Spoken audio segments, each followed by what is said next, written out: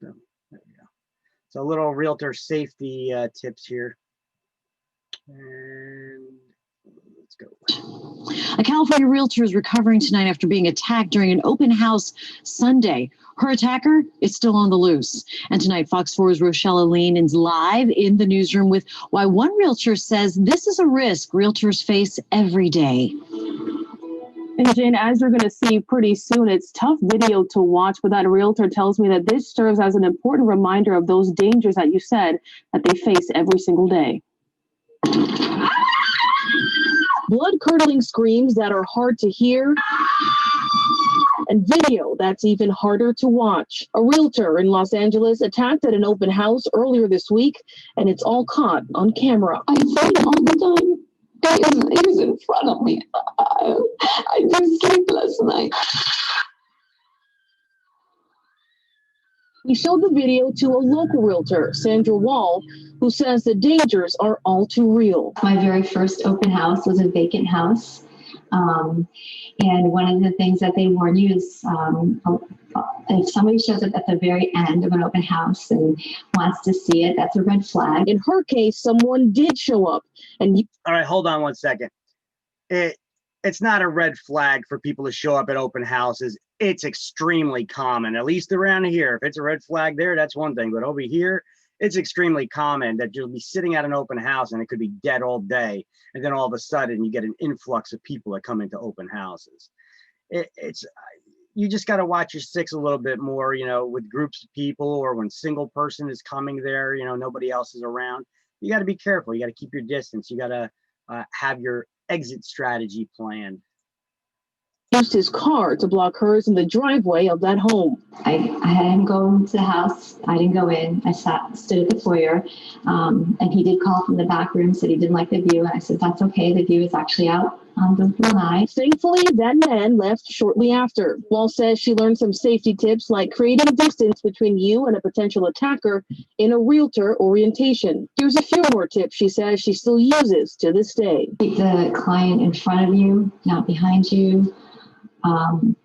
Be really aware of your surroundings. Try to go with your instincts. Your instincts are usually right. If you feel like you're some kind of danger, there probably is, and better be safe than sorry. And coming up at 11 o'clock, you'll hear from a martial arts expert who shares some safety tips. Okay, martial arts experts coming up. Hold on one second. All right. Yeah. Did somebody send me a message just now at all or no? Somebody just joined. Okay. So Victor, are we allowed to have people with us? Like, say if you know. Sure you okay. Can. But keep it professional. It's still a business, you know. Don't be having parties in people's houses, you know. Don't be that guy that I showed you that video for that they showed the undercover camera laying in the bed. Laying in the bed, taking a shower in their houses and stuff, eating their food and drinking their milk out of the carton. Don't be doing that. Because last year, when I first took the class, I remember in the summertime, that girl that got killed, I think it was like her ex-boyfriend or it ended up being something along that lines. She was from one of them was from New Jersey, but it didn't even happen in New Jersey, from like Patterson or something like that, right? Yes. Yeah. I think that was in New York. It ended up happening. But let's see. Yeah, I got to download some of these videos. I didn't download this one yet, so I got to go to the open up online thing and watch it on YouTube. Hold on one second. Realtor safety videos. Holy shit, I got a lot of realtor safety videos here.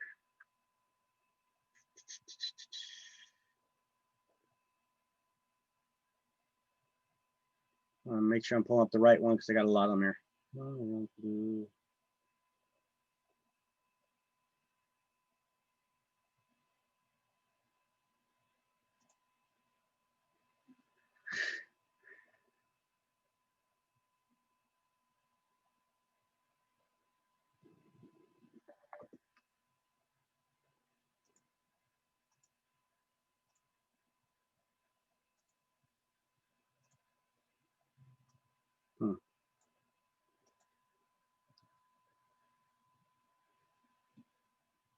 Let's take a look at what this is. Here's another one. This isn't the one I was looking for. The one I'm looking for has Barbara Cochran in it, but and deals with New Jersey. But let's see what this story is about here. Here's another one. This one we can't use in New Jersey because this one their advice is to carry a gun. In New Jersey, the liberal anti-gun state that we are. Good luck with that. Like that, and you pray that you never ever have to do it, and then you find yourself in that situation, and it's very surreal. Well, she's grateful for that training and the quick response she got from Commerce City Police. A realtor sharing her frightening run-in with a man who pulled a knife on her during an open house. 9 News reporter Noel Brandon sat down with her this morning. How strange it must feel sitting in this chair, sharing a story Donna Hetzler never expected to tell. If I did not have my firearm, I would not be here today to talk to you. Here inside the Commerce City Police Department, the realtor spoke about Sunday morning. So I was setting up for an open house. I went into the place and turned on lights. And not too long after I got lights on, somebody knocked on the door. A man who seemed interested in the place. He was asking the right questions about how long it had been on the market. We talked about loans and what he might qualify for. Nothing unusual, but he wanted to see the rooms upstairs. We got into the master bedroom and he pulled a knife out. And I could not believe it was happening. He showed the knife and a can of bear spray. He asked me to take off my ring and to get in the closet. Donna says she felt her life was in danger. I have a license to conceal carry and I had a firearm, and I drew my weapon. As I drew my firearm and he saw that I had that, he doused me with bear spray. So at that point I could not see, barely see, and my skin was burning. My eyes were on fire. And so I fired. Donna and police can't say if the man was hit, but he ran off and is still missing. I want to believe the best in people. I don't want to think that there's terrible people out there that want to harm somebody. And so the initial thought was disbelief that this is not happening. Donna was prepared for the day she trained for, but never expected. I don't expect people coming to look at homes to have bad intentions, but you prepare for any situation. So Commerce City Police, they're working to... So, I mean, you never know. In this situation, you had somebody who was actually asking all the right types of questions, you know, that the agents that wouldn't make her suspicious. And it's until they got upstairs into the bedrooms that the guy pulls out a knife on her, you know. That's why I said you always got to be aware of your surroundings, and that listen to your sixth sense, you know. Unfortunately, New Jersey, we can't carry around firearms, you know. They really don't want to give us permits and such. But like I said, you know, if it's pepper spray or Cold calling and door knock. if it's pepper spray, or if it's what the not the tasers, but that, yeah, is it the tasers I think that they allow now in New Jersey? Yeah, tasers. Okay, yeah, I found the video that we needed here. Hang tight one moment with me. So if it's tasers or something along those lines, you know, that we could carry, then you know, carry whatever you can. But you know, if you got a key, you know, you put it between your knuckles and you hold it, you know, you hold it like this, you know, so this way it becomes a weapon. So you could hit somebody, you know, in the face with it, you know, if need be. You know, we're not going into this job, or any job for that matter, trying to get into fights with people. But you know what, if we're in that position, you need to be able to protect yourselves. And this is the only reason why I'm going over these videos, because I don't think I've gone over them earlier in the earlier classes. I usually go over this in like the first 3 chapters with you guys, but I want to just make sure that I do go over it with you, so that you guys are aware of the realtor safety, you know, and I want you guys to be safe out there. All right, so I wanted to ask that question a little while ago. Hello? People are already getting ready for it, putting their hello? market. As I mentioned, March is the most popular. No, that's fine. That's fine. Along with it come those open houses. But here's the question tonight. Are you opening your home to someone looking for something else? Here's Rebecca Jarvis. Real real estate agents are starting to salivate. Home sales are up, interest rates are low, and the economy is improving. You'd think they'd all be out there staging homes and prepping listings, right? Growth is Why is this room full of agents in New Jersey learning how to stab someone in the eye? my thumb is in your eye socket. They're taking a self-defense course specifically tailored for real estate agents because their job can be downright dangerous. Being in the real estate business is one of the most high-risk businesses in the nation, and yet people don't know about it.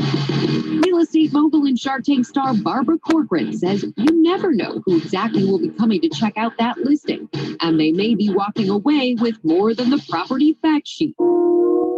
There's been a recent rash of open house ripoffs, like this woman caught pilfering prescription pills from an open house and charged with felony drug possession. So what's a homeowner to do? Medication's so valuable. The wrong person is going to take it. Of course they're going to take it, so you must lock it up. Now, check out this guy facing multiple burglary charges for sauntering out of open houses with high-end jewelry.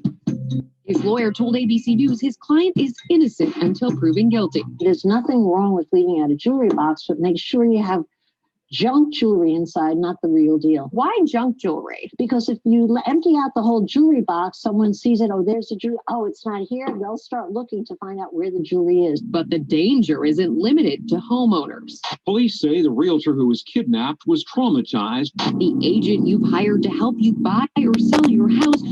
You know, not just with jewelry, but also with medications. Tell people to put their medications away, you know, and have that stuff, you know, put away so people, they dig around sometimes, you know. This is why you as the agent should follow people around the house to make sure they're not stealing stuff. You don't just say, make yourself at home, look around, because people will trifle through stuff. You got people that maybe addicts are just coming through open houses trying to look for medication and stuff, you know. So you should tell them to remove their medications from the bathroom and stuff like that, you know, so if somebody's going through your stuff, they don't steal it, you know. Put away your medications, your valuable jewelry, and you know, money and stuff like that, you know. Don't leave any iPads and things like that laying around, giving the temptation there for anybody to try to steal anything if they get out on their own. End up on the 5 o'clock news. A local real estate agent says he did not think he would live to see his family again. And it's not just dangerous, it can be deadly.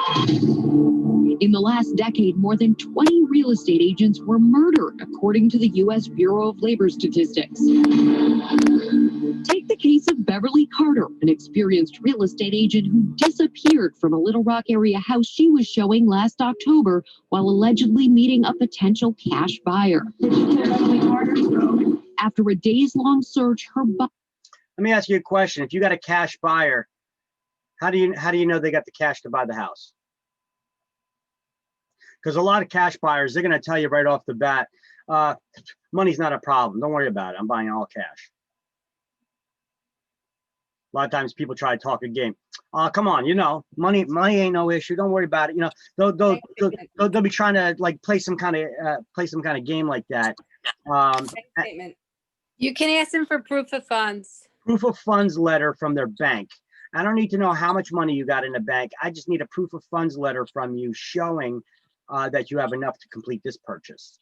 It's basically the bank manager has a stock form that they have when somebody needs to prove that they have so much money that's in the bank account to complete some kind of a purchase. So you would get, because there's no pre-approval letter, they're not getting a mortgage. And you don't just go like, oh man, don't worry about money. Money ain't no issue. Like, I don't care who you are.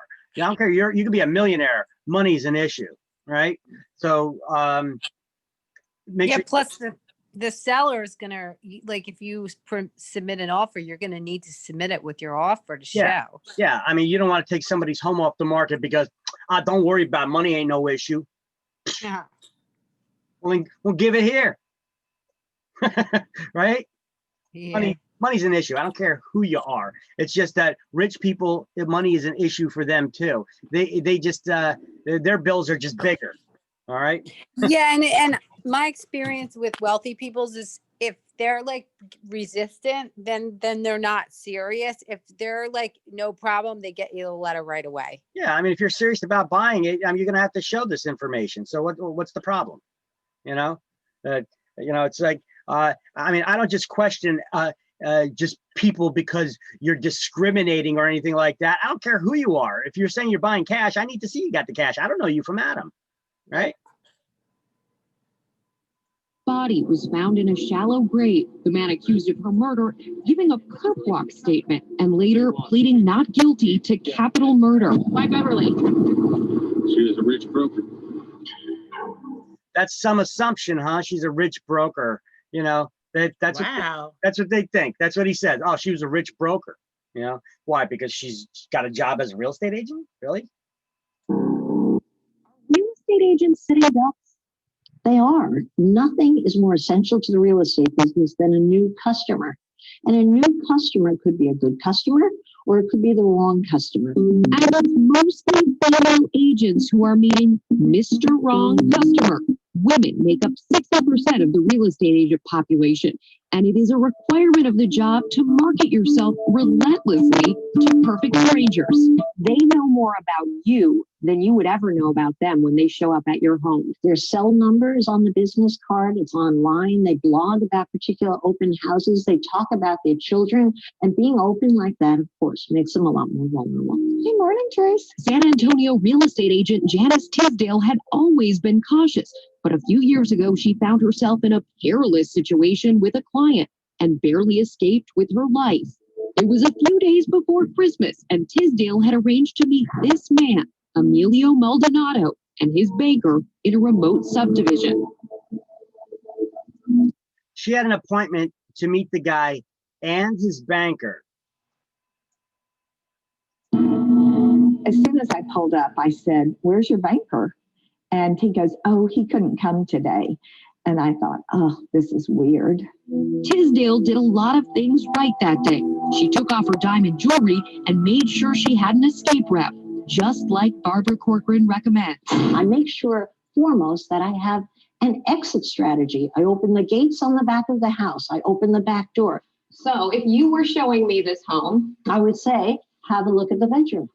and you would make sure you're there. I keep my eye on you, but I want to stay by the door. Corcoran says agents should realize they're already armed for combat. So you should have a cell phone in one hand, and in your other hand, you should carry your car keys. All right, hold on a sec.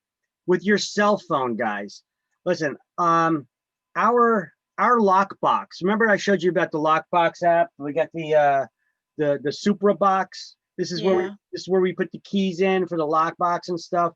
The application to open this has an emergency feature on there where you could set up an emergency notification. So if you keep it open when you're showing the house, you could just press the button and it'll send out a message to people that you predefine in here. Now, even without that, I think an even better one that you all have already. If you have an iPhone, if you have an Android, it's already built into your phone. It's an emergency feature called SOS. Look up how to set it up on your cell phone. If you tap the power button on your cell phone 3 times and the SOS feature is set up, it will automatically snap pictures on your front and back camera on your cell phone. It'll record like 5 seconds of audio or audio and video, and it'll send all that information as well as your GPS location on a map with a predefined message that you put in there. Like, if you're getting this message, please contact me to make sure I'm all right. And if not, call the police, something like that, and all it takes is tapping the button 3 times, and it'll automatically do that. So this way, if you got your phone on you, you're at an open house and something ain't right, and there's nothing else you need to do, maybe hit it 3 times and point the camera at the person that's there, to snap a picture of them, This way, if anything, God forbid, ever happens, they can at least catch the person, So that's a feature that a lot of people are not aware that you have already on your cell phone. You don't even need to subscribe to any kinds of services. But in addition to that, you should also let people know in your office or your family that you're hosting an open house or you're going out showing properties with who and where. And you could even have your office check in on you. You know, a lot of offices don't have this implemented yet, but they should implement policies on follow up on with their agents. If they're showing properties, check in with them. Are you done with your showings yet or not? You know? Yeah. We had a red folder system, Vic. Like, that was anybody who was working in our office knew that if I called into the office and said, "Can you get me the red file?" that meant I was in trouble. Yeah. So this way you're not like in a That was the code word. Yeah. Yeah. That was a safety word, red file, and then and then we had like other systems in place, but like yeah. If you get on the phone with them. You know, that's the thing. You got to get on the phone. Right. You know, you got this thing, Right. just tap the button 3 times, boom, you know, and have them follow up with you. I'm at showings, I'm done with, and then the agent got to call in, I'm done with my showings, you know. But the office has to implement something like that. At least this way you could have your things set up and maybe family or friends let them know where you are. Okay. Let's continue on with this.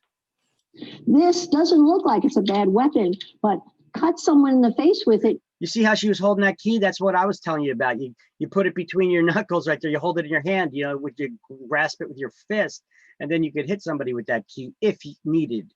You buy a few seconds to make your runaway. As Tisdale and her client toured the vacant house, Tisdale's instincts were telling her to bolt. And finally, I said, we really need to go. And I reached down to pick up it was a lockbox. That's when he struck me over the head.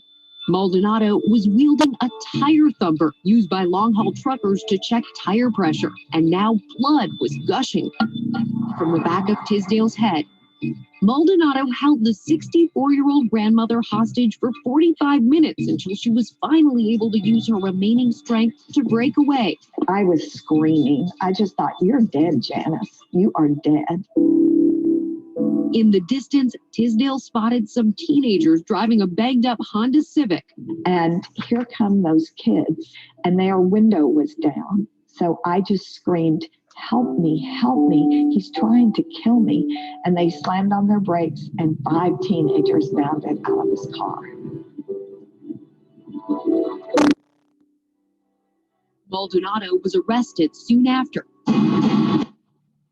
Now he's serving 60 years for aggravated robbery. And as for the teens who came to Janice Tisdale's rescue, I have 5 more children now. So instead of 4, I have 9. What more could a mother want? Well, actually, this mother wants one more protective friend. These days, when she shows properties, she brings along a Beretta Tomcat. I'm so happy you're alive. Amazing. Thank you. Yeah, just wonderful. The shark and the survivor spoke via Skype. I hear you teach all the new realtors what to be careful about. I bet one of the big lessons you're teaching is trust your gut. That is the thing I end with, is trust your gut, because if you don't, you could end up dead, or you could have staples in your head like I did. Get off! And that's why it may be good to get this kind of training. In case you have to take matters, Please don't hurt me. Please hurry. Yay! Into your own hands. It's like much more comforting to have this knowledge and to know I'm not helpless and how to get away. And Barbara Corcoran has a lot more safety tips for self. All right. Enough of Barbara Corcoran. All right. So you guys get the gist of it. Want you to be aware of your surroundings and realtor safety, because, you know, we deal with the public, and sometimes the public's got a bunch of weirdos in it.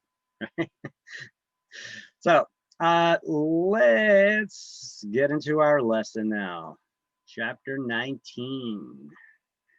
All right, so that feature on your cell phone, once again, it's SOS. I'm going to try to put together a little story about that and maybe put up a video tutorial, or if I could find one at least, and maybe piece together various video tutorials for the different cell phones on how to do it and post it up. But there you go. it's a safety feature for you guys, and offices should have some kind of a safety follow-up feature, but a lot of them don't. So it's up to us to worry about our own safety. You know, hey, surprise, surprise, you got to worry about yourself, right? But I'm telling you that you already have a good safety feature built in here. You know, it snaps a picture, it records some audio, and I think it records like 5 seconds of video. So you could just like point it at somebody really quick, you know, get them on camera, and it'll automatically send the message to like 3 or 4 people, up to 3 or 4 people.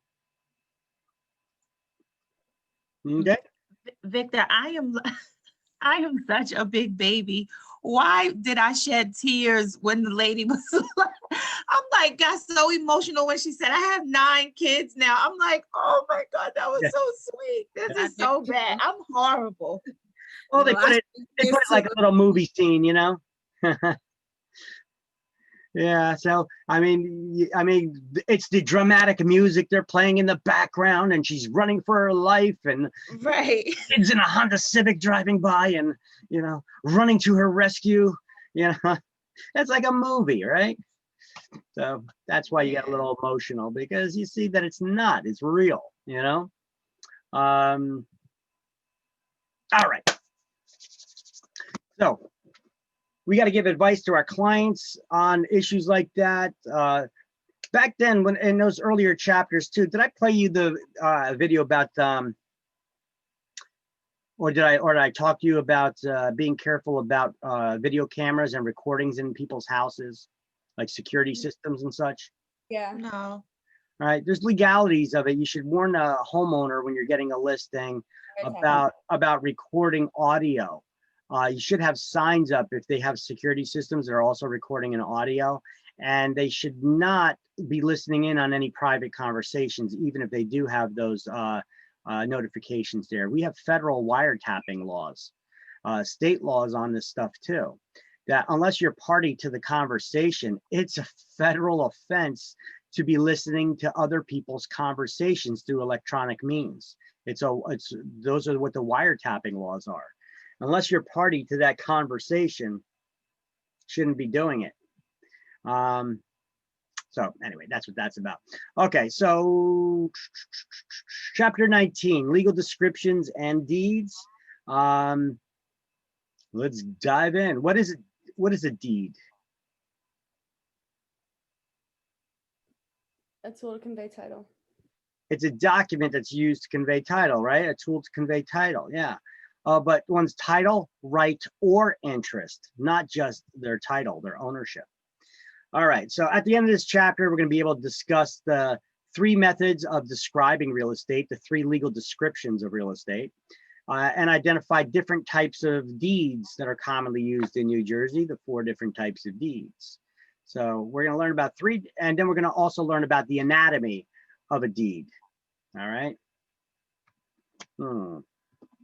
So basically that's it. You're gonna be able to discuss the 3 methods of describing real property, their legal descriptions, identify the types of the 4 types of deeds used in New Jersey. And we're gonna be learning about the anatomy of a deed, the parts of it, you know? So, what is a legal description? A legal description is an exact way of describing real property in a contract, deed, mortgage, or other document that's acceptable by a court of law. Legal descriptions can be combined, but only by a competent authority, such as a surveyor or a title attorney. So let's highlight in the second paragraph here. Land can be described by 3 methods: by meets and bounds, by a rectangular survey system, or they have in here government survey, or recording a plat map of a subdivision. You know, what is a plat? A plat is a map of a subdivision, right? We learned that in last chapter. So you highlighted that first sentence there in that second paragraph under legal descriptions. Now we're going to learn about meets and bounds. Well, First, I put together this nice slide for you. Great slide to study from, by the way. Hint, hint, wink, wink, nod, nod. It's got a lot of terminology here. It's got 3 legal descriptions all in one. It's got some other terms as well. Benchmarks, datum, and monuments, okay? This is a lot of the stuff you need to know. So what is a legal description? A legal description should always include the name of the county as well as the state in which the land is located. Because we do have municipalities that share the same name in different counties, okay? So you could have a city, 2 cities that have the same name, but which city is this house in? There's cities in different counties. This is why you have to specify on those contracts. Remember, we filled out a contract. There was an area where you could put down the county that the property is located in. It's very important to fill it out. All right. A benchmark is a local permanent marker that aids surveyors in their measurements, which may be based on those markers rather than an actual benchmark, which could be miles away. I'll go over some photos. I'll show you photos of benchmarks, see what they look like. A datum is a measurement of elevation. It's a point, line, or surface from which elevation is measured. And the USGS, that's the United States Geological Survey, that's actually a department of government that monitors the planet. They define zero datum or zero elevation as the mean sea level at New York Harbor. You guys know what the mean is? It's the average. So they take the average, but discounting the outliers. Sometimes we have storms that the sea levels rise, temporarily during the storms, and then they come back down. So not counting those abnormalities, just the normal sea level over periods of time, you take the average, and that's the datum. So if you want to find out if your property is in a flood zone, for example, how many feet above sea level is your property located at? Is a surveyor going all the way to New York Harbor, working their way from New York Harbor to your house, which could be deep inland? No. No, but at some point in time they did. And what they did now, instead of having to do this every time for every house miles away from New York Harbor throughout the country, what they do is they have these permanent markers that are put at specific elevations. They have a marking on them that says this marker is how many feet above sea level, right on the marker. So now instead of going all the way to New York Harbor, they could work their way to your house from those markers, which are local. Instead of having to go to New York Harbor and do the measurement from there back to your house, which was done at some point in time. And then what they did is they just put a local marker, and now they can just do the measurement from your local marker, knowing how many feet that is above sea level back to your house, back to your property. All right. So that's the datum. Now, what do you call that marker that they put there? It's called a benchmark. Benchmarks are permanent markers that aid surveyors in their measurements. So it's that permanent marker that would have the sea level reading on it. Okay. Now, a monument is a marker at the corners of each of your property. You could pay a surveyor extra money. You would have to pay them extra for this. A surveyor does the measurement of your property and they give you a map. But if you want to know where your property line is, and by having them bang a piece of wood or a piece of metal in the corners of the property so that you could tie a string around it, now you could actually see where your property line is. So if you wanted to put up a fence or a shed or something, you have to pay a surveyor extra money for each one of those markers. So before your attorney orders a survey, it's not a bad idea for you to ask how much they charge to install the markers. Different surveyors charge different amounts. I've seen them charge as little as $75 per marker and as much as $450 per marker. So it's a big difference there. So probably the average is maybe about 100, 150 per marker. Find out how much they charge to put those markers in. Okay. You're going to want that marker at some point in time. If you want to build a shed or put up a fence or something, you need to know where the property line is. And having a map is one thing. That map's not going to help you actually see now where exactly on the property it is, right? You need to have those special measuring tools and the knowledge on how to measure, you know, and that would be the surveyor that does that. Okay, so these are important terminologies. They don't mention them until later in this chapter. I think it's important to go over these before we start going over the legal descriptions, because they're using these in the legal descriptions. All right, so a benchmark is those local reference points, those permanent local reference points. I'm going to pull up a couple right now and show you some pictures of some benchmarks. That's not it.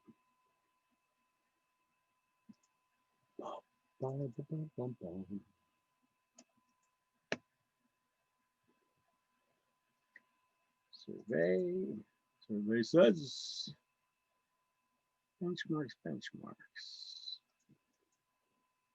By the way, surveyors are usually work in teams of 2.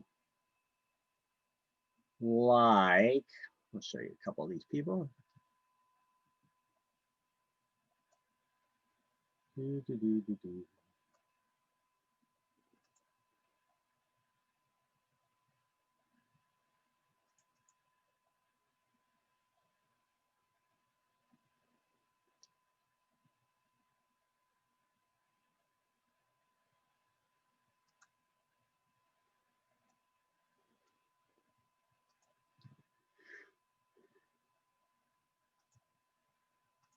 Like these guys over here.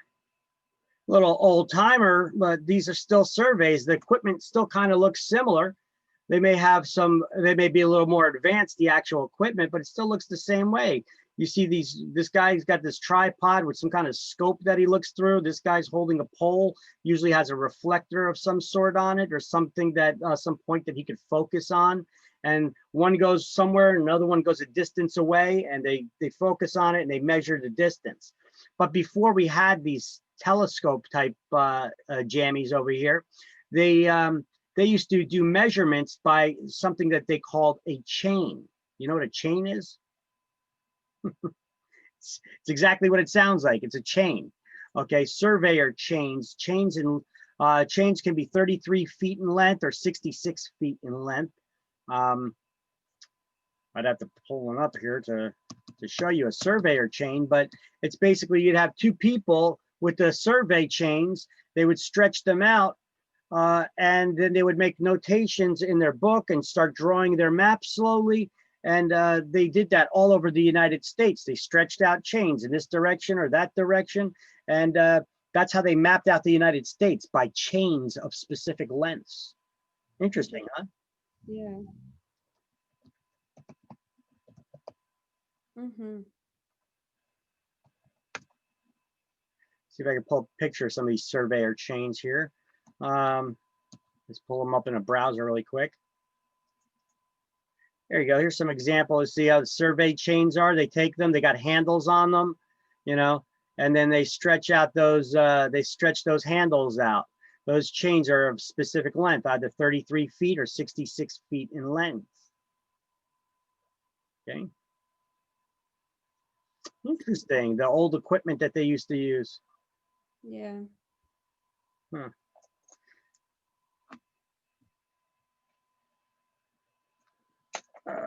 Okay.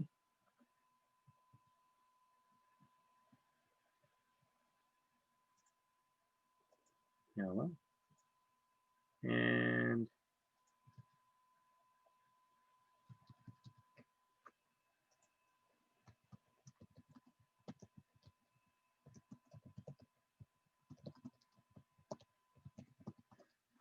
okay, so let's see the benchmarks. Let me show you some of those pictures of benchmarks, or let's show you how these modern surveyors actually look.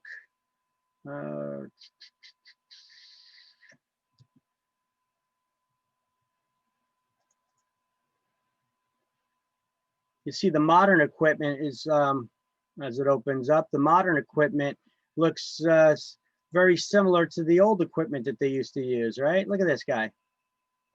Oh, this is kind of a goof over here. Somebody drove a heart on it, but anyway, you get the basic gist. It looks kind of the same. They got their tripod. It's more advanced, modern looking, but it's still the same kind of a doodad. They look through the scope, and the guy there is holding the pole, and he's focusing on what's on top of the pole there. All right. So compared to, you know, the compared to the other surveyors, still same kind of equipment. All right, and then let me show you some benchmarks, shall we?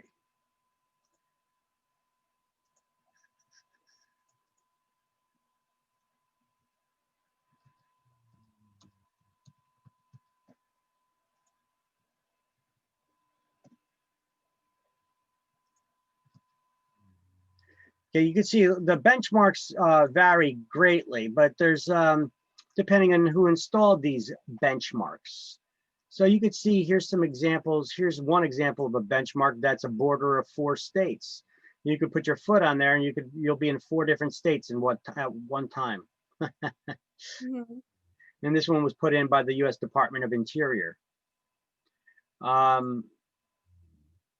Here's another one, looks like a manhole cover, right?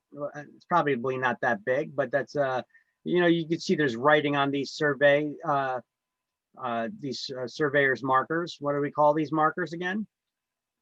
It's permanent reference points. Benchmarks. Benchmarks. Okay, there's that team again, okay. Here's another one they embedded in rock. Okay, the Bureau of Land Management installed this one. Let's see. Here's one put in. Usually the surveyor company or whoever installed it will have some kind of a marker on it. But you see they're all numbered. This one was put in 1947. They're numbered. This one has some kind of a reference of elevation. You see this elevation. I can't really make out what it, you know, how to read these things, something with feet. This one was put in by the U.S. Army Corps of Engineer. But look, these are survey markers too. You see this one, it looks kind of like a sign, and this one just like a pole. It could be like just a piece of metal pole sticking out of the ground with this kind of a marker on it. They're all basic benchmarks. Okay, what's going on? Here's one, look at this. This fits in the guy's hands. So you see, they could be small too. You guys could be hiking out in the middle of the woods, thinking that you're in the middle of nowhere and come across one. Look at this one. It's in pretty good condition for something that was installed in 1882. Reset in 2016. Okay, never mind. The original installed in 1882. So they're just replacing this marker that was already there. And then they would embed it in rock like this, or they'd attach it to a pole and countersink them into the ground since 1923. They'll usually have the date there, that, you know, the year that it was installed, 1935. You see how they put it in rock? They don't want people messing with them. A lot of work surveyors had to do to put them there. Here's a survey marker. See, this one got a screw in it, so that sometimes they could screw it into rock like that, and they'll usually use cement and a screw. This one looks like it's embedded just, see this, all the cement here around that? Yeah, this one's in New Jersey. Doesn't have a whole lot of information on it, but it's numbered. So they can look up in the database the number of the marker. Surveyors have access to databases that show locations where these survey markers are all over the United States. And then they could go kicking around. You ever see any surveyors on the, you know, they usually carry those tripods, you know, but you ever see them on the sides of roads or anywhere doing their measurements? And sometimes it seems like they're nowhere near any construction or They're not near construction sites or anything. You're wondering why they're surveying. Well, maybe somebody's buying a property and they got to find these benchmarks and work their way back to the house. I've seen them on the sides of 287 in the woods kicking around because you don't know what these markers are all over. I've seen them before. I didn't know what they were or what they were doing.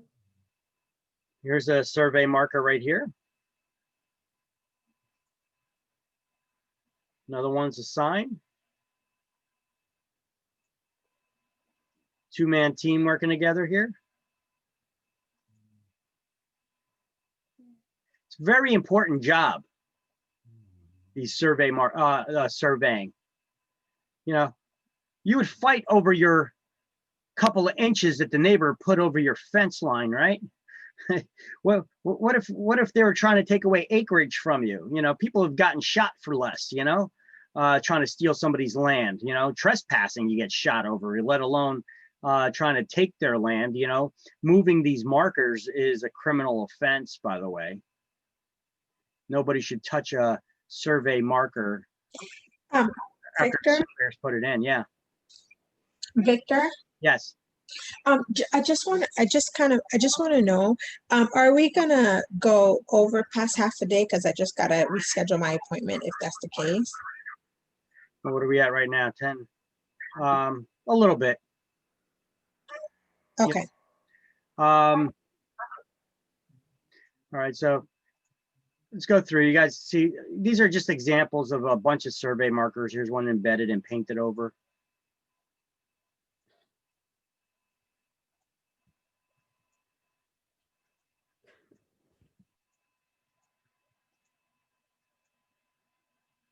Disney even has their own custom surveys there with Mickey Mouse. This one has a lot more information, also showing you the latitude and longitude of your current location. And then it's marked by the surveyor who put it there. See, so they could have different information on them, but they're all numbered. So you can, a surveyor can find them in a database. They can locate them in a database and get the information that they need to at least start their measurements from.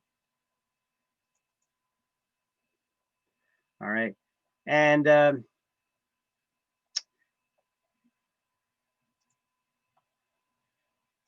so meets and bounds, This is the first one. We're going to highlight in the book under meets and bounds.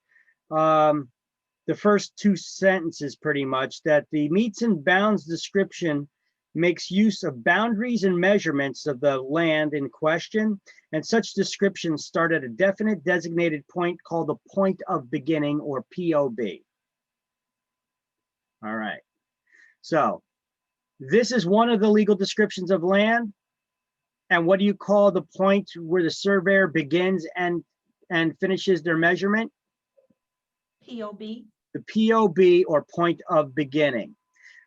You guys have to know all of these terms, by the way. The three legal descriptions of land, the differences between them, the terminology, you got to know all of this. Okay, it will be on exams. Let me just start, because I'm going to need the whiteboard, so I'm just opening up the whiteboard right now.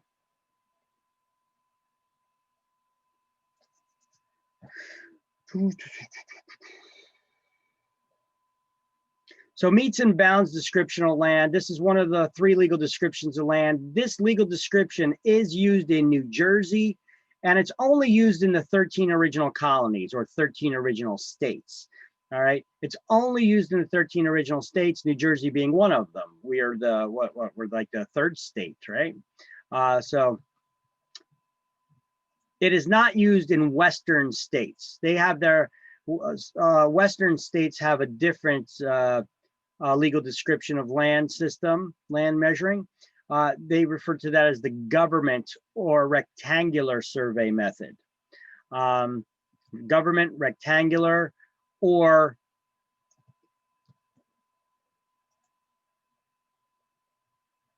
PLSS, which is the Public Land Survey System. Let me see if I get it up.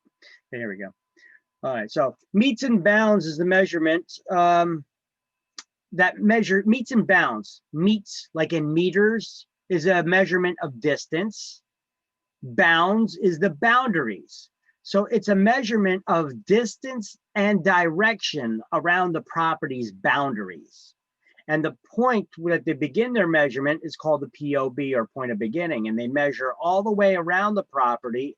And it doesn't matter which direction they go in, clockwise or counterclockwise, just whatever direction they go in, they need to keep going in until they complete the loop all the way around the property and finish where they started at the point of beginning, or POB.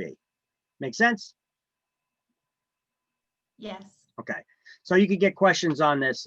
You'll get questions on this. You need to know what the 3 legal descriptions of land are. You need to know what legal description of land is only used in the 13 original states. Meets and bounds. What legal description of land is a measurement of distance and direction around the property's boundaries? Meets and bounds.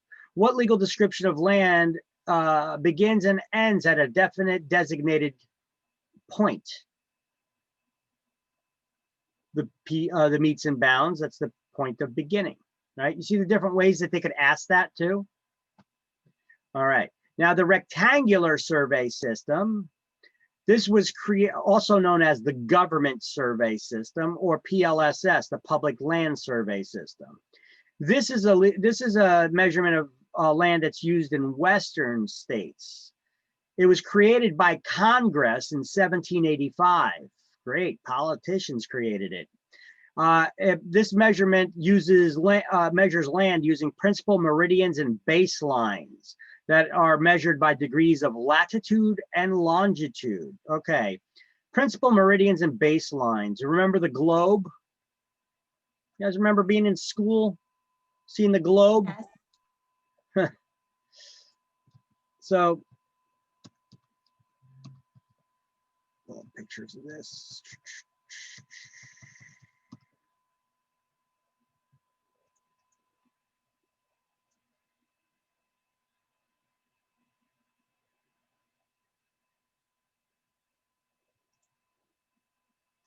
All right, so here's a globe here. The prime meridian and the equator would be your baseline. And look, they're separated by degrees of latitude and longitude. All right, so here's a little, the latitude, the parallels, the horizontal lines, vertical lines are the longitude, the principal meridians, okay? So the lines that move up and down are the meridians, the lines that move side to side to measure the globe.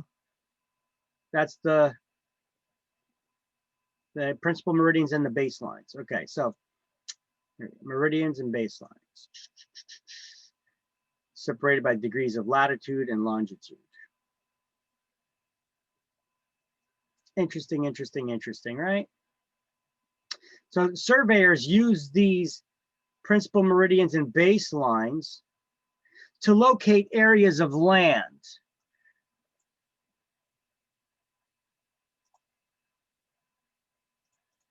Those areas of land that they locate are numbered, and they are called townships.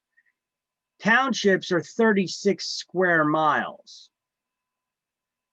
And then those townships can be broken down further into sections. You know how there are 36 sections in a township. So how big are the sections? They're 1 square mile, because if there's 36 square miles in a township, each section is 1 square mile. Now, when they use the word township here, I don't want this to confuse you. They don't mean township like Woodbridge Township, Piscataway, or Edison Township. When they use the word township, they're in a survey. They're just the word township is a unit of measure, whereas like Woodbridge Township is a form of government structure to manage the municipality. They're 2 different things altogether. When we're talking about surveys and land, A township is just is actually a unit of measure. And how big is a township? 36 square miles. 36 square miles, or you could say 6 miles squared.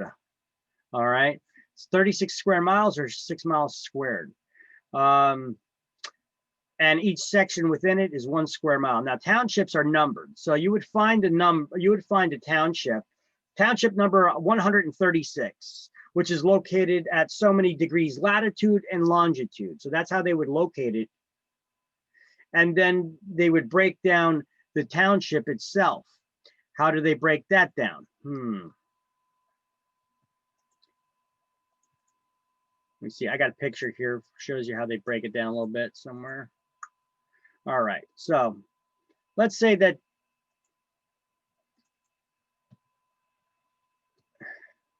this is a township. How do I know that? Because it's got 36 squares in here, right?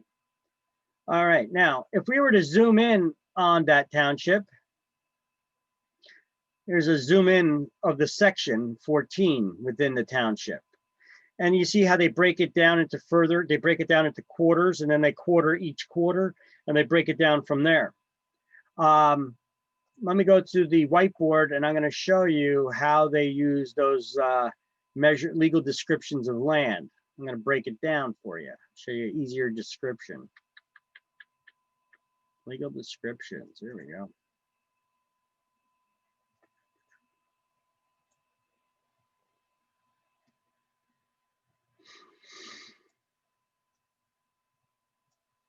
Let's first start off with this example here for meets and bounds that I have for you.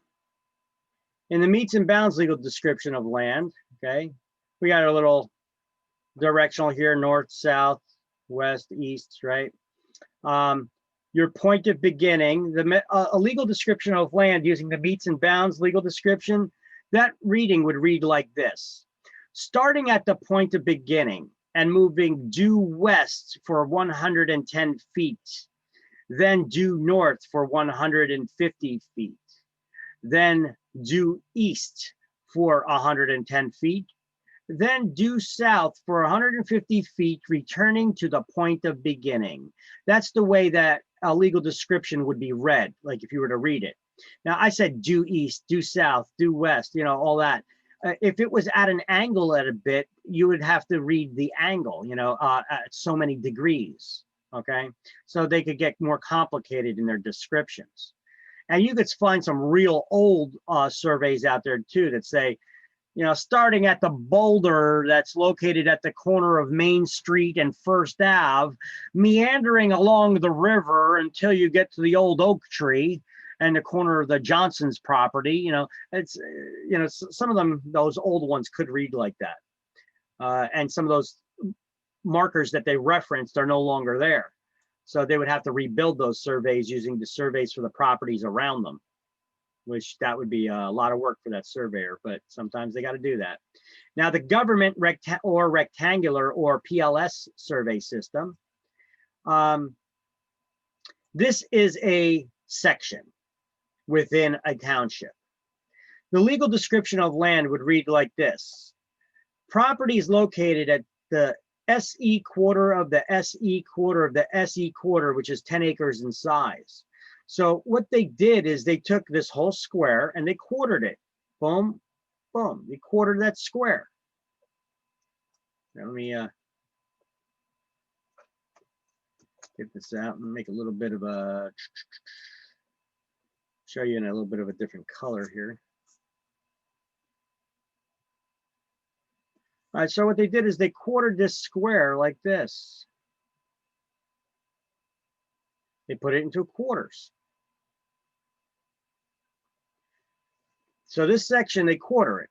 And this piece of land is located in the southeast quarter.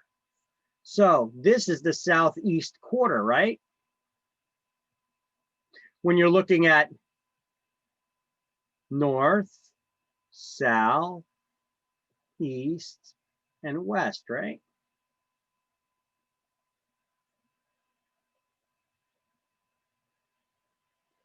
Mm-hmm.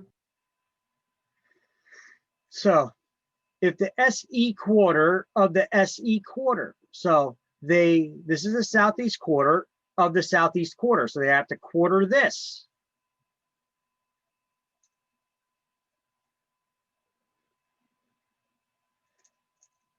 And so on and so forth. So the southeast quarter, and then of the southeast quarter, and that's this piece of land, which is 10 acres in size.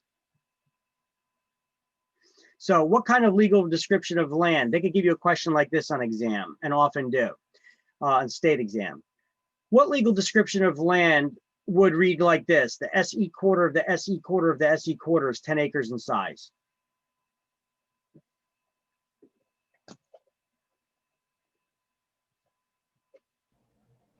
That was a question. That was a question. What legal description of land would read the SE quarter of the SE quarter of the SE quarter, which is 10 acres in size? The rectangular survey. Rectangular, or they could have it listed as government survey. I'm not sure which way they'll word it for you. I've seen it both ways. I doubt that they're going to give it to you as PLSS, but they'll ask you the government or rectangular survey. Okay. What legal description of land was created by Congress? The rectangular or government survey. What legal description of land uses areas of 36 square miles called townships and sections of 1 square mile? Rectangular or government survey. What legal description of land is used in Western states? The rectangular or government survey. What legal description of land is not used in New Jersey? The rectangular or government survey. What legal description of land uses principal meridians and baselines to locate areas of land? The rectangular or government survey. You see the different ways that they could ask that same question? Right. All right. So I'm just trying to keep you guys prepared because you will get questions on the legal descriptions. All right. Now, a plat map we learned in the last chapter. What is a plat map? It's a map of a subdivision indicating the location and the boundaries of an individual property. See, we started off by knowing that the legal descriptions can be combined by a competent authority, right? Now, a plat map is a map of a subdivision that shows you the location of where the properties are. And it is often combined with the meets and bounds, which would then measure the distance and direction around each individual property. All right. And that map of the subdivision has to be recorded in the county where the land is located. Now, although there are lots and blocks within the map, a lot and block itself, a lot and block number, like you could find in tax records, are not considered legal descriptions of land. You need to have the whole plat map. Okay, so you could also get a question like this, and you probably will, that says which one of these is not a legal description of land? Meets and bounds, rectangular survey, a plat map, or what's the last one that they would say? Something like benchmarks and meets. All right, and that would be it. You confuse me. They would ask you which one of these is not a legal description. And they would give you the 3 legal descriptions, and they would throw something else in there like benchmarks and monuments, or benchmarks and meets, you know, which, you know, some of these terms may be used in legal descriptions, but on their own, they're not legal descriptions. They want to see if you know what the legal descriptions are. Anyway, this is a good slide to study from because it has everything on there about them. So let's go down to, in the meets and bounds section, still in the book, the 3rd paragraph where you see in bold monuments. Let's highlight monuments are fixed objects used to establish real estate boundaries. These are the monuments. When you ask the surveyor in a meets and bounds description to put a stake in the ground at each of the corners of the property, they take a piece of metal rebar and they bang it into the ground and probably countersink it into the ground so it's below the level of the dirt. They can always locate it with a metal detector and then they just pull it up. All right. Make sure that your lawnmower the blade doesn't hit it. They'll put in one of those metal pieces of rebar about 2 feet in length into the ground at each of the corners of your property. If at the corner of your property there's a tree, they will just tack a ribbon to the tree. So sometimes you could see ribbons instead of pieces of wood or metal banged into the ground. They could just tack a ribbon to the tree, right? That would be your monument. Those are those markers that you have to pay extra for that will mark the boundaries of the property. So next, go to rectangular survey and highlight rectangular survey system, sometimes called the government survey method, was established by Congress in 1785 as early pioneers moved westward. This method of describing real property is not used in New Jersey or any of the 13 original states.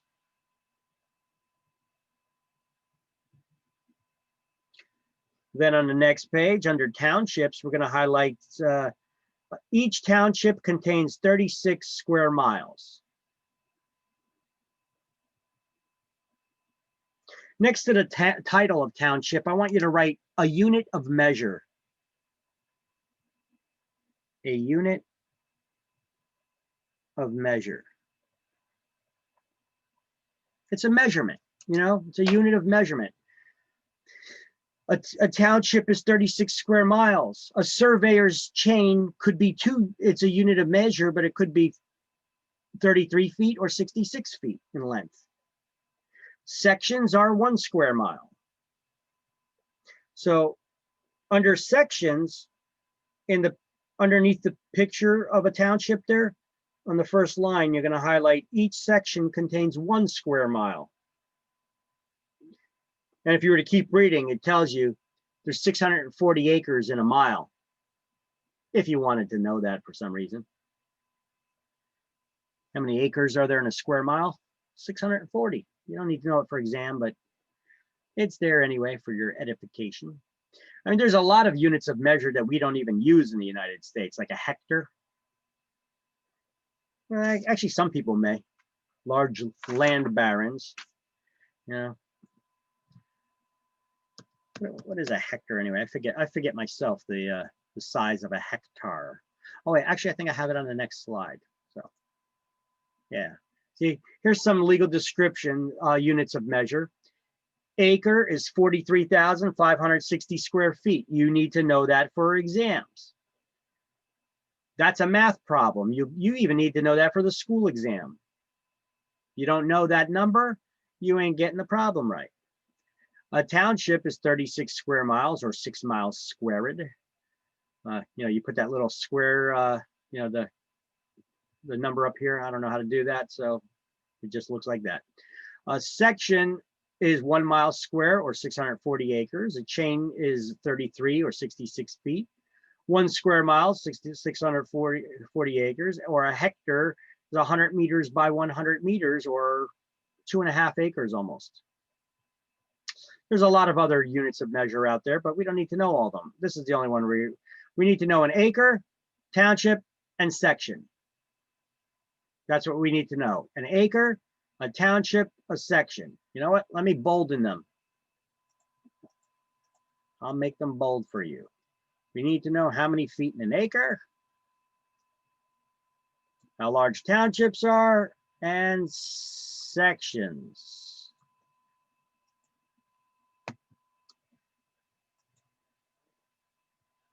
Oh, damn. You can't see it anymore, can you? Oh. There you go. So I boldened them, just made them bold. All right.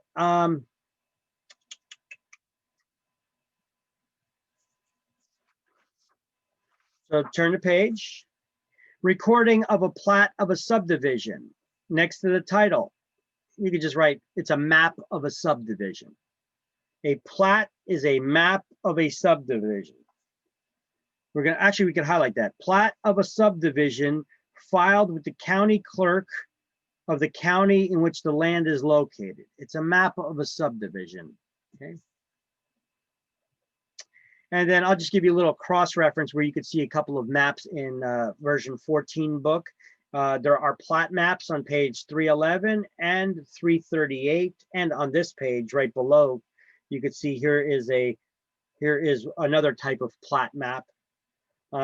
It's just showing you the layout of a subdivision where all the lots are located. The lots will be located by block number and lot number. And then they usually combine it with the meets and bounds legal descriptions, which would then give you the measurement of distance and direction around the property. But this map does not have that. How do we measure elevation?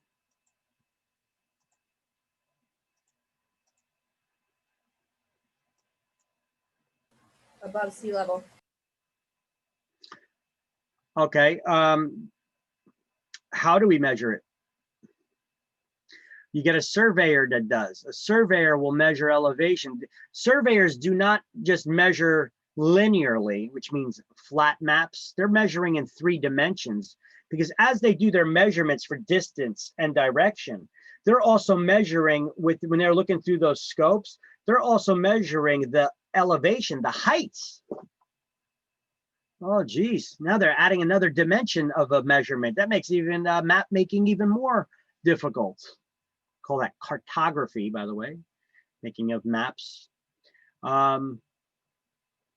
So this is important, though, like with condominiums, or if you're trying to prove that your property's not in a flood zone. Look, you could have a condominium. What level is it? If you look at a flat map, you could, and you have a 3-story condo, or you have 3 levels of condominiums. If you were just to look at a map, you actually have 3 different property owners at the same location, it would look like. But if you turn that property and you look at it in 3 dimensions, you could see, okay, well, it's a 3-story building. You got one person above the other. Now you would have to have a measurement of where their property begins and ends, and then where the next property begins and ends, and where the next property begins and ends. So you have to actually measure elevation as well. You're measuring in 3 dimensions now. Interesting, huh? All right. So highlight under datum. I know I keep saying datum, but it's a bad habit. I think it's pronounced datum. Highlight a point, line, or surface from which elevation is measured or indicated is a datum. And it's defined by the United States Geological Survey as the mean sea level at New York Harbor. So you highlighted all that.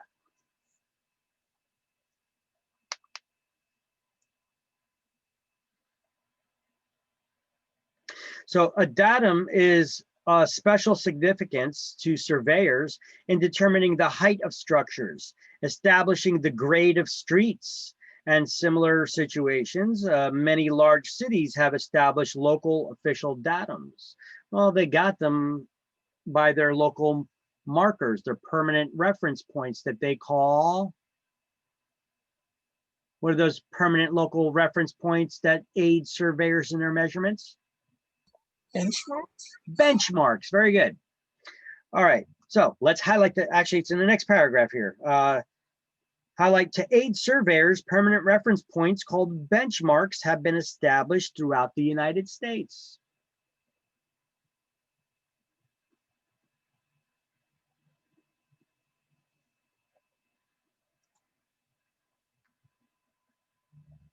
And that does it for legal descriptions. But I pretty much all got all that stuff on that first survey, that first slide that I made here, this custom slide I made. If you study this slide, got everything you need to know pretty much, right? You're welcome for that notes, by the way. Thank you. And we'll definitely need this for the exam, right? Both exams. Okay.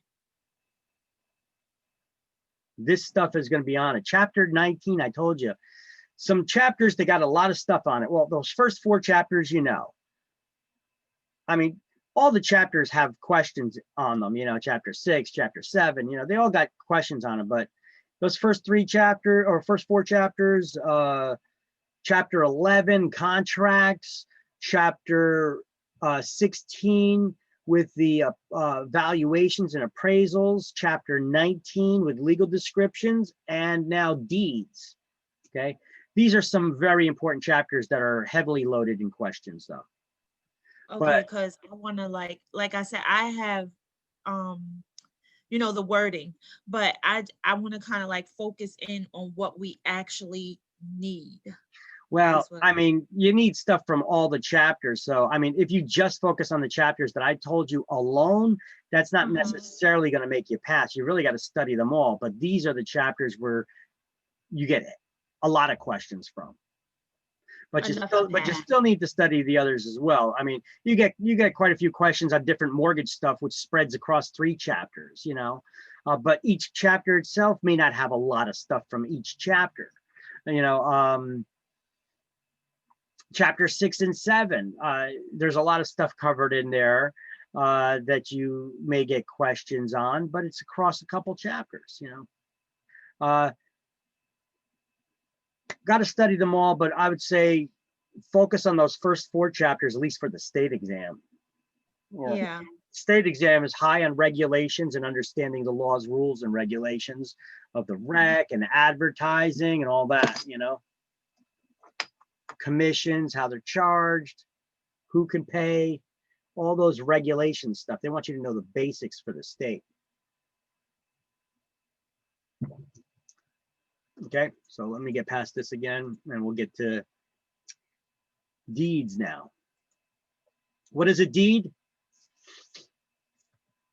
A deed is a document used to transfer one's right, interest, or ownership, title, right? So it's a written instrument. An owner of real estate intentionally conveys their right, title, or interest in a parcel of real estate. Can you sell real estate and still retain interest in the property or rights in the property? Yes. You could have air rights, you could have subsurface or mineral rights, right? So the parties to the deed. Who are the parties in a deed? Well, you have the grantor. Here, let's try to make this a little more clearer by, let me put that back up there again for you. I'm gonna just show you who the parties of the deed are by making these things bold.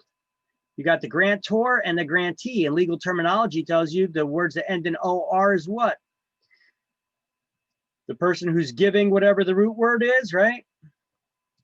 Yeah. And in EE is the person that's receiving. So when we transfer our ownership, the seller is granting their ownership to someone else, and the grantee is the buyer who's acquiring that title. So the parties to a deed, the grantor is that's the seller, the owner who's giving the deed. The grantee is the buyer who acquires the title. Now, in order for a deed to be valid, the grantor, that's the seller, has to sign the deed. However, the buyer, a signature of the buyer is not required to make a deed valid. Why? Because when does the transfer of ownership take place?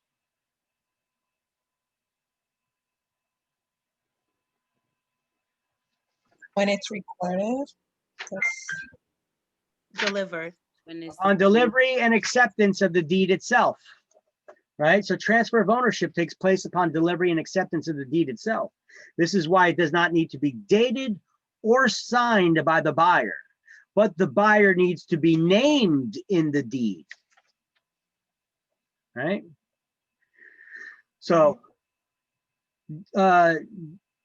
they don't need to be dated because transfer of ownership takes place upon delivery and acceptance of the deed itself. Deeds must be signed and dated, and signatures or signed and acknowledged by all parties to be recorded. So deeds must be signed, dated, and signatures must be acknowledged by all parties before they can be recorded in the public record. Deeds are valid even if not recorded in the public record, though. If I just give you the deed, are you the owner of the property after I signed it and I give it to you? Yes, you are, because that deed is valid. Does not need to be recorded in order to be valid. However, if you want to record it, then you, the buyer, has to sign it, and your signature needs to be notarized to prevent forgeries and to ensure that you are who you say you are. That signature doesn't have to be just witnessed by a notary. It could be witnessed by an attorney, a judge, or other publicly authorized person, like an elected politician, an elected official.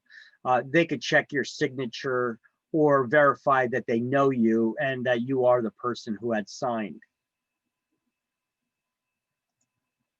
There are 4 common types of deeds used in New Jersey: full covenant and warranty deed, bargain and sale deed with covenants against Grantors Act, and the bargain and sale deed without covenants, and a quitclaim deed. So I made this slide up here. I have an arrow here on the side that shows you these are the deeds that offer the most protection. These are the deeds that offer the least protection of any deed. Give you a little bit of a visual graphic there. The warranty deed also goes by general warranty deed, sometimes called a full covenant and warranty deed. It's basically a full warranty. That offers the most protection of any deed, a full warranty, right? Versus a bargain and sale CAG type deed, which is a special or limited warranty deed. It also goes by the name bargain and sale CAG or bargain and sale CVG. You guys ever see lawsuits where somebody's suing another party and it says this person versus that person, but sometimes they could say this person against that person? That's the only difference here, see? Bargain and sale, covenants against grantors or covenants versus grantors. It's the same thing. It's saying the same thing, right? Well, these are the different ways to say this. This is the same deed here. And this is a limited warranty deed, because when you have a bargain and sale CAG type deed, the covenants against grantors type deed, what's a covenant?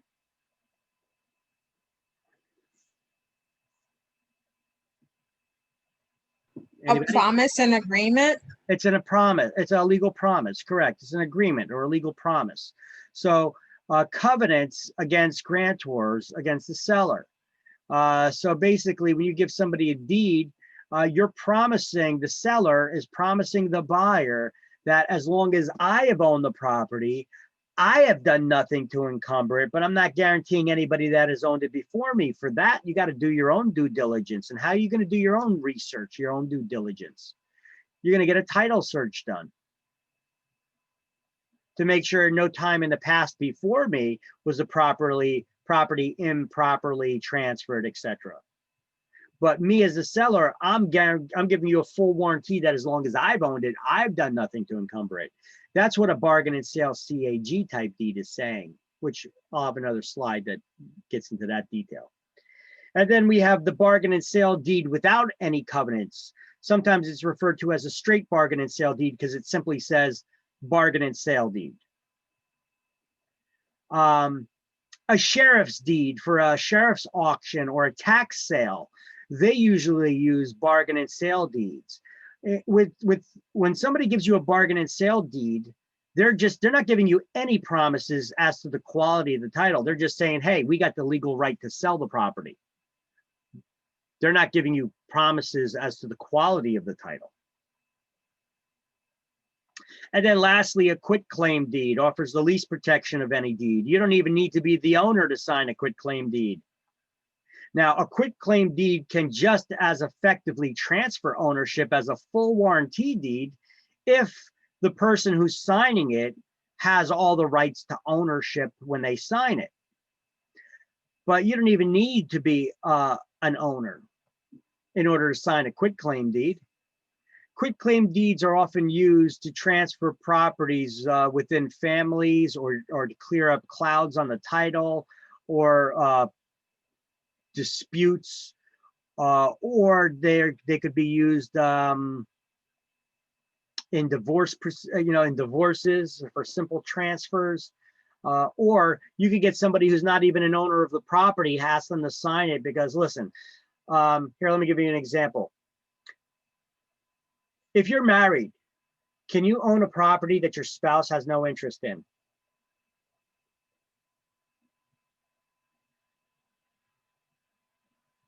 If you're married, can you own real estate? Can you own property that your spouse has no interest in? Yes. Yes, the primary marital residence they have interest in, but you could have another property that the spouse has no interest in.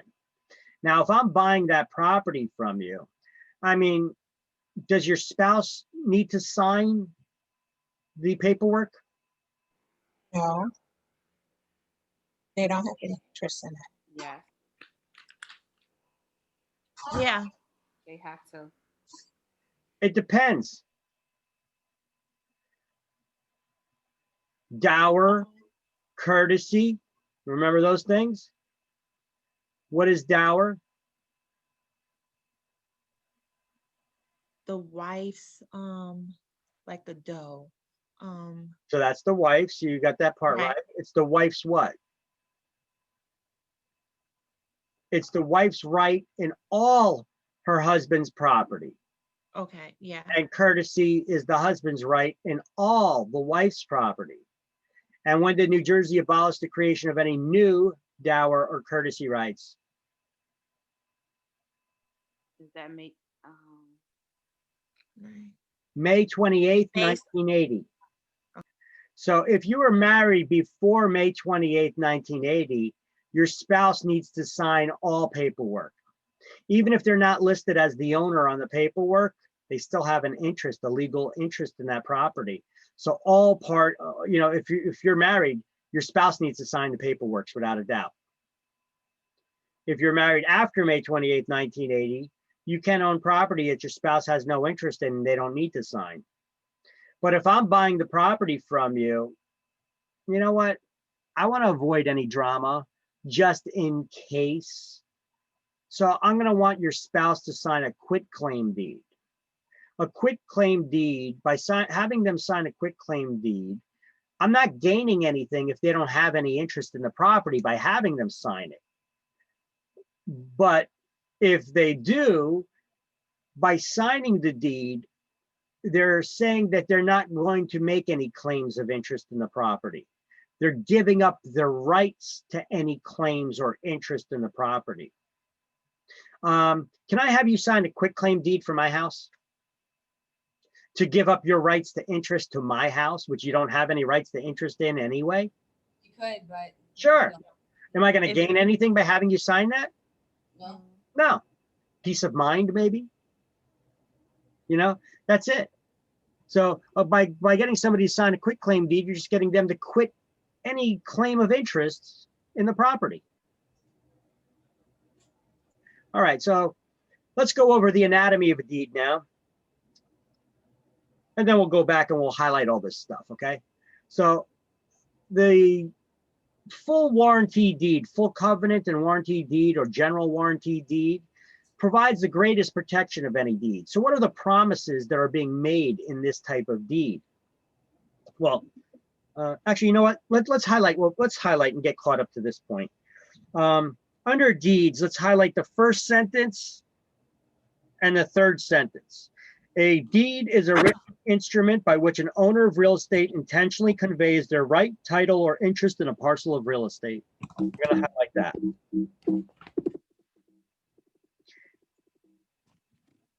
Now, all deeds have to be in writing in accordance to the statute of frauds. Highlight, the owner who sells or gives the land is referred to as the grantor, and the new owner who acquires title is called the grantee.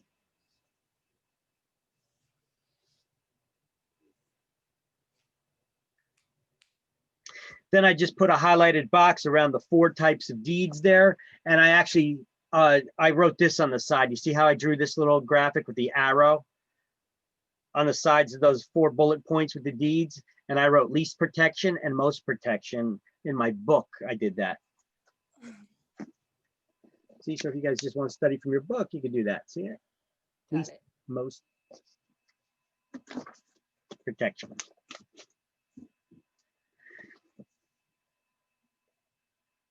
Let me know when you're done with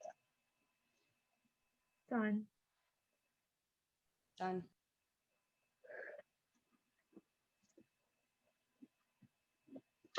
Okay. Then go down to warranty deed and highlight warranty deed is also known as a general warranty deed or full covenant and warranty deed, and provides the greatest protection of any deed. And then we go to the next section that keeps continuing to talk about the different covenants, which are the legal promises that are offered in a warranty deed. Not that we need to study all these or memorize them or anything like that. All you need to know is that a warranty deed or general warranty deed offers the most protection of any deeds. I'm just going over each one of the promises that the legal promises that this deed makes, so that we have a better understanding for ourselves, our own edification here. So it starts off with the covenant of season. The covenant of season, what is that? The grantor, that's the seller, gives a warranty that they are the owner of the property and they have right to convey title to this property. Then we have the covenant against encumbrances, that the grantor, the seller, is giving a warranty that the property is free from any liens or encumbrances, except any that the buyer may have already been made aware of by the seller. What's an encumbrance? It's a claim by another, a claim, charge, or liability that could make it less desirable or less value, diminishing the value of the property. All right. It could be a financial claim. What do we call financial claims on property? Liens. It could be a physical encumbrance. It could be a usage encumbrance. What kind of usage encumbrances are there? Easements, licenses, right? So as long as the seller disclosed that at the beginning of the transaction and the buyer agreed to them, it's not an issue. But if some other encumbrances pop up that they were unaware of, well, then the seller would be liable to the buyer for those. Now, the covenant of quiet enjoyment is a guarantee that no third party is going to step forward and claim rights to ownership for the property, as an example. You know, some guy's going to step forward after you become the owner and say, hey, years ago, you know, my grandpappy's grandpappy was swindled out of this property. He never signed any deed selling it. So all of the sales after, from his point when he owned it, they're illegal. They're invalid. So are you going to give this guy the keys to the house now? No. Tell you what, if he could prove it, you will be. Because you just bought stolen property pretty much. Right? If somebody prove it. If somebody sells you a TV, you paid them for it. Is that your TV? Yes. What if they stole it and they sold it to you? You paid them for it. Is that your TV? No. Not legally. So that's the same situation that I just painted here with this guy who's saying, you know, my grandfather, my grandpappy, you know, he never signed over to ownership and sold it to anybody. He got swindled out of the property, and then that person sold it to this person and that person. So even though you may have paid for that property and you thought that you did everything legitimately, if there was a sale in the past that was illegitimate, all those sales after are illegitimate, aren't they? Because they didn't have the right to sell it. That's right. So if he could prove that, you would have to give up the keys to that house to this guy. But then where do you stand? Well, this is why you should do your due diligence when you're buying a property. Do a title search. Get title insurance. Without title insurance, you got to go back to the person who sold you the property if they offered you a warranty deed, because this is the promise that they're making you, that if any third parties step forward and claim ownership, that they will reimburse you for any loss, and that they will also produce any documents that are necessary to defend you in court and to try to prove that you're the rightful owner, which is the next one, the covenant of further assurance. The grantor promises to obtain any instrument needed to make the title good, to produce any evidence that may be needed to prove in court that you're the rightful owner. And a covenant of warranty forever, which states if ever in the future that title fails, that seller who sold you the property will reimburse you for the full loss sustained. Those are some lofty promises, but that's not it. Look, there's one more here. These covenants are not limited to matters that occurred during the time that the grantor owned the property. They extend back to all previous owners in history. How the hell can you make a promise like that? I mean, short of your relatives, your roots being traced back to the people coming over on the Mayflower or whatever, you know, and then people claim from whenever the time that they started actually recording deeds and ownership in the United States of land. Unless the property's been in your family since then, it would be, I mean, I don't know how somebody could make a promise like that. Because you could always get some character that steps forward and claims, well, we had the rightful ownership and we were swindled out of the property.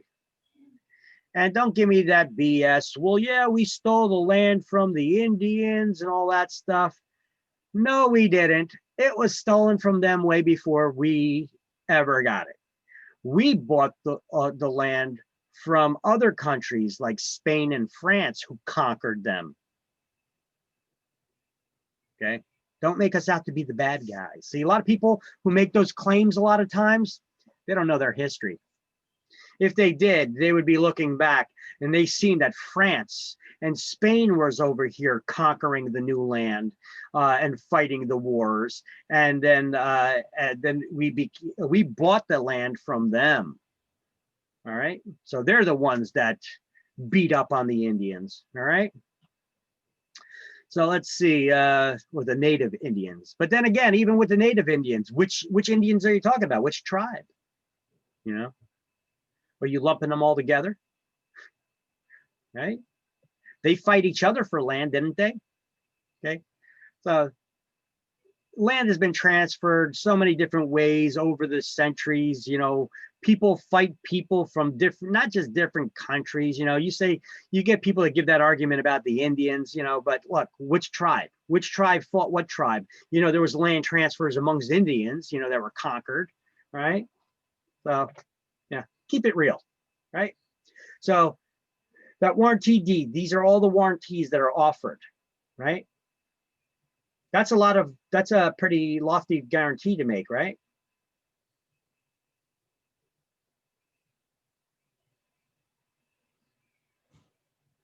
Hello? Yeah. Yes. So if you got a seller that makes this warranty, they're offering the most guarantees of any deed, right? The most protections. Yeah. Especially when they tell you that they're going to warranty it forever and they're going to reimburse you for any loss ever sustained. Would you feel secure with this deed? Yeah. What if the person who offered it for you is bankrupt? They got no money. Then no. Then it ain't worth the paper it's printed on, pretty much. Well, I mean, as far as the part of them reimbursing you. Yeah. That's why the most common deed used in New Jersey is The most common deed used in New Jersey is the bargain and sale CAG deed, or CVG deed, it could be referred to as. The grantor, the seller, is making a warranty that they're warranting that about the time that they own the property, that during their ownership, at no time has anybody, have they ever done anything to encumber the property. That no previous ownership, no previous owner's ownership is warranted prior to the seller's ownership. They state that they have done nothing to encumber the property while it was in their possession only. Sometimes called a special or limited warranty deed. This is the most common deed used in New Jersey, plus title insurance policy. So usually when we transfer ownership here in New Jersey, we're getting a bargain and sale CAG type deed. You know, this is important because on the deeds that we use, the sales contracts that we prepare as real estate agents, some sales contracts have a blank line on them. The newer ones that you get if you're using the contracts, the form system that the New Jersey Associations of Realtors gave for us. You know, I put together, what was it, the njrforms.com. That's a shortcut domain that I bought, and I point to that directly to that contract form system. njrforms.com will take you there. The latest contracts that we have now, they got rid of the blank line for us to fill it in, because you'd get some agents out there that they would put the wrong type of deed. They don't remember their deeds. Sometimes they would just write bargain and sale deed when they meant to put bargain and sale CAG. Those are two different deeds.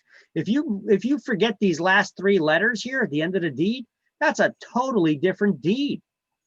That's a deed where the seller's saying, I got the legal right to sell the property. I'm not making any warranties.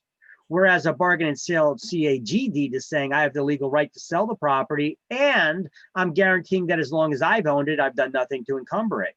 They're two different deeds. They're making two different kinds of promises. One's not making any promises other than I have the legal right to sell it, right?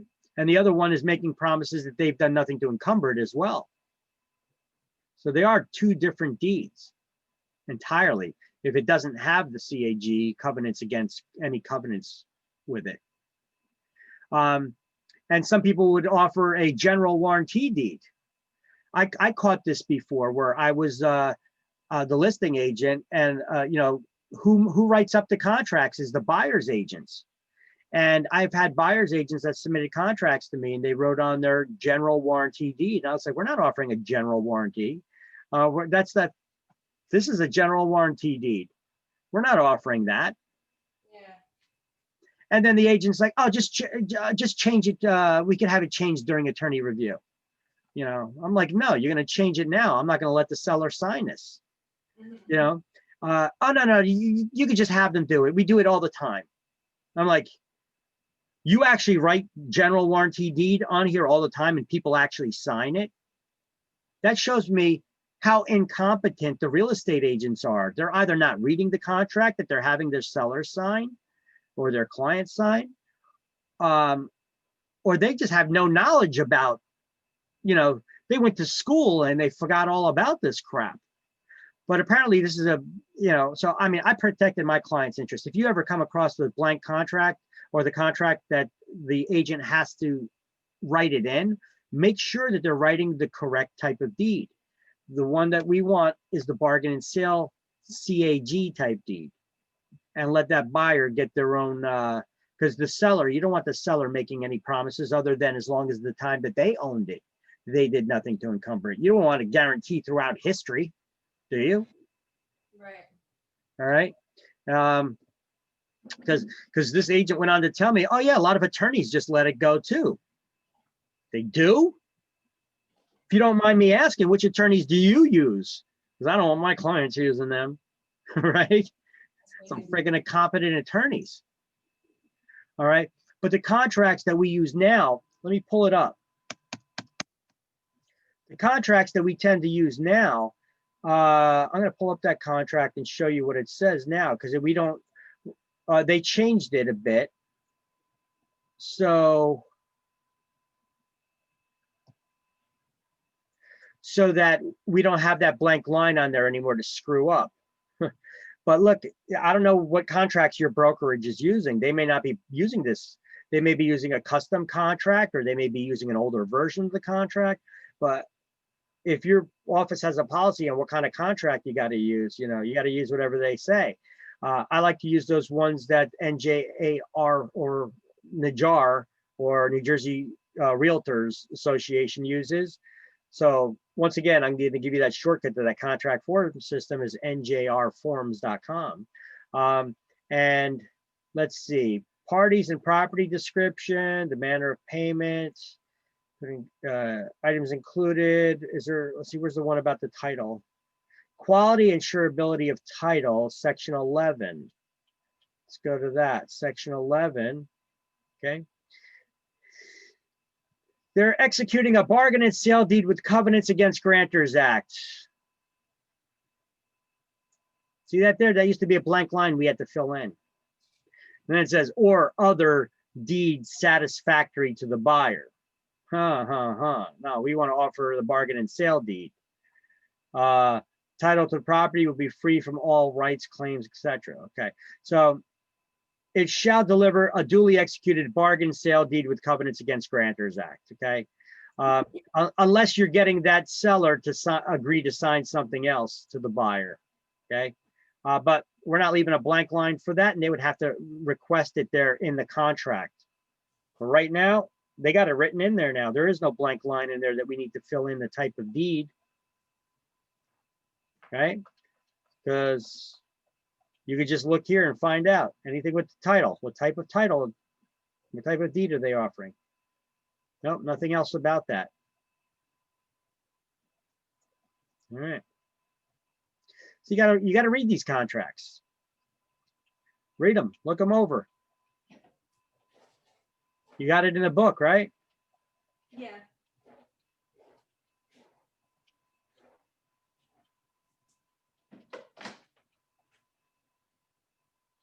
All right. Oh,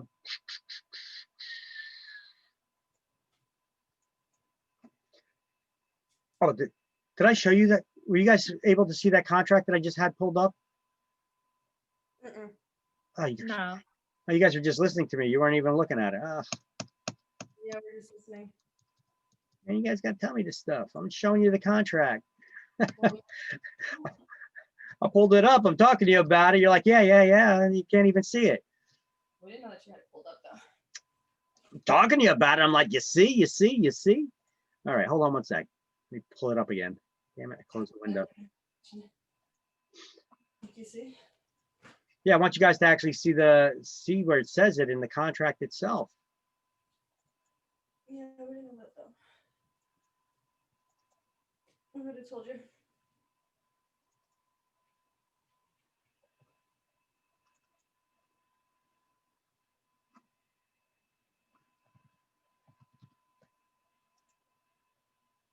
Here's the contract. Okay, once again, so you could go here and you see in the table of contents, it says quality of title, insurability of title. It's the only section that talks about the title. So let's go down to section 11, where it's located. See the section numbers here? Mm-hmm. Go to section 11, quality of title. It says at the closing, the seller shall deliver a fully executed bargain and sale deed with covenants against Grantors Act. Okay, so if it's or other deeds satisfactory to the buyer, but the buyer would have to specify that in the contract. But if not, it's going to be a bargain and sale deed with covenants against Grantors Act. Yeah. This used to be a blank line that we had to fill in the type of deed. Now they wrote it in there because agents were writing the wrong kinds of deeds all the time. They would write general, yeah. Yeah. Or just straight bargain and sale deed, and they got lazy. They write bargain and sale deed, and then they don't put covenants against grantors or CAG or CVG after it. Those are two totally different types of deeds. Okay. Yeah. All right, so I want to show you. Got it.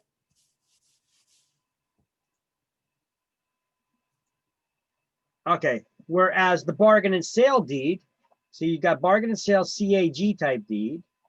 That's the most common type of deed used in New Jersey. Let's highlight bargain and sale deed with covenants against Grantors Act, CAG. Grantors covenant that they have done nothing to encumber the property while it was in their possession. This is the normal deed used to transfer property by sale in New Jersey. Got it. And then go to the very last line and highlight, this deed is also known as a bargain and sale deed with covenants versus Grantors Act or a special warranty deed. Got it. Special or limited, but they don't have limited written there. All right, the next one we're going to highlight, a straight bargain and sale deed contains no warranties. However, it does imply that the grantor holds title to the property. So this type of deed has no warranties to it, the straight bargain and sale with no CAG or CVG written after it. There is no legal promises. They just say it implies, however, that the person who's giving you this type of deed does have the rights to transfer the ownership, but they're not giving you any guarantees as to the quality of the title and any encumbrances, okay? Yeah. So this type of deed is often used in sheriff's sales, foreclosures, and tax sales. Then we have the quitclaim deed.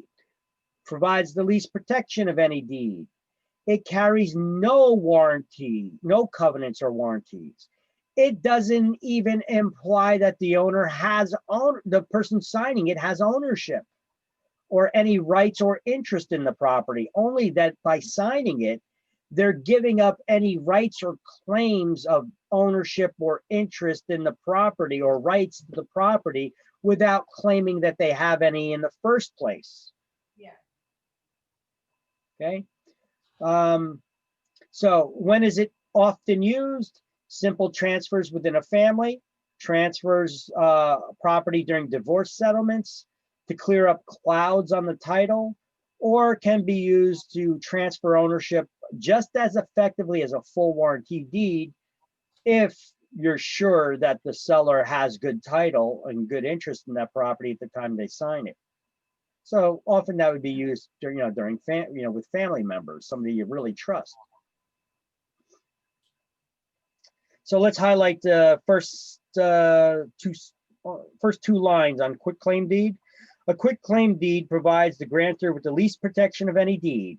It carries no express warranties and conveys only such interest, if any, that the grantor may have when the deed is delivered.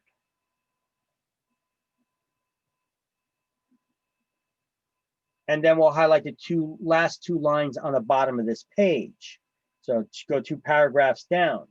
A quitclaim deed is commonly used for simple transfers within the family or for property transferred during divorce settlements. It could also be used to clear a cloud from the title. And then we have some blank deeds listed here.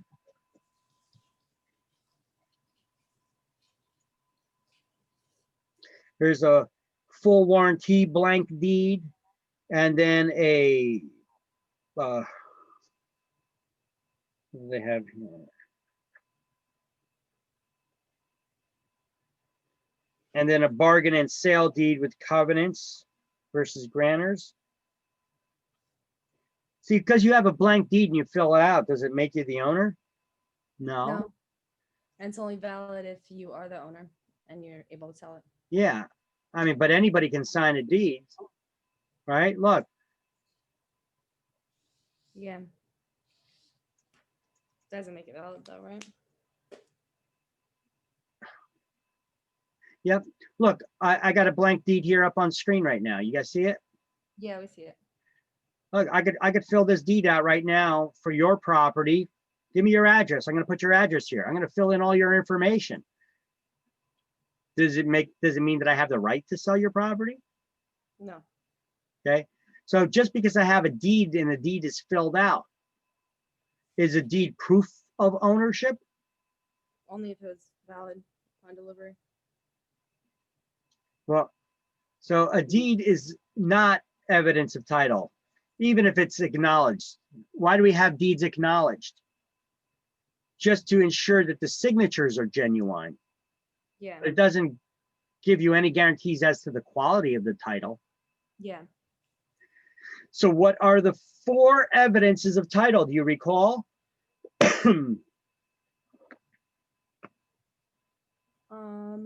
The insurance, the tax, is Title the insurance policy,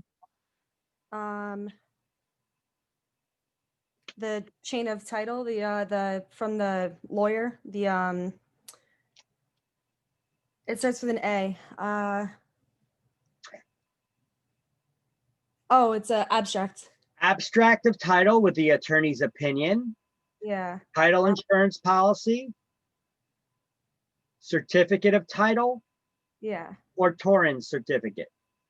And we don't use the Torrens in New Jersey or Not something like used in New Jersey, correct.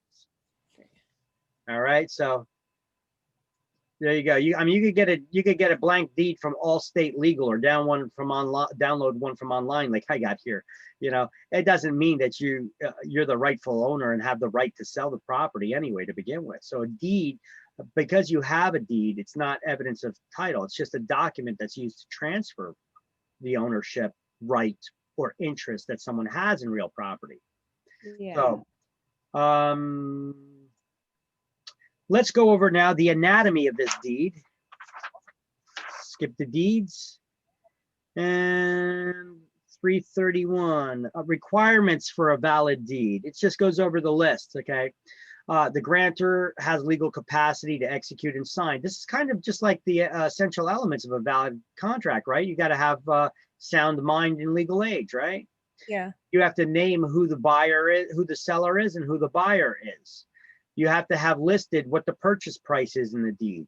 You have to have a granting clause. This is the heart of the deed. The granting clause, it states exactly what is being transferred.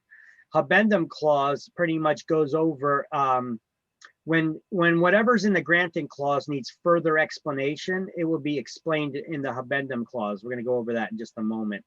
You got to have a description of the real estate and what exactly is being transferred. So I made this nice custom slide up here for you, by the way, with a lot of terms. This slide, take a snap a picture. This is a good study guide right here. A lot of terms on here for you to study. Which one? We What- don't see the slide. What's that? We can't see it. Oh, so now you're going to tell me what you can't. Okay. Yeah. You didn't tell me about the previous slide you couldn't see, huh? Going over these, all right? All right, so the requirements to convey the property, okay? So we have in order for a deed to be valid, you got to have a grantor. Grantor has to be legal age, competent party, right? 18 years of age or older, sound mind. Yeah. Got to have a grantee, that's the buyer. You have to have some sort of a recital of consideration. What is consideration? Okay, we're going down, by the way, down the page here. We have the grantor, grantee, consideration. What is consideration? It's something that's being passed along, like something that the parties are giving or receiving from each other as the exchange of value. Something you got to give some kind of an exchange of value, whether it's a product for a product, a service in exchange for a product, or money or a mortgage loan, or if it's a gift, you have to state that it's a gift with sort of an affidavit swearing that it's a gift, okay? Like love and affection, right? So to be valid, all deeds must contain a clause acknowledging a receipt of something as consideration, because in order for any contract to be valid, what are the 4 essential elements of a valid contract? What you just listed. Okay, well, nope, I just went over the forms of consideration. What are the 4 essential elements of a valid contract? Well, the one I have right here, we started off, this kind of gives you a hint. Yeah. What do we call that? Must have sound. What do we call it? Sound party to legally sound parties, like Competent parties. competent parties. Competent parties The date, right? offer an acceptance. Somebody Offer has an to make you an offer. Somebody has to accept it. Consideration. Consideration and legality of the object or purpose of the contract. Those are the Yeah. 4 essential elements. Need to know for exam.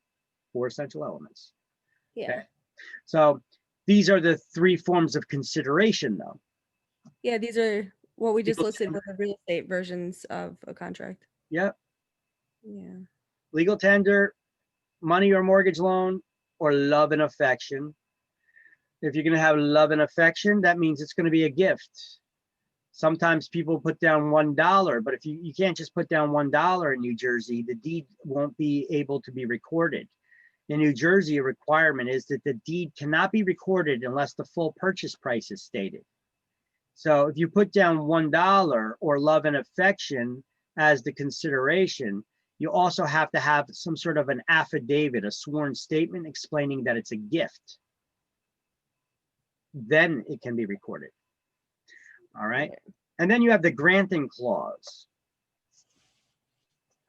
By the way, so under consideration on the last line, highlight an affidavit is a sworn statement. Then turn the page. In a granting clause, this is the heart of the deed. It explains the title and what exactly is being transferred, the rights, title, interest, etc. I'm going to read this one. Hold on. Where is that under granting clause? What's that? Where was that part under granting clause? Oh, no, under consideration. It was the last line. It says on the last line under consideration, said affidavit, sworn statement. Got it. Thank you. Okay, now I'm gonna read the granting clause now.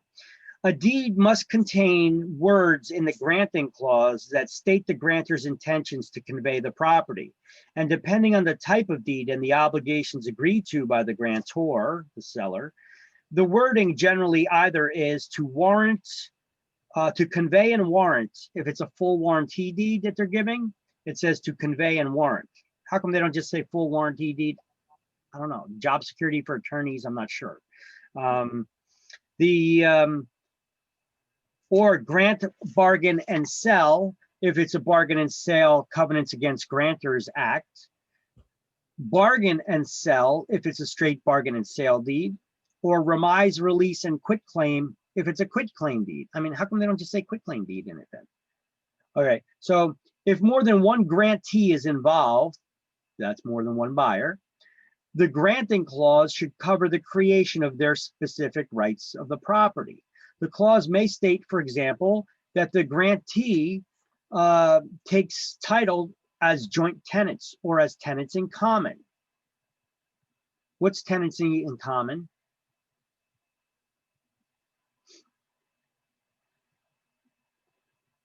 What is tenancy in common?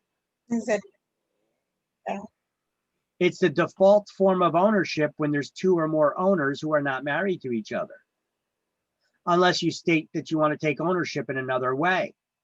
What is the other way that you could take ownership if there's 2 or more people who are not married to each other and you have to specify you want to take ownership in this form?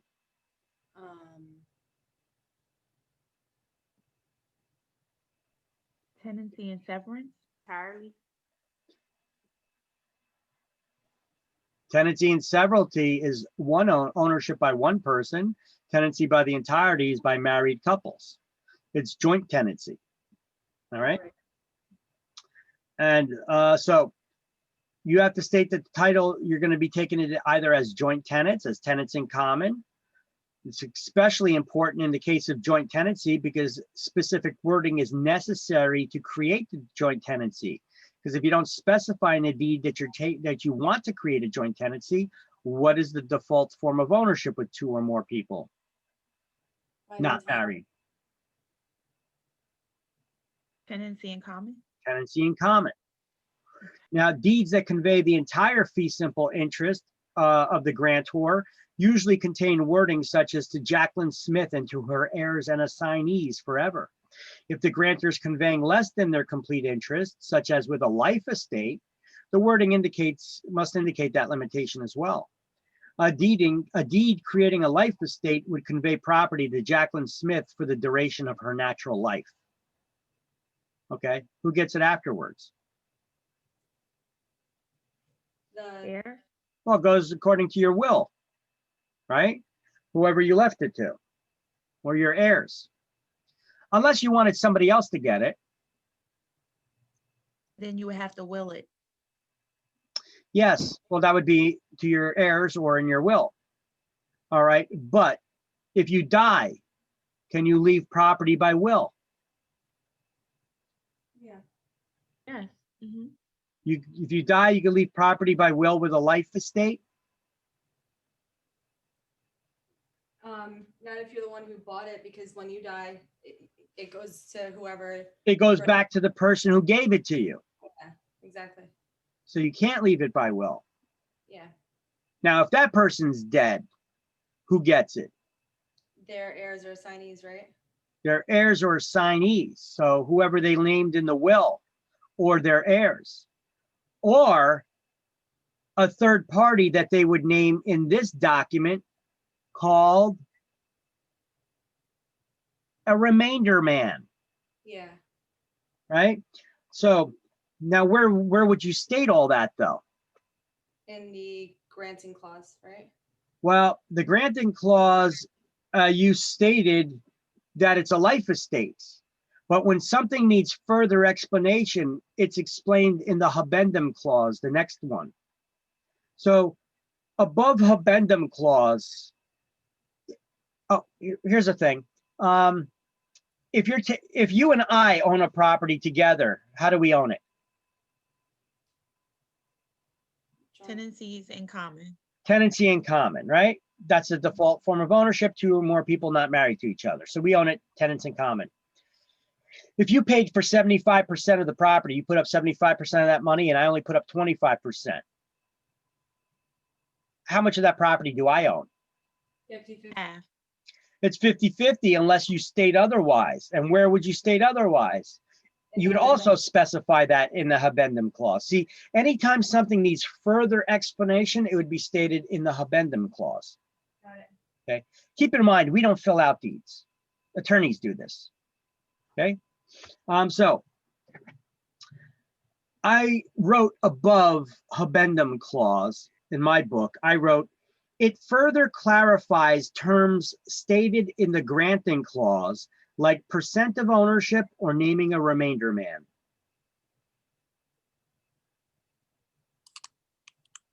Just so you have a better working knowledge of it. It further clarifies terms stated in the granting clause, like percentage of ownership or naming a remainder man. Repeat that one more time. It further clarifies terms stated in the granting clause, like percentage of ownership or naming a remainder man. Thank you.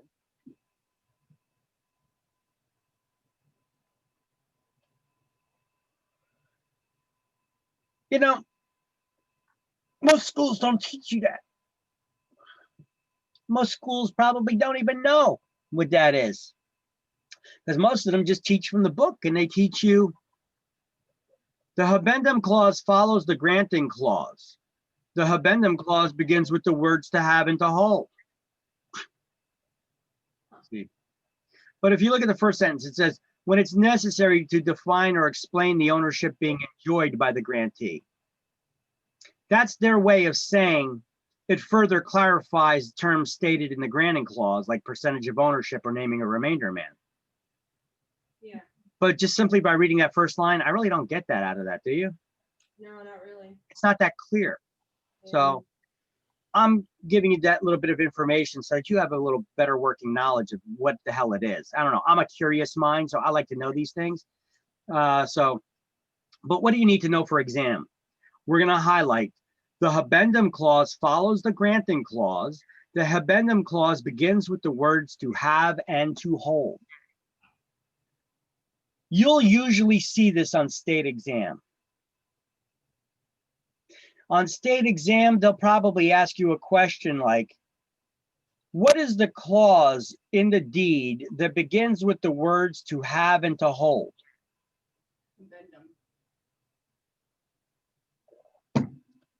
Now, is that the dumbest question you've ever heard in your life? Yeah. Because it doesn't like actually say that you know what you're talking about. Yeah, it's not really proving that you know anything. I know that the addendum clause follows the granting clause. So what? What is it? Yeah, right. Right? It's amazing that they don't even care if you know what it is. So, how do you remember what the habendum clause is for their definition that they need to know for exams? Well, habendum clause begins with the words to have and to hold. I like to mispronounce things, so I pronounce it that the habendum clause is the haben to hold clause. The habendum clause is the haben to hold clause. The haben to hold clause is the habendum clause. You get it? Habendum, haben to hold, habendum, haben to hold clause. See, I'm mispronouncing it to kind of get them to rhyme a little bit. Got it. All right. Hopefully that works for you. Yeah. All right. Now the next clause, let me see. You have to have a description of the real estate. What are the 3 legal descriptions of land? Meets and bounds. Meets and bounds. Rectangle, something like that, right? Rectangular or government survey. And a plat map. Plat map. Recorded in a county where the land is located. See, over here, on this slide, I just put any of the 3 legal descriptions of the property. Lot and block numbers and address are not legal descriptions. You can see page 321 for the legal descriptions in version 14 book anyway. Okay, then the next section is exceptions and reservations. I would have you, what do you call restrictions placed in deeds? Restrictive covenant. Yep. So this is where any restrictive covenants would be added to the deed. So above exceptions and reservations, write the words restrictive covenant or restrictive covenants, page 94. That was back in, let me see, so I can tell you, Kate, so you know what chapter it is at least. I think that's chapter, let me find out exactly. Thank you. That's chapter 6. Okay. Okay. So you're writing restrictive covenants, page 94 or chapter 6. And then what do we call estates that are based on restrictions? And I have it written here except under exceptions and reservations. So I wrote fee determinable / defeasible fee estate. What is that again? Fee determinable or defeasible fee estate. It's the type of estate that's based on a restriction. What's an estate in land? It describes the amount and kind of interest that one has in real property. And the unrestricted ownership forever is fee simple, or fee simple absolute. Ownership based on a restriction is fee determinable or defeasible fee estate. And then we also have a life estate. It's based on the life of the person it's given to. What do we call a life estate that's based on someone else's life? Vivarium or something? Por otra vida. A life estate por otra vida, for the life of another, right? And then lastly, we have to have a signature of the grantor right next to that seller or owner. Okay, you got to have the signature of the grantor, or which is the seller or the owner of the property. They need to sign the deed for it to be valid. Now, their signature has to be acknowledged. What is an acknowledgement? I have that on this slide because that's another term you need to know. So you need to know affidavit. What's an affidavit? It's a sworn statement. What's an acknowledgement? It provides evidence that the signatures are genuine because your signature or your ID were confirmed or by somebody who knows you, and they're either a notary, a judge, an attorney, or an elected official. So let's highlight under acknowledgement.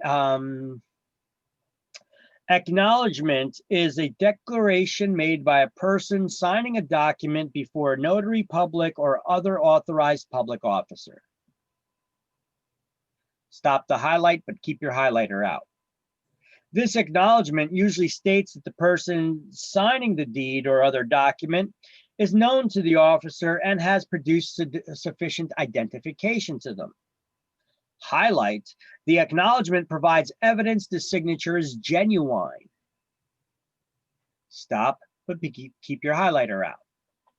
Although an acknowledgement is usually made before a notary, it could be taken by a judge, attorney, or other qualified person, an elected official. Although, highlight, an acknowledgement is not required to make a deed valid in New Jersey. All deeds, mortgages, and similar documents must be acknowledged before they can be recorded. And now you can put the highlighter away.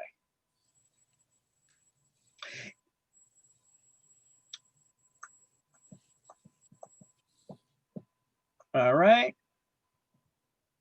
Now, delivery and acceptance. Delivery and acceptance. Okay, so actually, here's a slide for you. The requirements of a valid deed. You have to state any exceptions and reservations, signature of the grantor. You got to have the acknowledgement and delivery and acceptance. Implied is possible as well.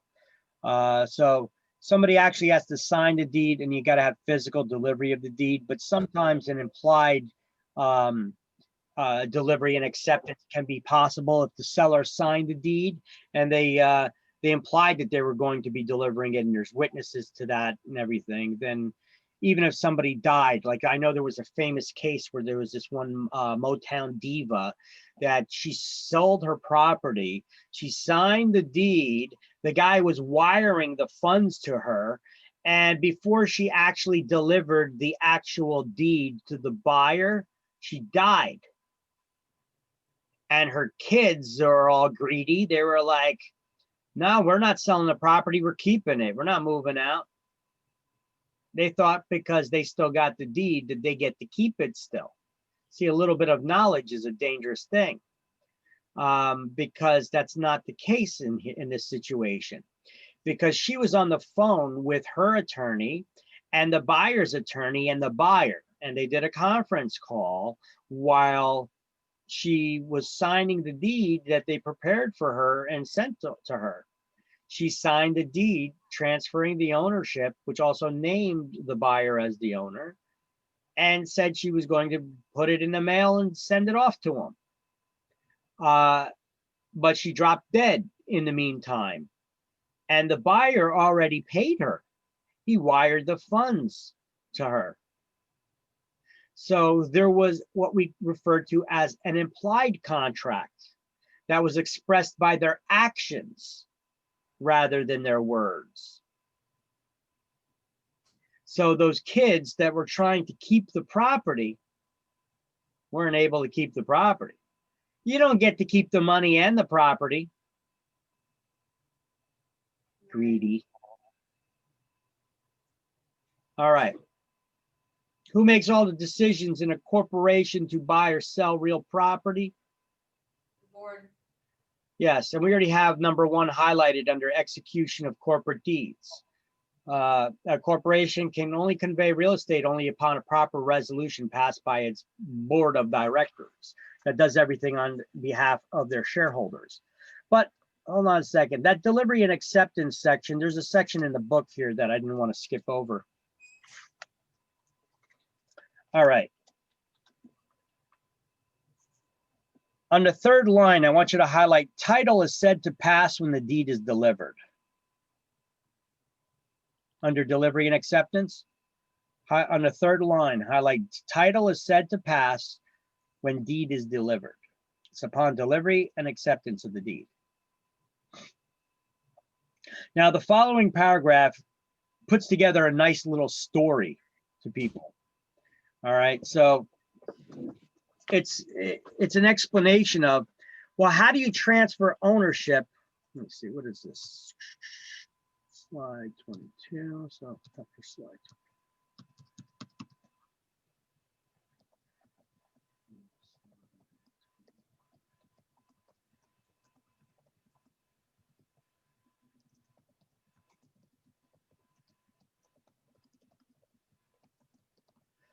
Okay, so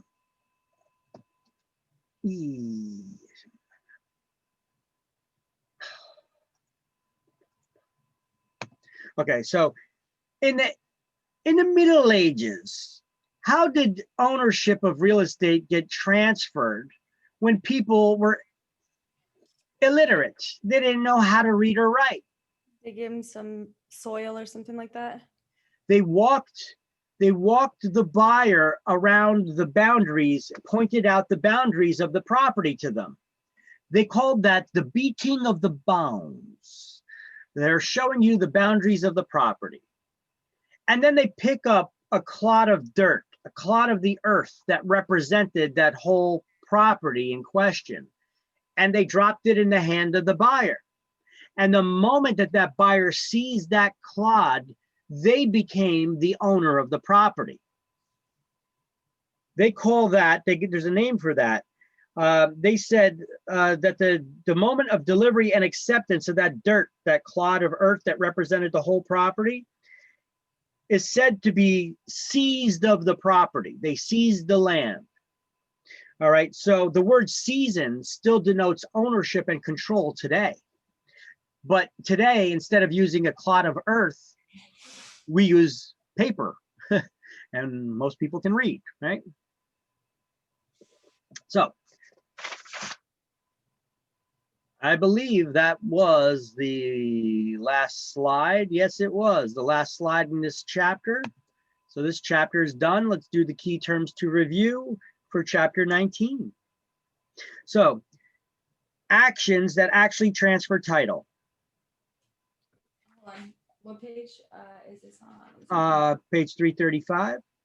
Delivery and acceptance. The end of chapter 19. Delivery and acceptance. 8 is A, correct. Clause in a deed that makes the transfers. Granting clause. 10 is B. Declaration to a notary or other official to prevent forgeries. Acknowledgement. Acknowledgement. Acknowledgement, correct. A deed implying that grantor owns the property, but nothing more. The one that we use all the time. Bargain and sale deed. Quick claim deed. Bargain and sale deed. 2 is D. Bargain. 2 is D. Because look, a deed implying that the grantor owns the property, quick claim deed doesn't even imply that. So 2 is D. A deed providing grantee with the most protection. General. A general, also known as a warranty deed. 21 is E. A deed releasing any interest grantor may have without claiming season. That's quick claim. Yes, it is. 17 is F. A deed stating that the grantor has not encumbered the property. A deed with the grantor, the seller, is guaranteeing that they have not encumbered the property. A bargain and sale deed with the covenants. With the covenants against grantors, right? 3 is G. If you just said bargain and sale deed, I'd be like, no.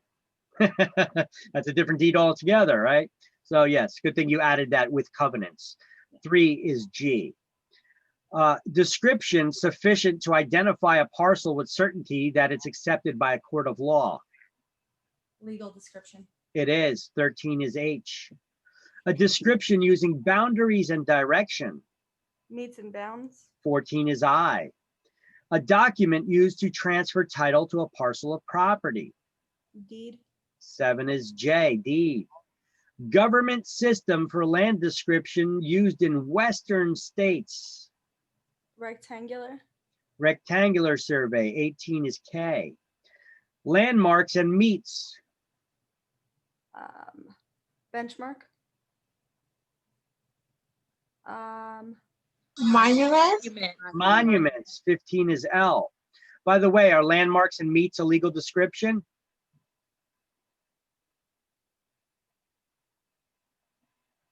Bounds. Are landmarks and meets a legal description? No. No. They're used in legal descriptions, but themselves are not legal descriptions. Okay, a legal promise. Covenant. Covenant, 5 is M. Marker placed by the U.S. Geological Survey stating elevation. What do we call the marker? Benchmark. 4 is N, the benchmark.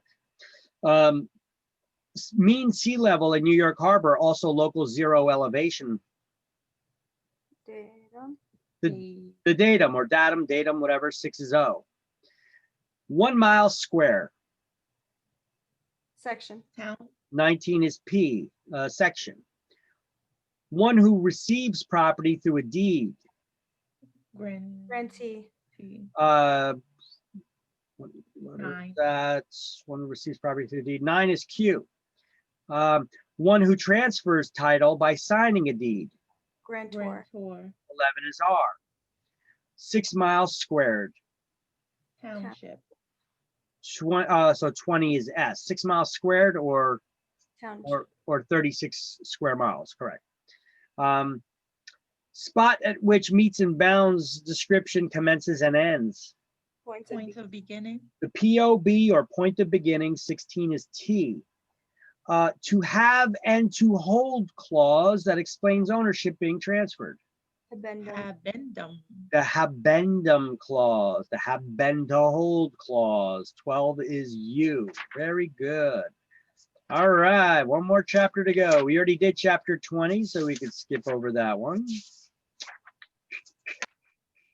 Chapter 21.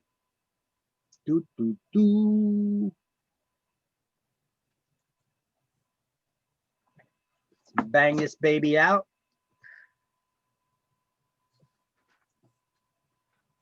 Chapter 21, public records, titles, and closings. So this chapter pretty much buttons up the story of all the chapters in the book about the processes and of the real estate transaction. And it bundles it up at the closing. It all comes to the closing. So this is going to go over what happens at closing, what leads up to closing, all that stuff. Who's responsible for paying what, that's what this chapter is going to be going over. So you'll be able to explain New Jersey Recording Act. Why do we record documents in a public record? To put the world on notice of our interest in the property. We're going to learn about chain of title, but we kind of already did. I explained this to you before. What's a chain of title? If you could link one owner to the next in a public record. Evidence of title. What are the 4 evidences of title? Abstract with attorney's opinion, certificate of title, title insurance policy with and a torrent certificate that's not used in New Jersey. All right, so some of the stuff we already gone over, right? So recording acts. Any party with interest could attach documents to the public record of the ownership relating to the ownership of that real estate, not just homes. It's not just for residential real estate. All works the same pretty much. And filing documents in the public record to record your interest gives the world legal, public, and constructive notice to the world of our interest in that property. These terms we're going to learn. What does that mean? Constructive notice. The county clerk is generally the recorder of deeds. However, there is a separate registrar of deeds in Camden, Essex, Hudson, Passaic, and Union counties, which are some of the more densely populated counties. So they give that job to somebody who specifically, that's all they do. All right. Those are the busier counties. So relying on a notice of caveat emptor, all right. Well, before we get to that, so why record documents in the public record other than put the world on notice of our interest in that property?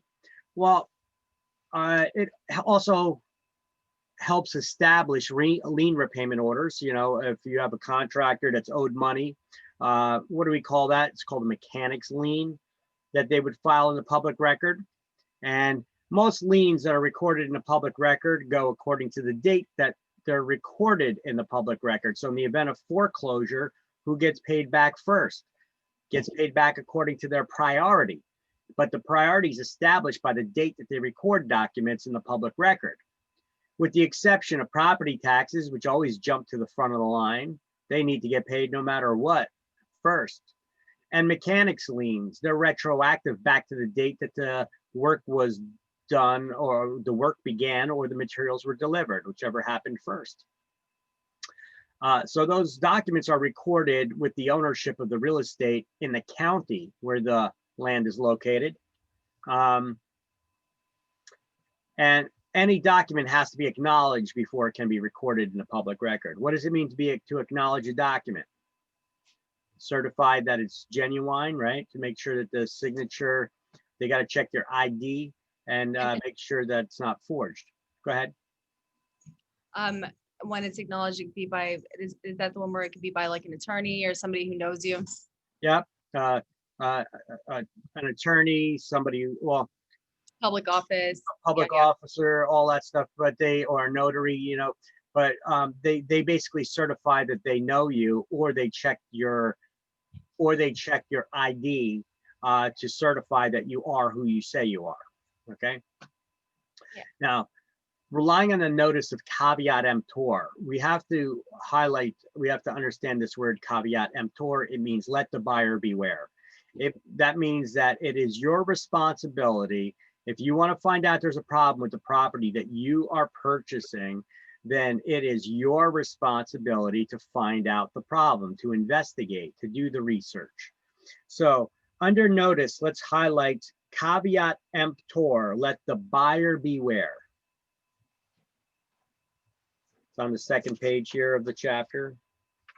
Let the buyer beware, it's under notice. All right.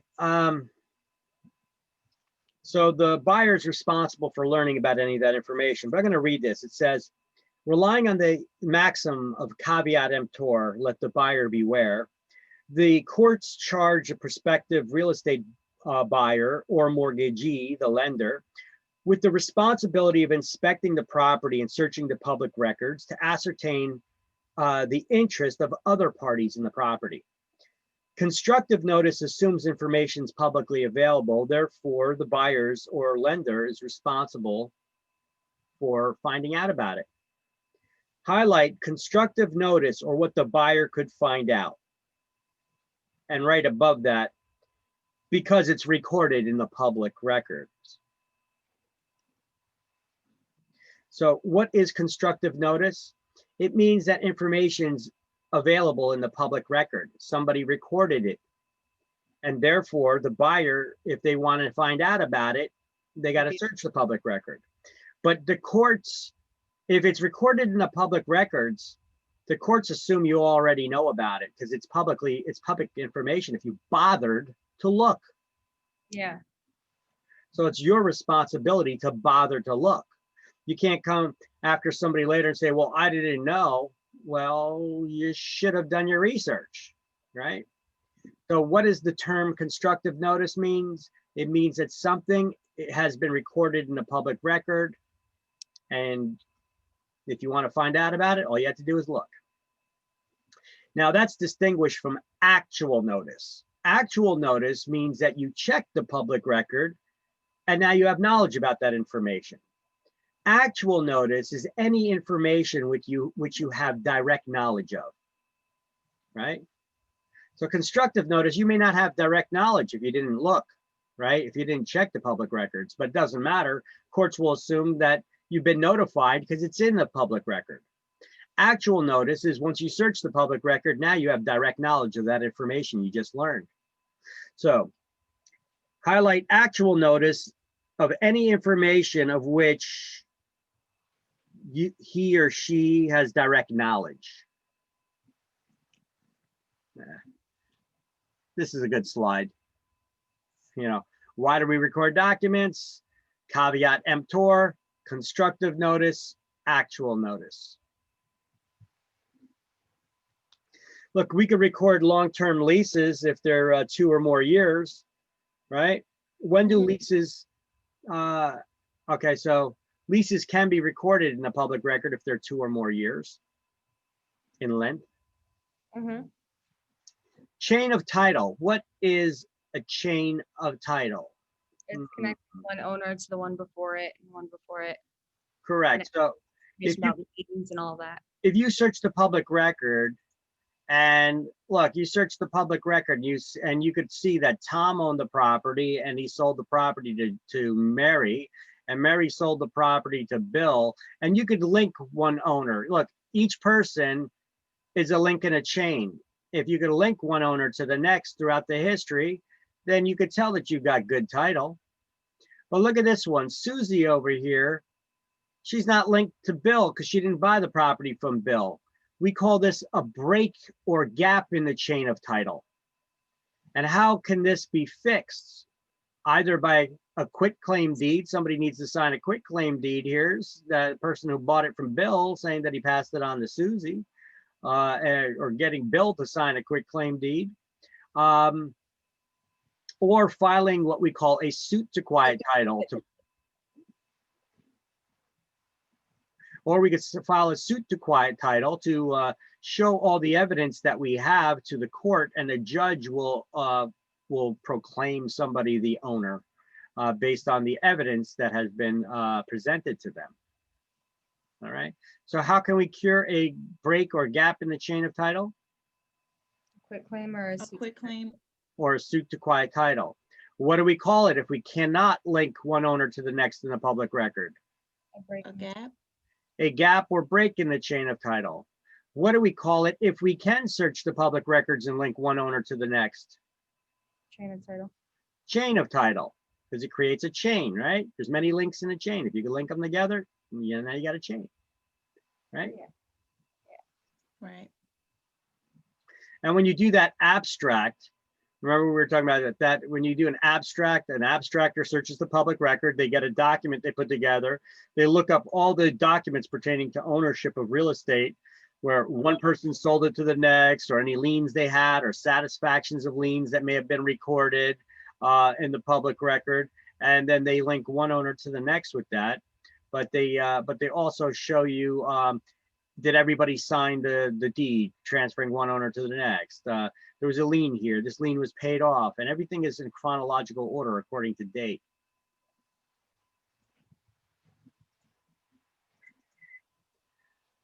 So that's what we're talking about the gap or break in the chain of title. Okay, quit claim or suit to quiet title would be used to bridge such gaps. Evidence of title. A deed is not proof of ownership. Title means ownership, right? So a deed is a document used to transfer one's right, title, or interest in real property, but it's not proof of ownership. What are the 4 evidences of title or 4 proofs of ownership? There we go. Abstract of title with attorney's opinion. A certificate of title, often oral or implied. A title insurance policy. There's 2 types though. There is a lender's policy and a buyer's policy. Okay. So the lender's policy would pay off any amount owed to the lender. A buyer's policy would pay back any amount that they paid out already. So if you own the property and somebody steps forward and claims that they have rightful ownership and they could prove it, you got to give the property up to them. But you thought that you bought it legally. So what do you just out your money? And what about the lender? They're going to want all their money back. Well, that's what title insurance would cover. They search the public record to make sure that there's no improper transfers in the past first. They want to make sure there's no outstanding liens or anything. And therefore, if they screwed up with doing their title search, and has to be a payout, or you have to give out, rather, give the property back to somebody, or they find out that there's liens on the property, well, then the title insurance has to pay you for those losses or pay off those liens. There's a lender's policy, would pay off the amount that's remaining on the loan. The buyer's policy would pay back any amount that the buyer paid out to get the property. All right. So usually when you order title insurance policy, the attorney orders it for you. They should explain that there's two types of policies, but a lot of times they just order the title insurance. All right, and then lastly, we got a torrent certificate, which is not used in New Jersey, okay? The certificate of title, okay, the abstract of title with attorney's opinion. They got the abstractor that searches the public record, and then they give that list over to the attorney of any, all the documents they found in the public record. So the attorney examines it to determine if you got good title. Certificate of title, the attorney may have gone down and searched the public records themselves, and they just give a verbal representation to your bank, your lender, that they checked the public record and you got good ownership. So they would accept that. So title is just a word that means ownership. There's no document in real estate called title. You've seen this slide several times throughout this class with me. A deed is the document that we use to transfer title, but it's not evidence of title, okay? We already went over what the 4 evidences of title are, and they're down here again. Now, so 2 ways of saying what a deed is a deed is a document used to transfer one's ownership, rights, or interest, but is not proof of ownership. Another way of saying the same exact thing is a deed is an instrument used to convey title, but is not evidence of title. So ownership's transferred upon the delivery and acceptance of the deed itself, which does not need to be signed or dated by the buyer unless they're recorded in the public record. How come it does not need to be signed or dated to be valid?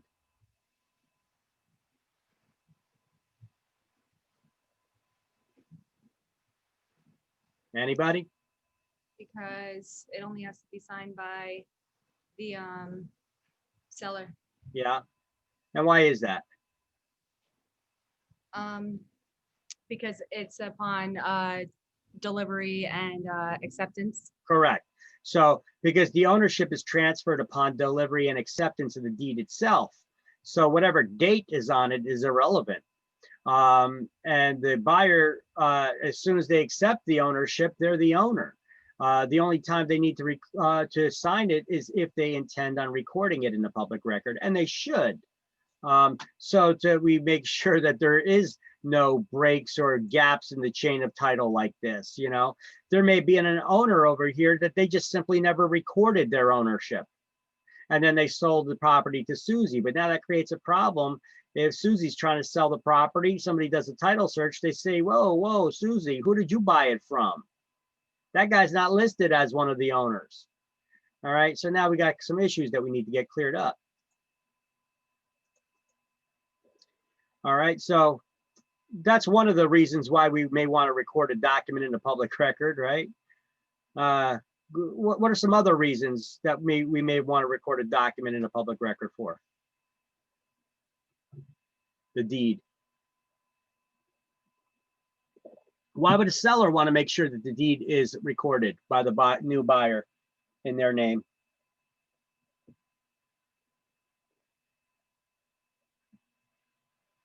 What if somebody trips and falls on the property? Who are they going to sue? They're going to sue the last guy, the last owner, the seller that was listed and is still listed as the owner on the property, right? So look, if you got this chain of title here, and let's say that this guy never recorded his ownership. So while he owned the property, whoever this person is, somebody trips and falls and they sue the owner. They're going to search the public records to find out who the owner is. Who's going to be listed as the owner here? Bill. So that's why Bill would want this next guy to make sure that he records his ownership so that he doesn't get any lawsuits that way. And the guy who took the ownership over here, he should want to make sure that he records his interest to make sure that, say Bill gets a lawsuit against him, that people aren't going to put a lien on the property, which he's now the owner of. Make sense? Yeah. All right.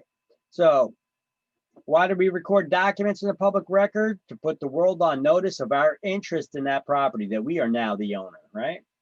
So here's just a couple of words that, different words that mean the same thing. Document is another, it can be expressed as an instrument. Transfer could be, the word convey means transfer. The word title means ownership. The word evidence means proof, right? So, but you got to be familiarize yourself with these words because they're often used on exams. They like to use the official names, you know, the lingo. And we got the 4 evidences of title here again, which once again, what are they? Abstracted title with the attorney's opinion, a certificate of title, title insurance policy, or a torrent certificate, which is not used in New Jersey. You gotta know these for exam.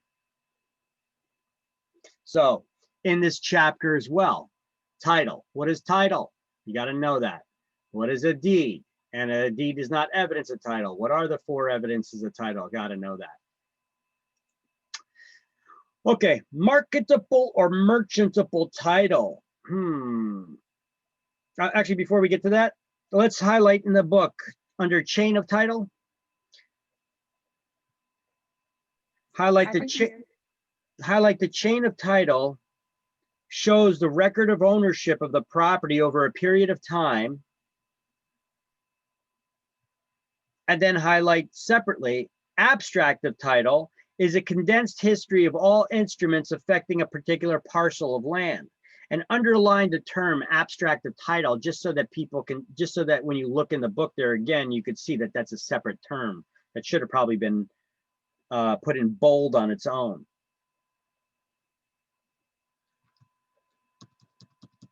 Page is this? 249.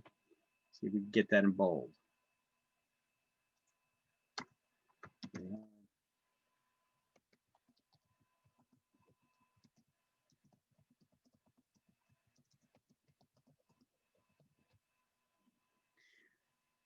All right.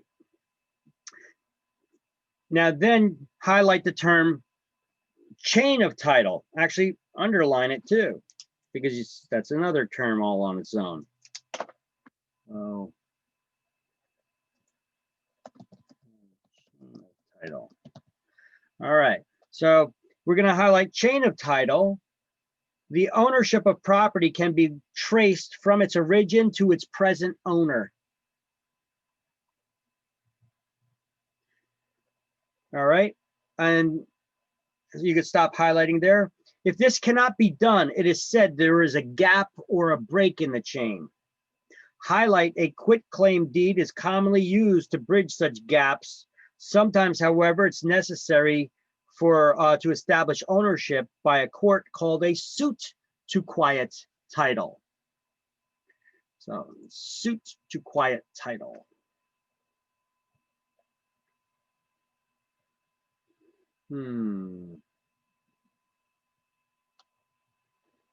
Gap and break a chain. Okay, so we got that here. Suit to quiet title, right?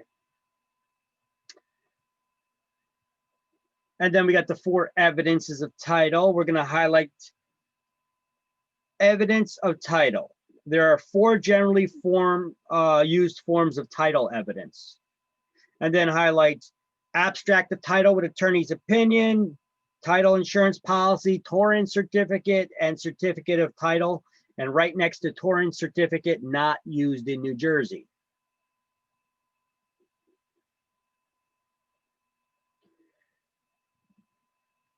And then after you do that, you're going to highlight a deed is not proof of title. What is title again?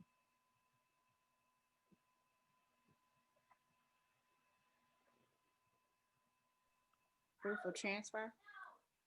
Title, the word title. Oh, the word title. What is title? It's just a word that means ownership. but it's not proof of ownership. These are the 4 proofs or evidences of title: abstract of title with attorney's opinion, certificate of title, title insurance policy, or Torrens certificate.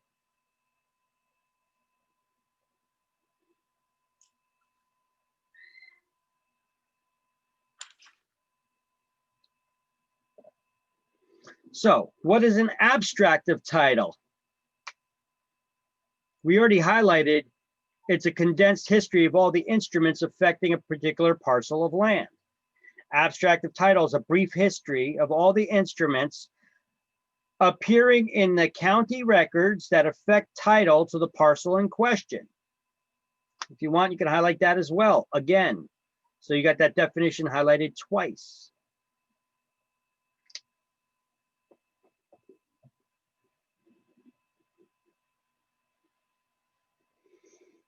Okay.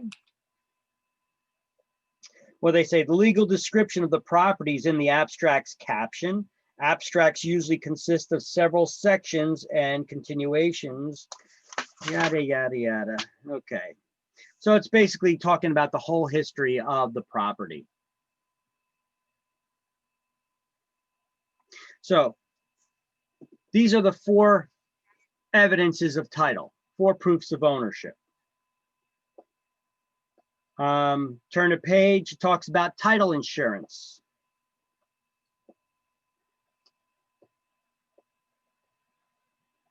Okay, title insurance policy. Actually talks about the attorney's opinion of title. What is that? For attorney's opinion of title, which is not used extensively as in the past, the seller's attorney usually, this up here so I can read it. The seller's attorney usually orders the abstract continue to cover the current date.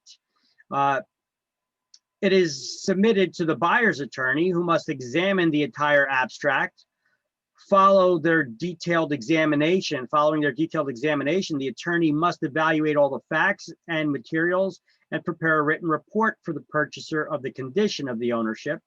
This report is called an attorney's opinion of title. So they get somebody that searches the public record, the abstractor. They put together an abstract of all the documents that they found in the public record pertaining to ownership. They turn it over to the attorney, and then the attorney examines that information to determine whether you got good title, good ownership or not, right? What we more commonly use here in New Jersey, I mean, you can use any of these really, except for the Torrens certificate, but we have the title insurance policy, which, by the way, you cannot shop for a better price on title insurance. The price is established by the state. Let me put something in that notation about that. So let me just make another duplicate of this slide here. Duplicate the slide.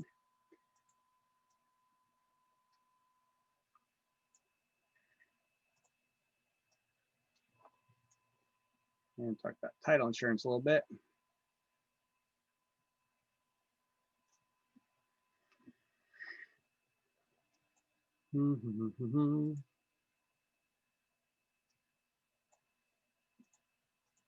So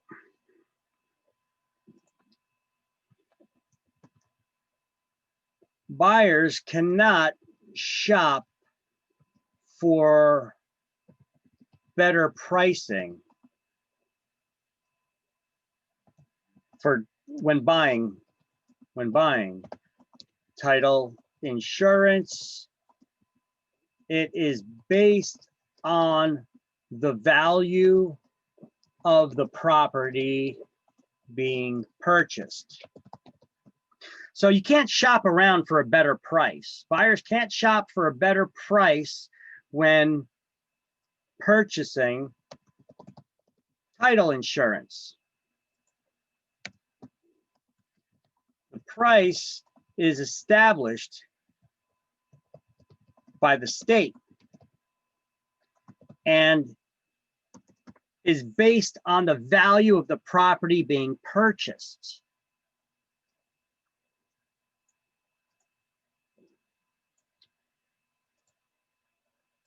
There you go. That's an interesting factoid there for everybody to learn about, right? Boom, boom, boom.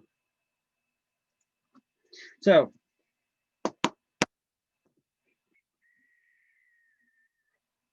the all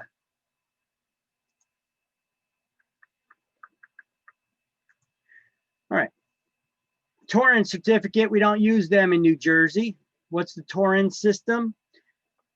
In some other states, Torrens system of land registration is used to provide title. Once an applicant has proved that they are the owner, title is registered and a certificate of title is issued. At any given time, the certificate is in the registrar's office. So it must be registered in the public record, okay? That's what the certificate of title is, all right? So we'll break it down and give you further definitions here with that abstract of title with attorney's opinion. You know, over here, we just got the list. So on this slide, I'm going to give you the actual, a breakdown, a better explanation of it for you, okay? The abstract and attorney's opinion of title, an abstractor searches the public record and makes a list of all documents pertaining to ownership that could be located in the public record.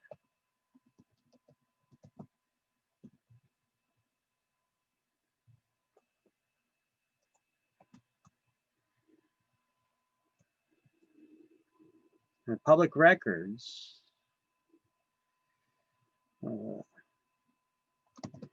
and makes a list of them,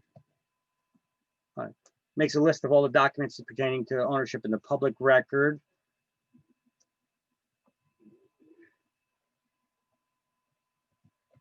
According to date. All right. And then, so they put it in order according to date. Then the list is examined, or then the information, there we go. Then the information is examined by an attorney who determines if the owner has good title, free from liens or other defects. Okay, good enough definition so that you guys can remember it on your own later on too and don't have to read all this crap? Hopefully. Okay. I mean, it's the same exact thing that I've been telling you in class. So I'm just laying it out for you, okay? And so we have, what do we have here? We have abstract of title, title insurance policy, the certificate of title. We'll make another slide. We'll talk about the certificate of title.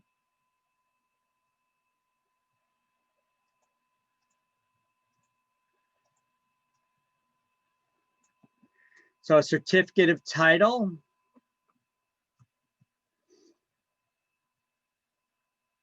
just trying to give you nice complete definitions here. Certificate of title, often oral or implied. So how would we define this one? Certificate of title. In some rural localities, a certificate of title is prepared by an attorney. Is used. Prepared by an attorney is used. That doesn't make sense. Anyway, it's prepared by an attorney, and no abstract is prepared. Nobody searched the public records and made a list. The attorney examines the public records and issues a certificate of title that expresses their opinion of the status. It is, however, It is not, however, a title insurance policy and does not carry the full protections of a policy.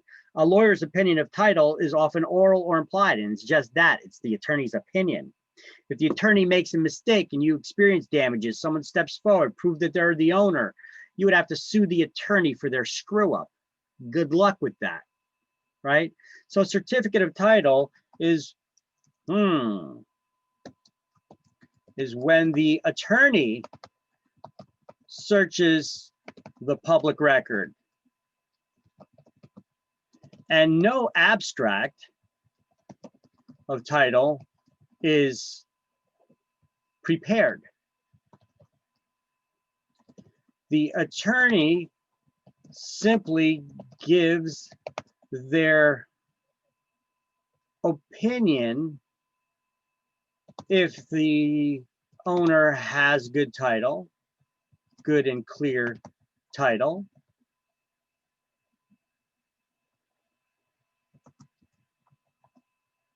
This is often simply a verbal, there you go, instead of oral or verbal, oral representation and not put in writing.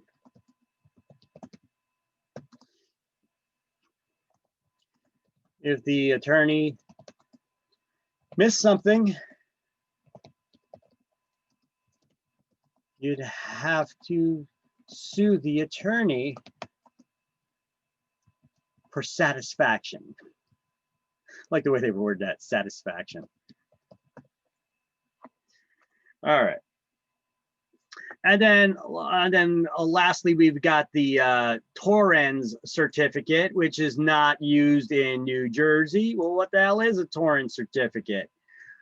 Let's duplicate this slide one more time, and we're going to give you the definition of a Torrens certificate. Okay.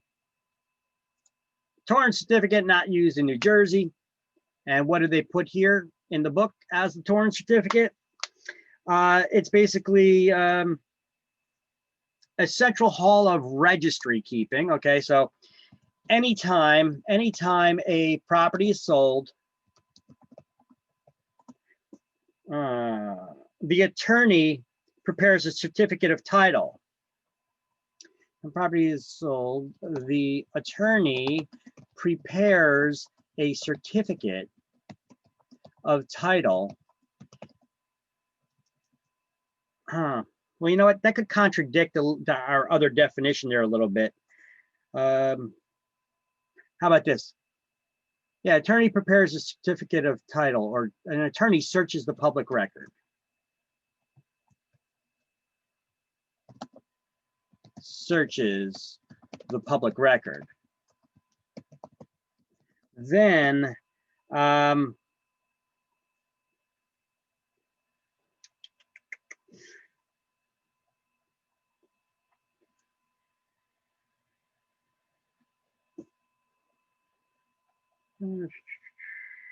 turns to registration is used. Landlord registration is used. Okay. Certificate of title is issued any given time. Okay. So searches the public record. The attorney prepares this certificate of title, searches the public record, then must register. How about this? I'm going to underline that, must register, right? Let's make that really stand out. Boom, that pops good, right? They must register in a central hall of records the ownership transfer and who the owner and buyer is. This is optional in New Jersey.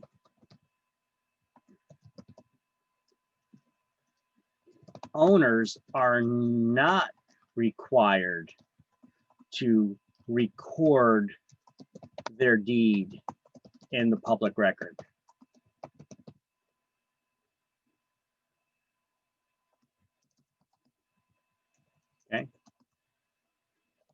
If they choose to, there are 21 counties they can register them in where the property is located. Boom. All right. Hopefully that gives a little clearer explanation. Okay. And so that's all of them. Okay. Marketable or merchantable title now.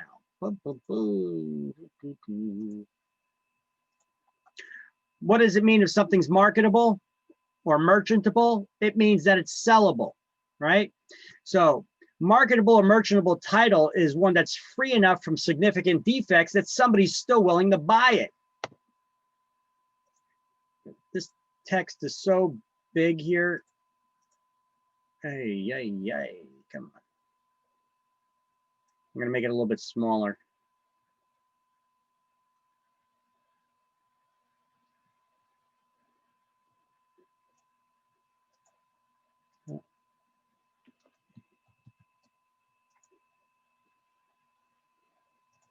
Okay, so marketable or merchantable title is so free from significant defects other than those the buyer has agreed to accept. They are willing to purchase property with, right? So marketable means sellable. Free from significant defects means encumbrances, encumbrances or liens, right? Oh, a lien is an encumbrance. Other than those the buyer's been informed about by the seller and willing to accept.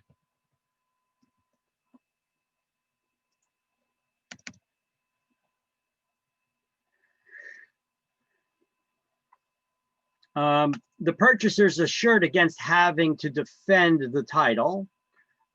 It's useful to buy title insurance because if any other liens or encumbrances pop up, well, then the buyer is covered. They're insured. So let's highlight marketable or merchantable title is one that's free from significant defects other than those the buyer has agreed to accept.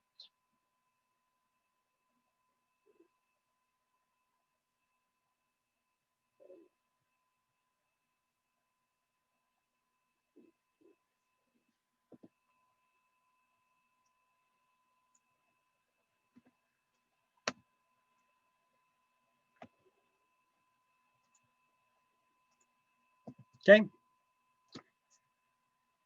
You guys with me? You guys sleeping or napping? No. No? Okay. All right. Closing the transaction. Okay, so if we go down to the closing of the transaction part here on this page, usually when people buy, they don't have all the cash to purchase, so they need to get a loan, right? So the loan is a dispersal of the mortgage funds in exchange for the deed, right? So the note, there are two parts of a mortgage though, the note and the mortgage itself. The note is the financing instrument and the mortgage is the promise to pay. So two transactions usually take place at closing when purchasing with a mortgage loan, right? This only really takes place when you're purchasing with a mortgage loan. There's the closing of the sale. What does that entail? The seller delivers the deed in exchange for the purchase price. Seller delivers good title by deed and properties delivered in the promised condition. All right, I follow that. That always happens, whether they're getting a loan or not. Now, the other closing or transaction that takes place is, this is a transaction, is the closing of the buyer's loan. Isn't the buyer's loan a transaction all into itself? You know, in order to get that loan, they had to do a lot of stuff, right? They had to put in an application. They had to maybe pay fees. They had to get their their credit check. They had to supply all their tax returns, pay stubs, etc. They had to get an appraisal done on a property. They had to get a title search done. They needed to get the CO inspection and fire search and all that stuff, and supply that information to the lender if the municipality required it, right? Basically, they go through all of this stuff to determine, and then the bank does the underwriting process to determine of whether they're going to grant the loan. So the buyer signs all the lender's documents after providing all their financial and property information like inspection reports and appraisals, shows evidence of the insurance for the collateralized property, etc. And then they close at the closing table. So this is a transaction all on its own. And this is an exam question possibly, hint, hint. All right, so what are the two transactions that take place at closing?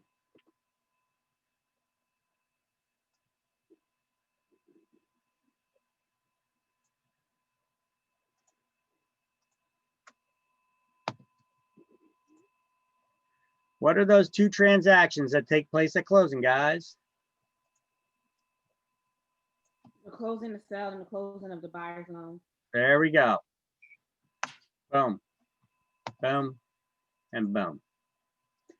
Now, the lender has interest at closing. So we have that here at the bottom of the page, however, this one. In the second paragraph under closing of the transaction, highlight a deed is delivered in exchange for the purchase price. And then draw an arrow from that highlighted sentence, that highlighted statement to the closing of the buyer's, the closing of the buyer's loan. A deed is delivered in exchange for the purchase price. I'm sorry, that's the closing of the sale. That's what that statement means. That's the closing of the sale. A deed is delivered in exchange for the purchase price. And then we have the closing of the buyer's loan. So in many transactions, two closings actually take place at this time: the closing of the buyer's loan and the closing of the sale. So highlight in many sales transactions, two closings actually take place at this time: the closing of the buyer's loan and the closing of the sale.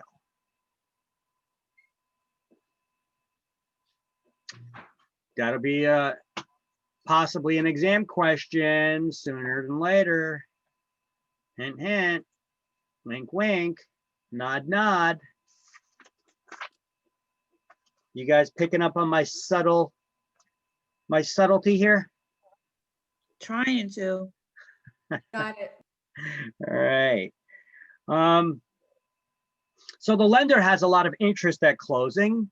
The lender is going to require that the buyer get homeowner's insurance, which that's your job to make sure that the buyer starts arranging that several weeks before closing, because it could take them some time to get it. All right. I just tell people, get it through whoever you got your car insurance through. You could get a bundled package and get a better price on it, you know? So the the buyer has to get homeowner's insurance. Otherwise, the lender is not going to release the funds to them so that they could close on the loan, right? They're not going to give you money and not have their collateral insured, right? Righto, Vic. We're here with you. All right. Then they want to make sure that the buyer the buyer gets that CO from the seller, because it's the seller's job to get the certificate of occupancy inspection and the fire inspections done, usually. All right. Unless they state otherwise in the transaction, and that's usually not done unless it's like a short sale. All right. So the CO, certificate of occupancy, and fire inspections. The fire inspections make sure that they got the carbon monoxide detectors and the approved fire extinguishers installed, right? Under 10 pounds, rated to put out ABC type fires. Recall that. And the lender usually wants, they cannot require that the buyer get a home inspection, but they can require that at least they get a wood destroying insect inspection to make sure that it's not getting eaten up. Their collateral is not already falling apart, getting eaten up by termites, right? and they're going to want a flood certification done. The lender's already going to get it on their own. They do that on their own. But if it's in a 100-year flood zone, they're going to be required to get flood insurance. That buyer got to get that flood insurance, right? So flood insurance is another little factor there. Little, it's a big factor. Flood insurance. So if in a 100-year flood zone, it's required. If in a 500-year flood zone, it is not. Where do we find out if a property's in a flood zone or not? Go to that FEMA website, right? Or wrong? Right. Right. So let me get that link and stick it in here for you. Flood zones.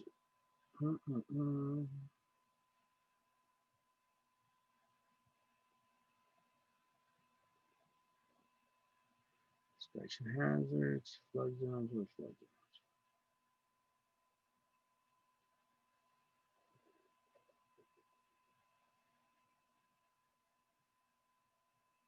Okay, agent resources. FEMA flood zone map. Okay, I'm going to take that link. Okay, and I will put that right here in the slideshow. So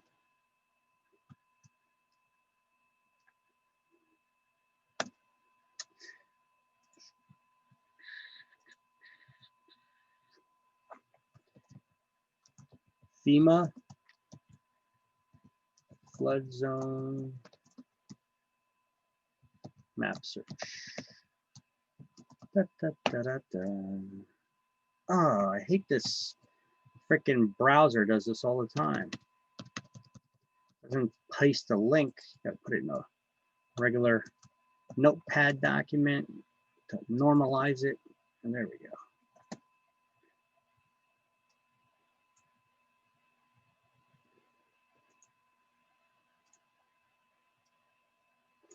All right, so there's a resource of where you can get that.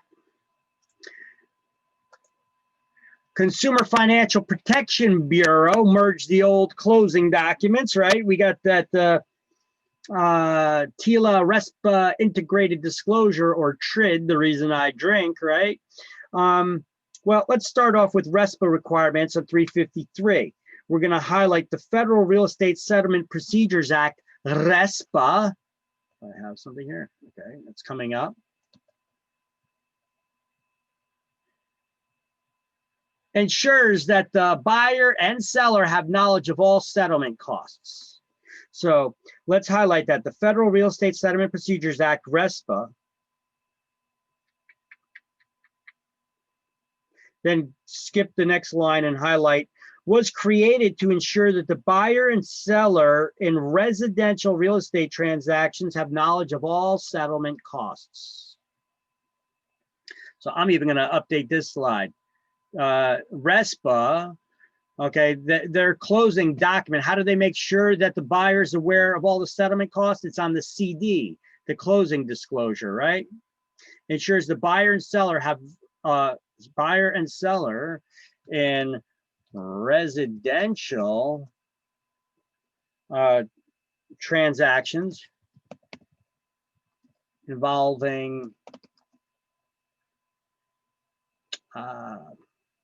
new loan, let's see, real estate transactions have knowledge of all settlement costs. RESPA requirements apply only when purchase is financed by a federally related mortgage.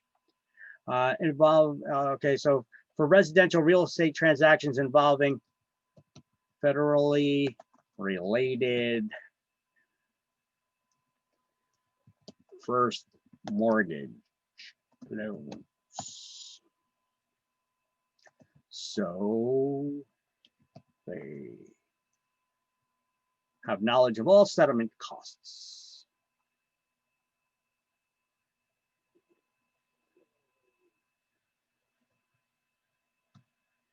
I guess I don't have to put so they in there.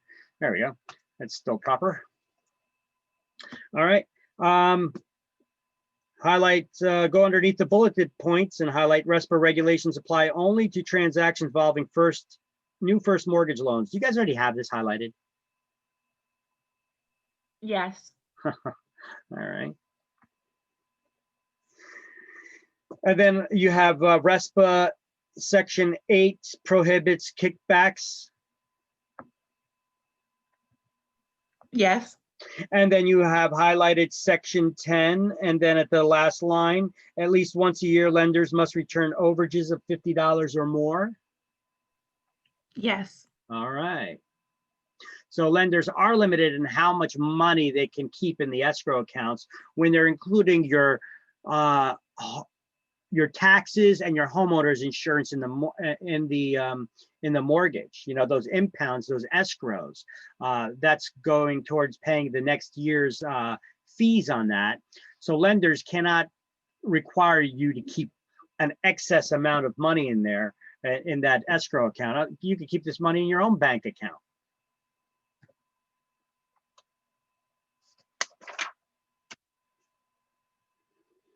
Turn the page. Under TILA RESPA, it says under TRID rules, lenders required to provide the 5-page CD to the buyer at least 3 business days before closing, with a minimum of 7 business days between the issuance of the loan estimate and the closing. So,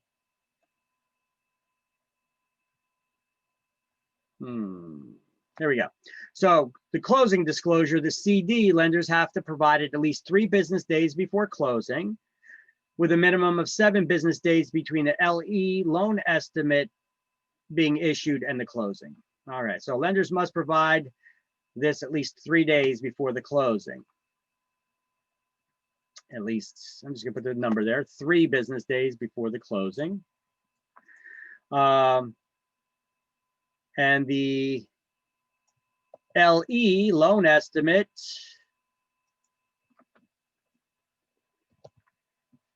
must be issued within 3 business days after the completed loan application. Aliens, right? With a minimum of 7 business days between issuance of the LE and the closing. Borrowers should compare the LE to the closing disclosure, the CD. If the amount differs over certain tolerances, the lender will be required to cover the costs. The LE must be reissued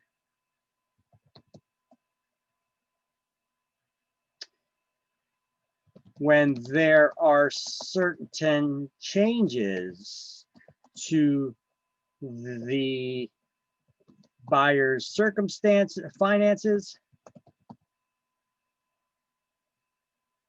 or with the loan.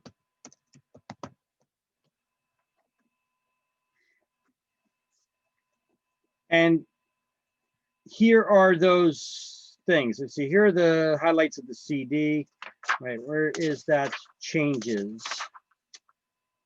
When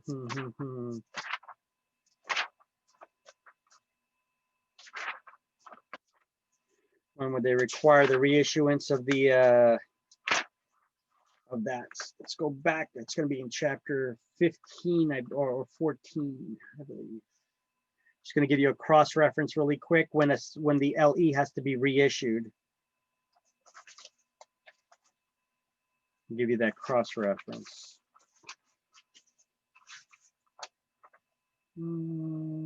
That's one chapter.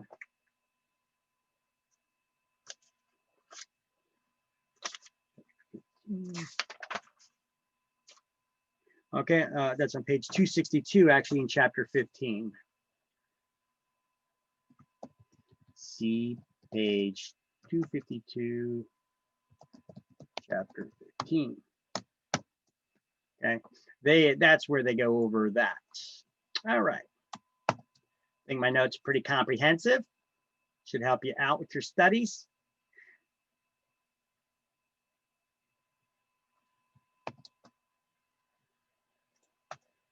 All right.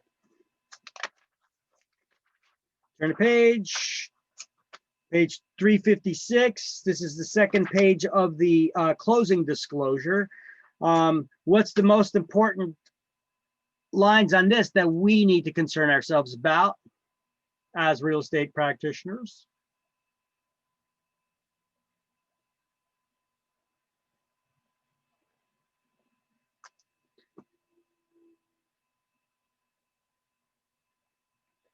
You guys have the lines highlighted, so don't tell me that you don't see it. What was the question? I'm sorry. You guys got to pay attention. The commission. What is the most important lines on the CD that we have to worry ourselves about as real estate practitioners? Section H, lines 5 and 6. And what is The that? commission. The commission. Yeah, that's a no-brainer, right? You gotta make sure that you gotta make sure that those lines or those numbers are right. Yeah. Look, way before the closing, the closing, you guys need to submit your commission bill to the attorneys. Submit it to both of them, whoever the closing agent's going to be. Because remember, when they're preparing those CD, the closing disclosure, they need to make sure that those costs are in there. They got to submit those costs to the lender. And if you didn't submit it to them, they're going to guess on what it is. You could screw up that transaction. All right. Well, you could screw up getting paid. That's what's going to happen. All right. Don't you want to get paid? Don't you want to get paid the right amount? All right. So title procedure. So let's see. Coming up in the next couple slides. Second search of the public records is done by the lenders at the moment of closing to ensure that no new encumbrances have been popped up. You know, the buyer orders a title search, right? Right. Why? So they can make sure there isn't any encumbrances found. Any liens or encumbrances, Liens. correct. Right. Correct. You want to make sure there's no encumbrances on the property. So there's a gap of time between the time the title search was done and the closing actually takes place. Could liens attach to the property between that gap of time? Yes, because Yes. right. So that's why at the moment of closing, the seller executes an affidavit of title. What does it mean they execute it? When you execute a document, what does that mean? Complete it or do it. You sign it. Sign it. Remember, executed, fully executed. What does the word executed mean? Sign. So the seller executes, you know what, here. So just in case we forget, executes, signs an affidavit of title. All right. We're going to go over what an affidavit of title is. Okay. This is stuff that's coming up in the next few slides. An inspection of the premises has to take place. You know, that final walkthrough. When do we do that?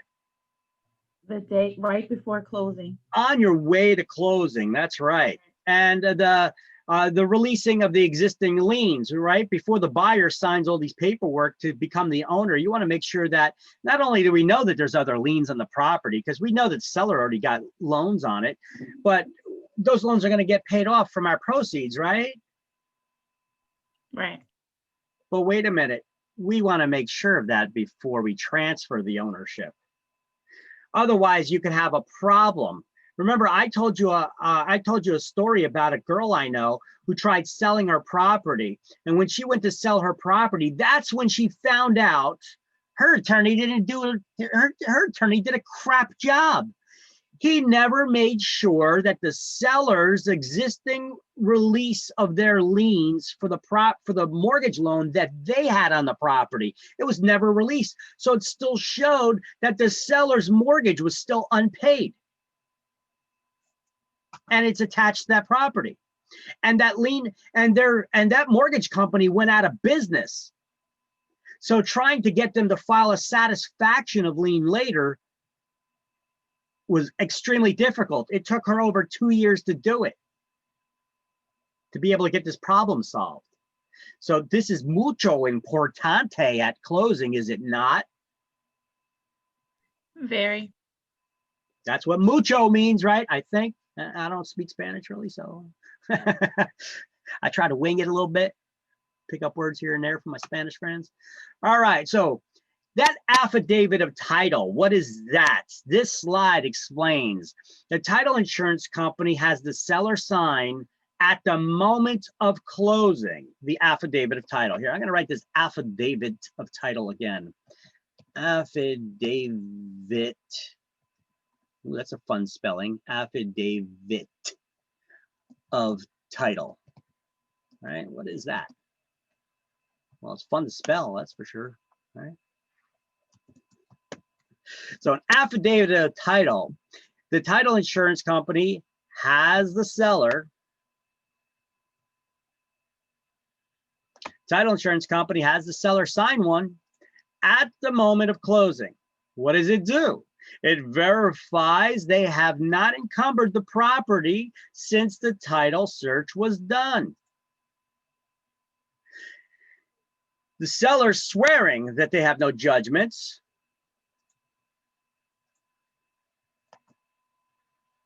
Since the title was done, swearing that they have no judgments, bankruptcies, there's no judgments, unpaid contractors for repairs or improvements. They didn't file for bankruptcy, and the seller is in possession of that premises.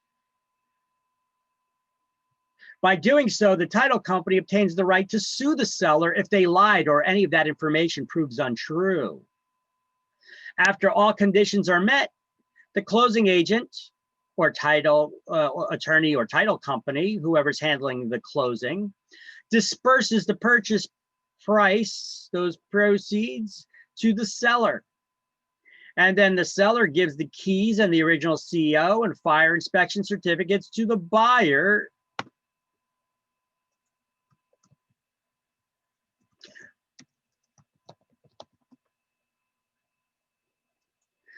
So this is everything that's going down there at closing. The seller gives the keys and the original CO and fire inspection certificates for that inspection that they had done, showing that it passed, to the buyer, along with the signed deed.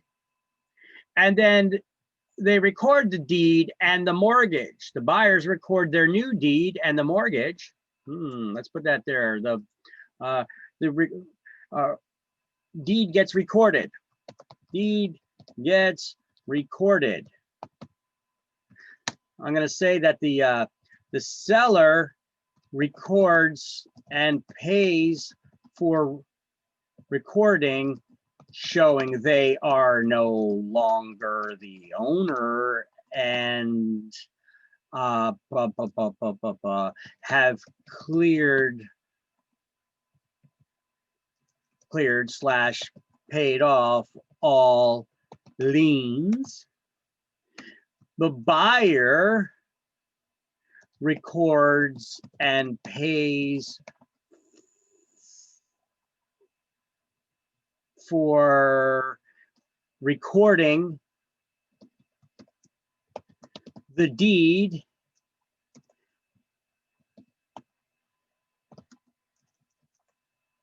in their name, reflecting that they're now the owner,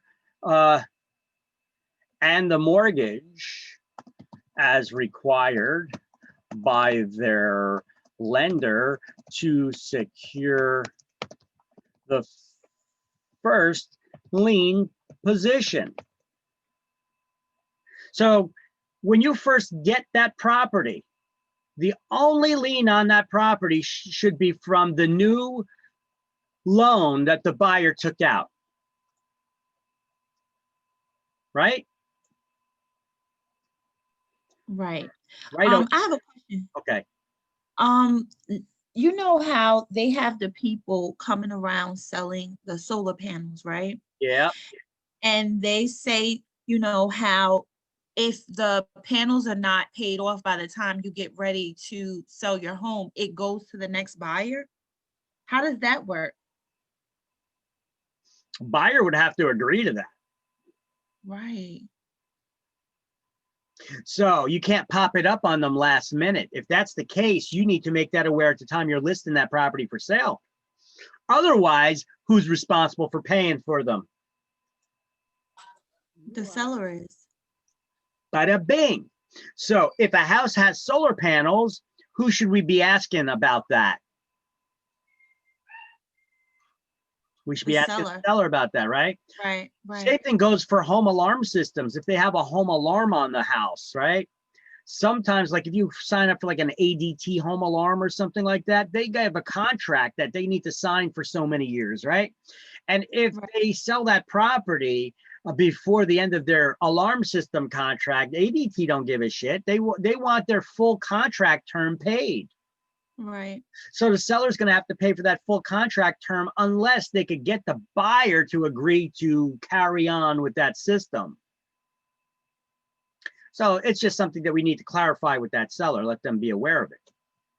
You know, hey, you signed this dopey contract. You're responsible for this dopey contract, all right? You can't try to shuck it off onto the buyer's last second. You could put it as one of the terms of the purchase in there, but you think that some buyers are going to be like, screw that, I don't want that. Possibly. Did that chase buyers away? Possibly. So this is what an affidavit of title is. It's basically the seller signs it, right? So title insurance company has the seller sign. You know what? Seller signs. Has the seller sign at the moment of closing. But who signs? The seller. I'm going to put that in, make that the seller sign. Title company has this seller sign. All right, boom. Is that big enough? Is that obvious enough there? I made it kind of like 3D too for you. Title insurance company has the seller sign. So who signs the affidavit? The seller. Good, good to know. And what is an affidavit? The seller's confirming that there's no additional judgments, bankruptcy, liens, or anything since the title search has been done and the time of the closing.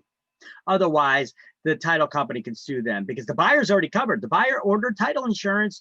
The title insurance company issued title insurance to the buyer. Buyer's covered. So this is the way of the title insurance doing their CYA to make sure that if something pops up in between that time, they're covered. Right? On exam, right? Now, are they able to pay off those things? What things? With the money? Like the like say the solar panels or the alarm system. Are they able to pay that off with the money that they get from the? Oh, okay. With the proceeds of the sale. Yep, sure. Right, right. If there's enough. Right. Well, it'd be the same thing with like if there was a special assessment tax still needed to be paid, or a special assessment from a condo association. Yeah. Seller can pay that from the proceeds of the sale too. All right, so what is a closing and escrow? Closing and escrow, well, actually, let's first highlight under title procedure. Let's highlight affidavit of title and then put a highlighted box around the remainder of that paragraph where it says the second paragraph of the title procedure. Let's highlight affidavit of title and put a highlighted box or highlight all the lines, however you want to do it, explaining what an affidavit of title is. And I want you to write above it, signed by the seller.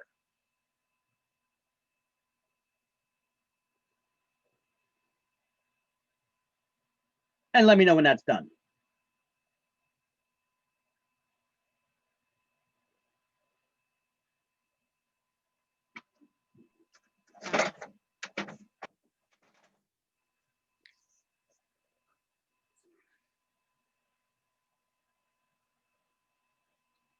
Done?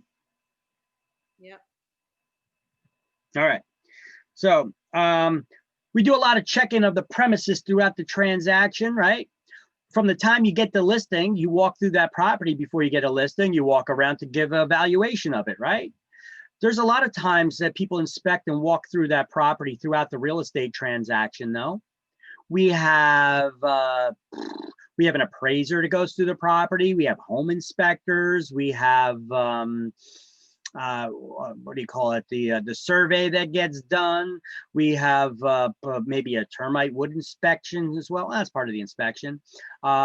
We do final walkthroughs, you know, shortly before closing to make sure the property's in the same condition as it was in when they made their offer.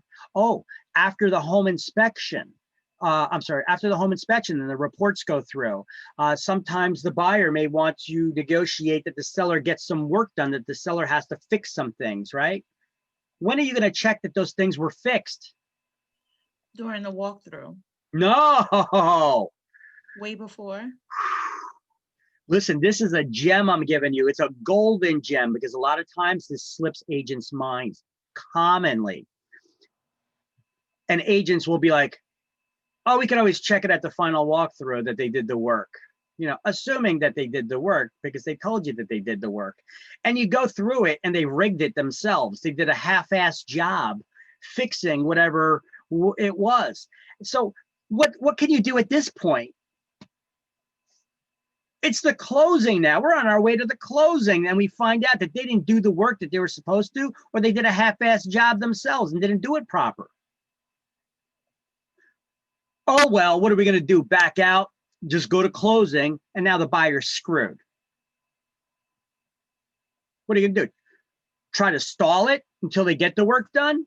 Delay that closing? You may lose your rate lock. See, there's a lot of issues that can happen here.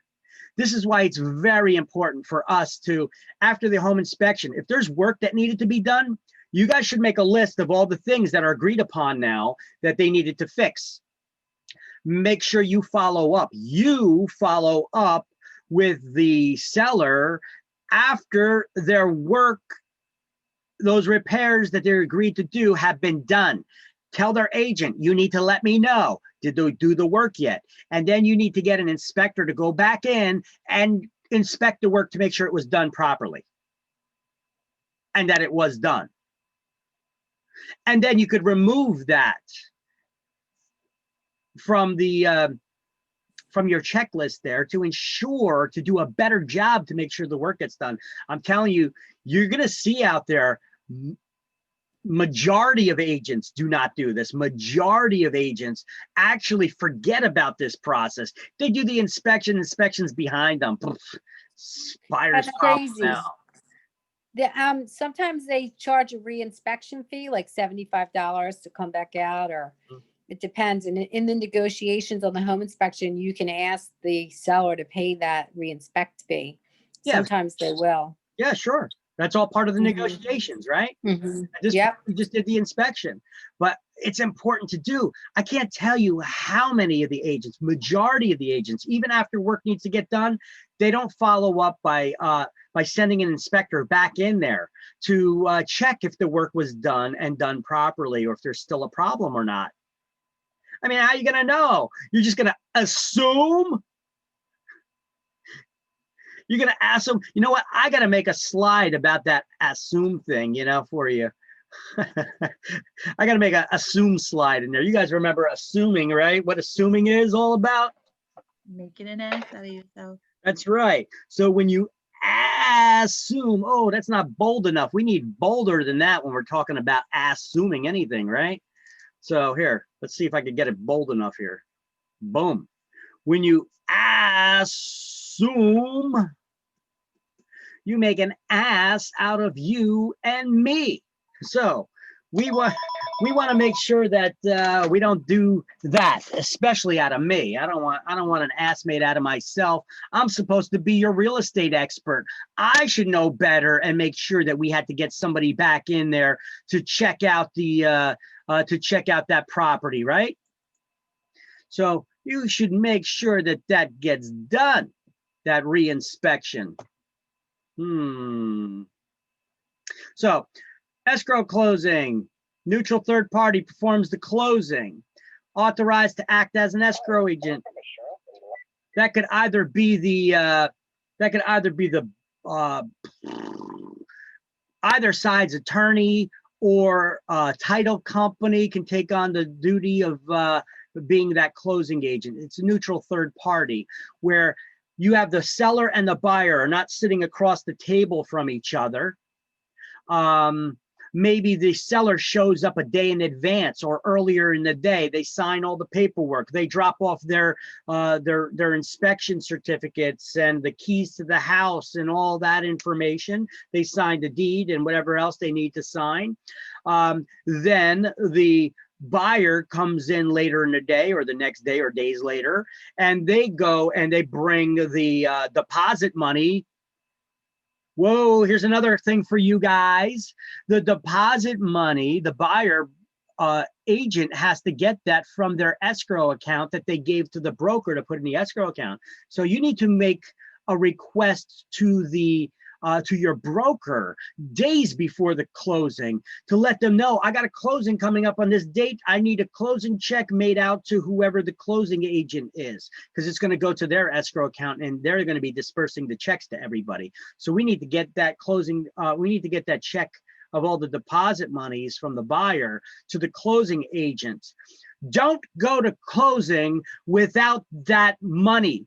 It's gonna be so embarrassing for you when you go there to pick up your check and the attorney's like, okay, well, do you have the buyer's money for the deposit? You're like, shit. Now you gotta hustle back to your office while getting your broker on the phone. Can you please make out the check? Can you please rush back to the office and make the check? I got a closing going on now. It's a nightmare. It's a nightmare. It happens, right? It happened one time to me, and this year. It happened to me. Listen, it happens to everybody. It happens to everybody, and it's embarrassing as hell. It's embarrassing as hell, and it's going to happen to us because we're human. You know, unless you have some kind of a checklist of things. Do not forget. Note to self: do not forget. You know, bring that to closing, because look, I used as a broker. I have a sign that I always had hanging on my door to agents, and it said, poor planning on your part does not constitute an emergency on mine. And that's because of this. This always happens, you know? Yeah. Yep. So it happens to everybody, and it happens so freaking often that I had to make a sign up to stick on my door about it, you know? Because if you make a stink about it to your agents a little bit, at least as a broker, they're going to try to be mindful of it from now on. But we're human, you know, we make mistakes, we forget, stuff slips our mind, we're rushing, we got to do that, we got to meet them, get them into that property, do the final walkthrough, but don't forget the paperwork, don't forget the money, don't just go there with your hand out, and I forgot to bring your money, right? It is embarrassing, and it does happen to us all. And as you could see, you know, it happened to you before, right? So it happened to me before. It happens to agents. It'll happen. But that's part of our job, and I'm here to tell you that. Don't forget it, because somebody's not going to tell you about it. And especially as a new agent, you know, you got to know that this is part of it. Don't forget, you collected that money. It's sitting in the broker's account. You got to bring it to closing. Yeah, and you have to order that check, like, you know, days in advance. You just can't ask for it the day of. Like, it needs to be like 7 days out. The broker's not just going to be hopping to it because, oh, I need it now. You know, right. Whoa, what's this for? We need to confirm that money was deposited in the account. Before we cut out a check to you, we got to confirm who gave it to us. We need a release letter showing who we are giving it to. You know, yeah, it's a process. It's a process. The broker has to keep paperwork for their escrow records, right? For their escrow books. They got to make notations in the escrow books too. You know, so you're asking them to hop to it because, oh shit, I forgot. Yeah, right. Well, okay. Well, now you want me to hop to it. Do you have the letter to release those funds? Who do we make the check out to? You know, you need to get some information here. You know, the broker needs to confirm that that money was deposited, and that, like, if they gave a personal check, if your broker accepts personal checks, did that personal check clear or did it bounce? We want to make sure we're not writing them a check when we didn't even get the money from them, right? Okay, so that closing's involved. There's some parts to it. All right, but an escrow closing, all the parties are not sitting across the table from each other. They're basically meeting at different times. That's what an escrow closing is. All right. So after all the conditions are met, the agent disperses the purchase price to the seller. They give the keys and the original CO and fire certificates to the buyer. They record the deed and the mortgage, and they record a satisfaction of mortgage and documents for the seller. Make sure. Well, that's the buyer's job to make sure, because the attorney's not going to do it right then and there, but they're going to have to make sure that it gets done. You should tell them, advise them to follow up with their attorney to make sure they do that, because that's an important step. Like that example I told you with this girl I know. She went to sell her property and she couldn't sell it because every buyer that was doing a title search showed that she didn't only have her mortgage, but the previous owner had a mortgage on the property still. Sucks. All right, preparation of the closing statements. Who prepares all those closing statements? Well, each party's got their own attorney. Their own attorney prepares certain things, but the buyer's attorney does a lot. Let's see, who's responsible for paying the broker's commissions?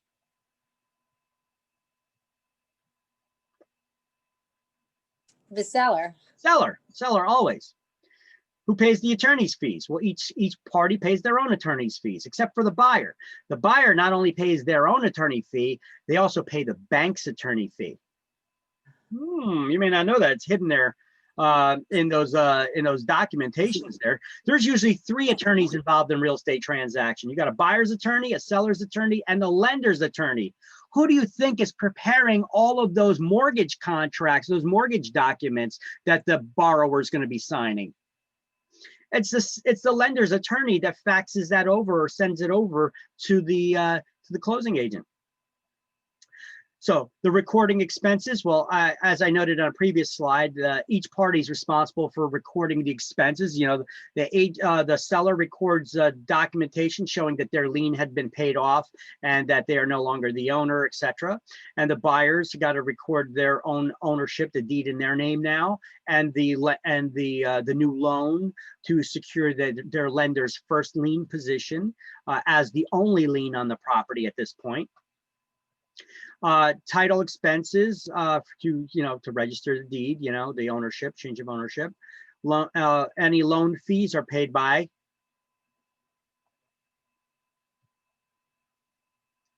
the buyer. The buyer, unless they negotiated for the seller to pay any.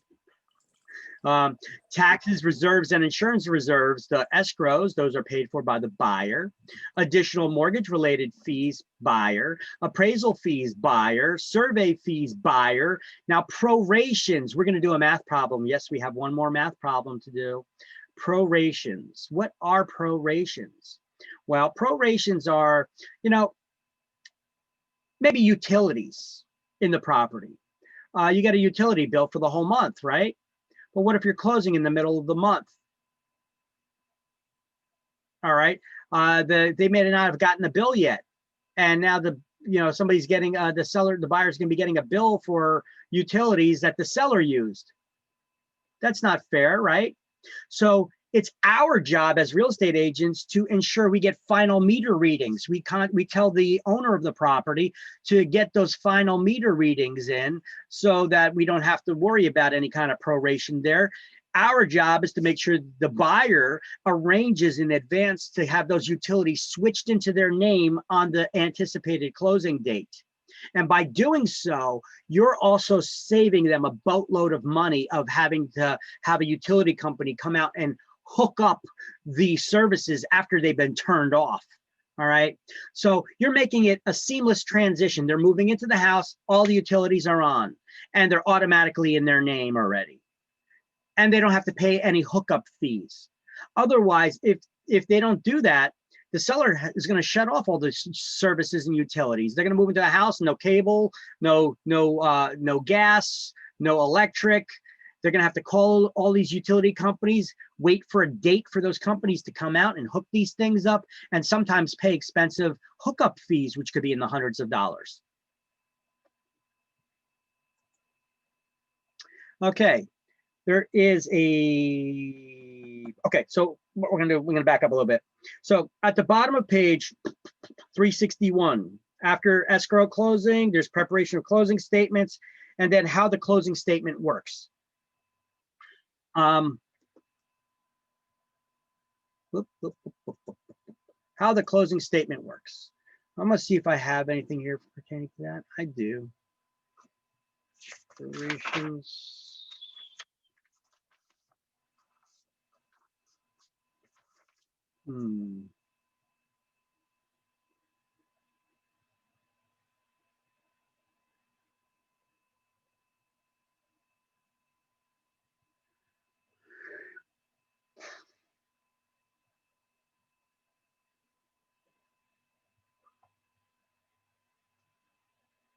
I just got the slides out of order. I got one slide in order here. Here we go. Okay, so how the closing statement works. I want you to highlight on the second line, a debit is a charge. A credit is an amount entered into one person's favor.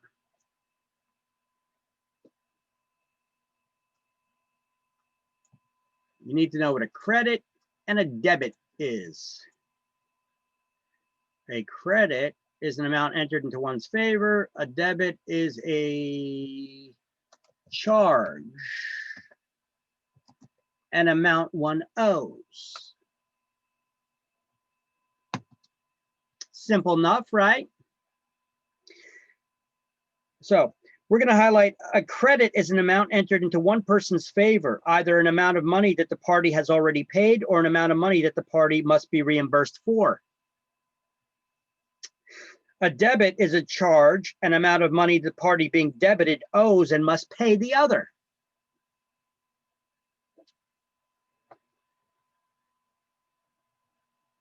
So the term arrears, that's another term that comes up. Let me bold that too.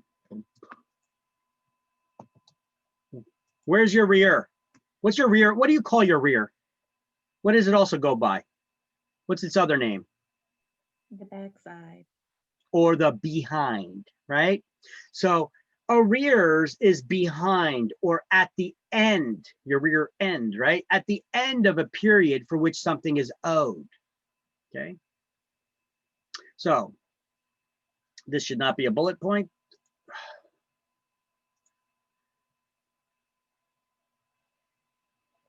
But so whatever's a credit to one side is a debit to the other. Okay, so who gets a credit at closing? We're going to put this here.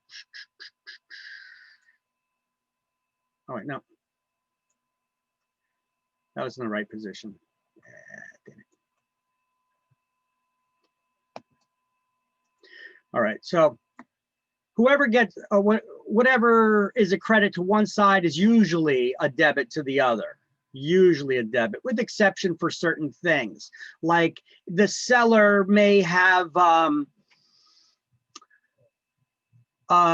security deposit for a tenant, right? They didn't pay that. Neither the buyer or the seller pays that, but the buyer is going to get credited for the security deposit amount, right? Because they're going to have to pay it to the tenant when they move out if there's no damages. See, so whatever is a credit to one side is a debit to another. Okay, now who gets a credit at closing? I like this. I like this. I usually have people write this in the book at the bottom of the page, but I got it here in this slide here because we have to understand prorations. Prorations are those final adjustments that are made at closing for certain things, like the amount of oil that's left in the heating tank, if it's for heating oil and not gas or propane or some other fuel. If the closing is taking place in the middle of the month or before the end of a quarter, there's going to be a prorations of taxes that need to get done. Okay, so who gets a credit at closing? Whoever paid for it, whatever it may be. The remaining heating oil in the tank. The seller gets a credit for that because they paid for it. So we're going to have to get an oil company to come out to take a final meter reading. They put a stick in the oil tank. They measure how much oil is left in the tank.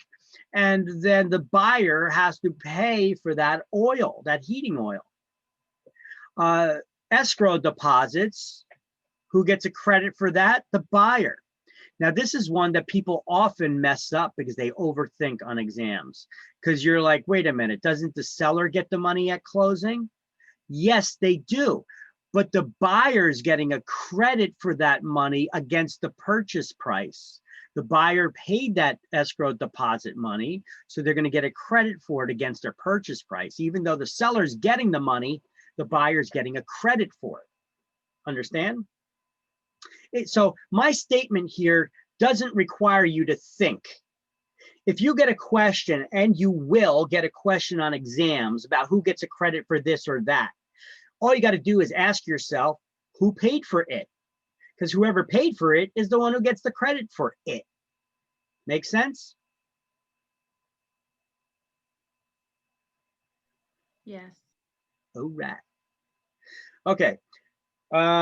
Prepaid taxes, seller gets a credit if they're not closing on the last day of the quarter, right? There'll be leftover money that the seller paid in advance, the taxes for that quarter. But if they're closing before the end of the quarter, the seller's going to have to get reimbursed for the money that they paid in advance for a time period that they're not going to be living there anymore, right? So that's going to be a credit to the seller. And if it's a credit to the seller, it's a debit to the buyer, right? Because whatever is a credit to one side is a debit to the other. Does that make sense to you now? All right, so the delinquent taxes, say that the seller did not pay the taxes in advance. The buyer is going to get a credit because the buyer is going to have to pay those taxes. So it's going to come out of the seller's proceeds. The seller is going to be debited for it. Make sense? Don't worry, we're going to do a math problem on proration of taxes in a moment. All right, now, do you know that when a house sells, if we turn the page, all the way down to the bottom of the page under transfer of tax, we're going to highlight the New Jersey, the realty transfer fee is always charged to the seller in a real estate transaction. Always charged to the seller in a real estate transaction. It's a sales tax that the seller has to pay. Do you know what this money gets used for? What? I don't know. As a matter of fact, a couple of years ago, when he was governor, Governor Christie actually proposed to all the legislators in New Jersey to pass a bill. And if they managed to propose a bill and pass it and put it on his desk, that he would sign it to do away with this tax. Nobody even suggested a bill. Oh, you really don't know. I really don't. The governor didn't know, because the governor said, what is this realty transfer fee used for? He's like, I couldn't tell you. He's like, that money just goes to a general tax fund now. The purpose that the realty transfer fee was created was to create a central registry of record keeping for all the documents pertaining to the home ownership throughout the state in each of the 21 counties. We already have that. Now, why are we still collecting this tax? Well, because the politicians who created the tax never put a sunset clause on it that says once the tax accomplishes the goal for which it was created, it goes away. If they don't actually put what we call a sunset rule in the new tax, then the tax can continue getting charged.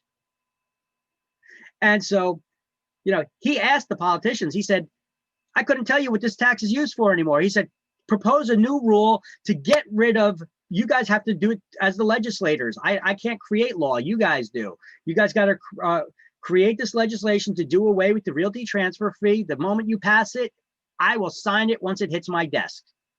Nope, nobody even proposed that, because our politicians love our money, right? They never found a tax they didn't like. So that's the main. I have a question, Victor. Yes, Sorry. yes. So the transfer tax is seller only in New Jersey. They pay the entire thing. That's what I'm reading. Correct? Yep. Okay. There's no split. It's just. Nope. It's all always seller. paid by the seller. The buyer will pay 1% of the purchase price if the property is over $1 million or more. They call that the mansion tax. I see that. Okay. That's new and different for me. Mm-hmm. Huh. So if it's over $1 million, they pay 1%, the buyer. The buyer pays everything 1% of the purchase price. Yep. If the property is $1 million or more, even if it's unimproved vacant woodlands. Right. Remember I gave that example the other day when we were talking about building subdivisions, that a developer can buy property, vacant land, large, where they're going to put a subdivision in. They spend over $1 million for all that land. Yeah. Well, guess what? They pay that. They pay a mansion tax. There's no mansion there. Well, they call it a mansion tax because that's how they got you, the taxpayers, to vote to create this new tax. They put a picture in your head by calling it a mansion. You're seeing this big estate and you're like, screw that rich person, let them pay this. Screw that. Yeah, a tax just for them. Let them pay it. Right? This is how the politicians work. They try to get under your skin and piss you off to get you to vote for something that they want. They manipulate you. And it works every time. It's amazing. Master manipulators, right? So, who pays the realty transfer fee, or RTF fee for short? Always the seller. You need to know that for exam. And the buyer pays a 1% of whatever the purchase price is as a tax as well. What does that go to? Have no clue. Probably the general fund, just to raise more money for miscellaneous spending of their pet projects. All right, here I have some links here for the RTF calculators. There's a realty transfer fee chart on the top of page 363. And I want you guys, you see at the bottom, all the way at the bottom, it says paid by the buyer. Write mansion tax next to that, because that's what that is. That's the mansion tax, that 1% fee. If the property is $1 million or more, the buyer pays 1%. And then what I did in mine is I took my highlighter for the sections above it, and I drew a line separating the left side of that chart from the right side of the chart. And then I drew a line, and then I highlighted, drawing a line separating the top from the bottom. So I drew a line, I highlighted where it says senior citizens, blind persons, disabled persons, and low and moderate income property. I drew a highlight there separating the top of the chart from the bottom of the chart, and the left of the chart from the right of the chart. Okay, I'll tell you why in a second. And that line. Do you have a chart for that to show us, or we're just doing that in our book? Because you don't have it up on the screen. No, I don't have it up on the screen. Okay, no problem. Just checking. Okay, I should take a picture of it though and put it up on the screen now. I won't be able to do that right now, but I'm going to make a note of it to do it in the future. Thank you very much. But I'm going to show you anyway how to calculate it. Okay. Yeah, I'm going to say add RTF chart to, what slide number is that? Slide number 24. After slide.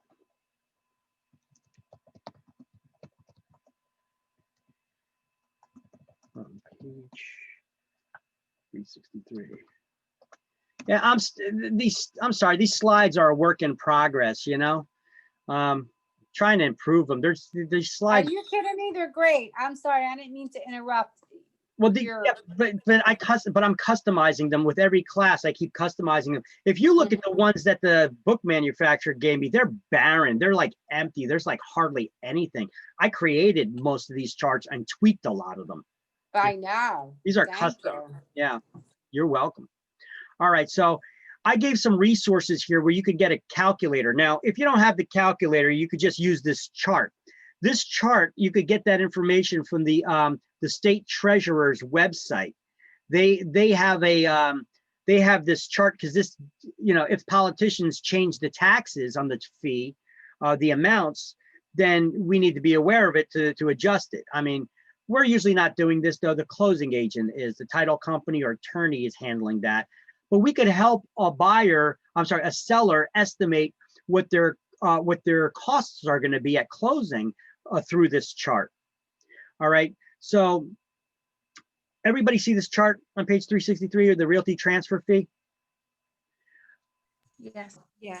I mean, it's not going to be not on the slideshow here, but all right. So what I'm going to do is I'm going to show you the math of this, how they do it. Let me. Okay. So if a property, here's an example. If a property sells for $150,000, right? Actually, you know what? This is the wrong place. I think I got a slide already for this. Let me make sure. Yeah, this is about title, chain of title and stuff. I want the math.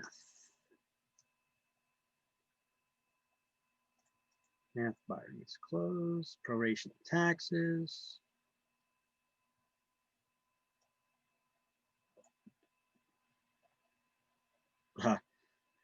Maybe not, but okay. So here, if you got a property that sells for $150,000, that the how much does the buyer have to pay? Well, it says for the first $150,000, the seller has to pay. The seller is paying $2 for every $500. These numbers are, I must have wrote them quick. For every 500.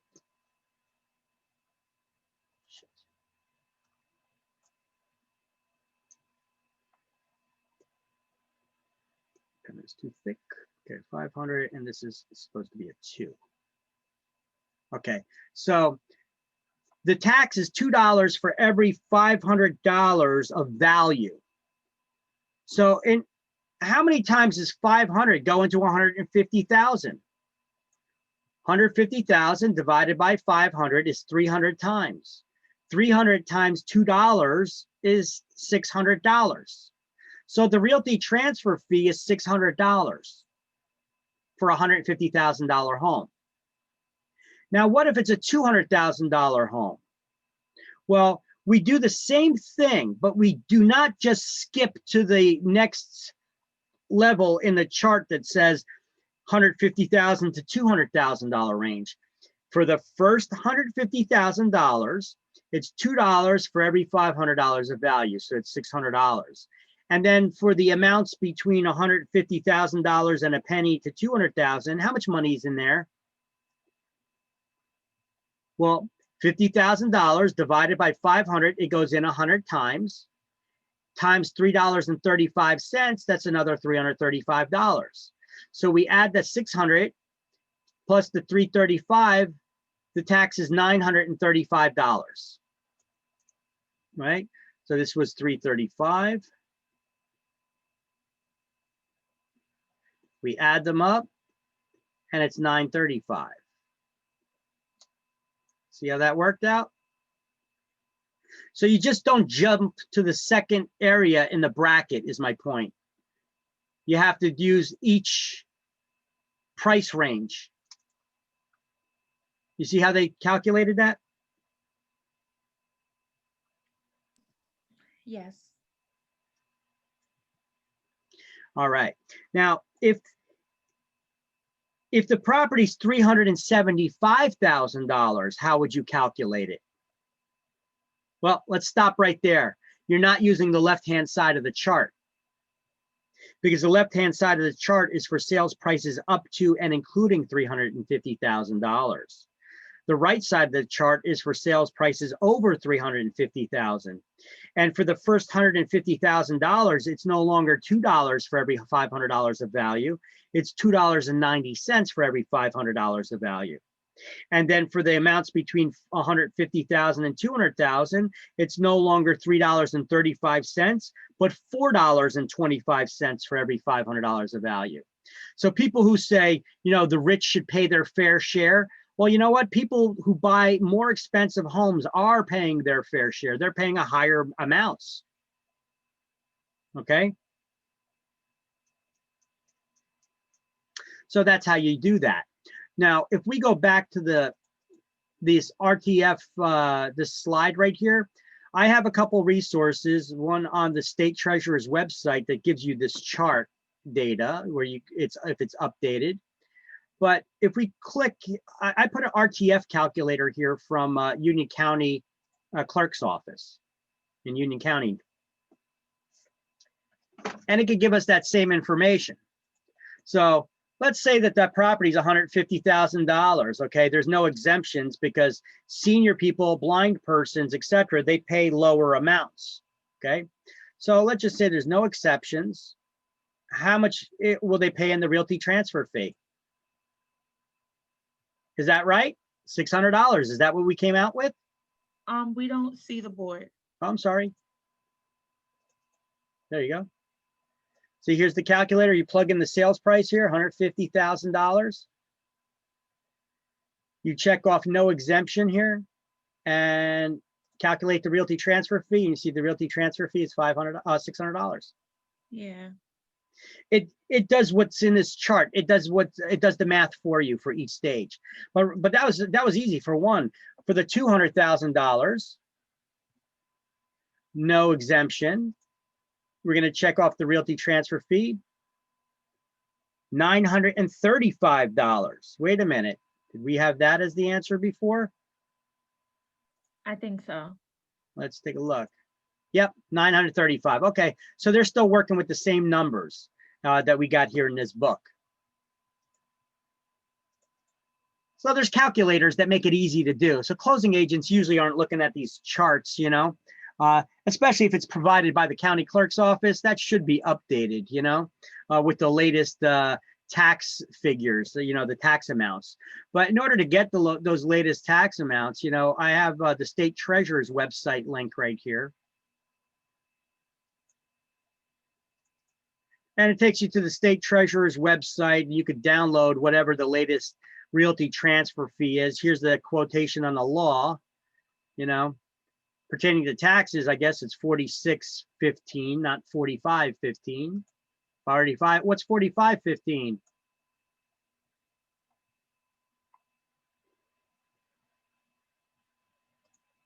NJSA, the statutes, the law. What is 4515 is the real estate law. 4615 apparently is tax law, right? So over here, they tell you the latest up-to-date information.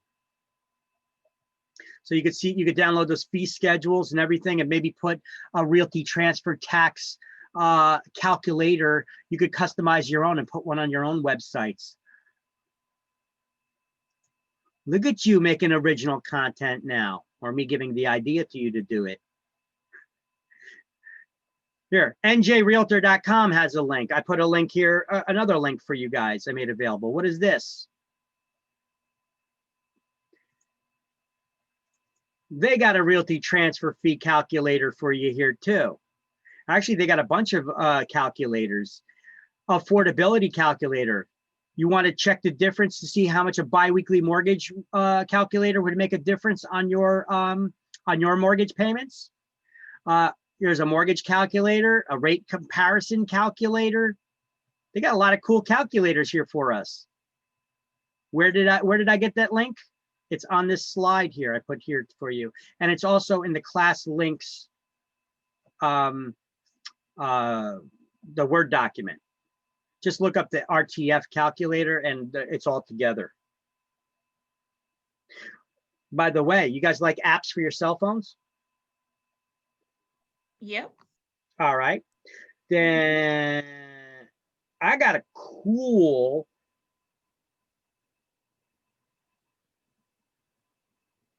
I got a cool mortgage calculator app. It's not for, it's not this type of calculator for us to be able to figure out people's, you know, to qualify them and stuff. There is a mortgage app here though that it gets, you put a lot more mortgage information in and it'll tell people the details. It'll actually create your amortization chart on the cell phone instantly like that.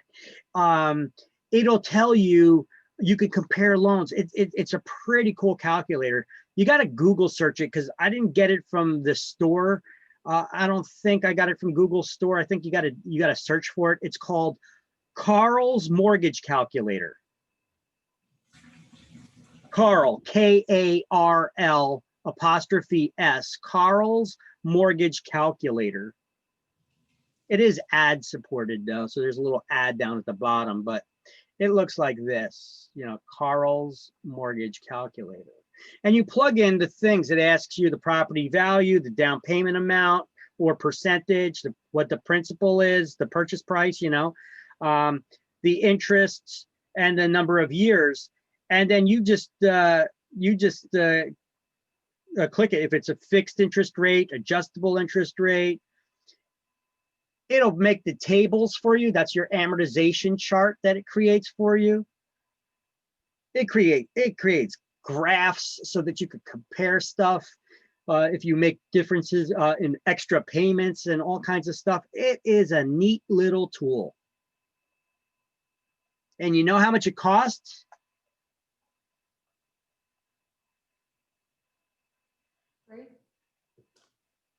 Nada. That's great. Now, I'll try to see if I could find a link for it and then post it in our class links Word document there for you. Carl's Mortgage Calculator. Link. All right. I'll try to get that and I'll post that in there for you unless you guys already found it. I don't know. All right. And so there's some more links I have to these transfer fee calculators. Let's keep going on. I'm sorry, I'm talking too much, giving you too much info, and the class is going on and on where you could have been out earlier today. All right. So the arithmetic of prorations, how is that working? So before we do that, go to page 364 under prorations. Highlight arrears is at the end of a period for which it is due, or a payment is due.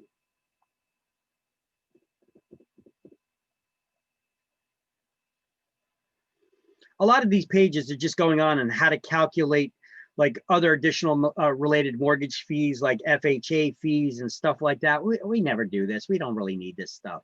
So if that's of interest to you, you can look at it and read it here. All right.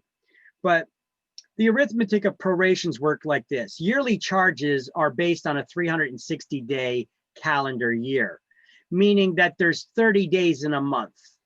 This way, we don't have to decide, is this a leap year? Is this, how many days in each month?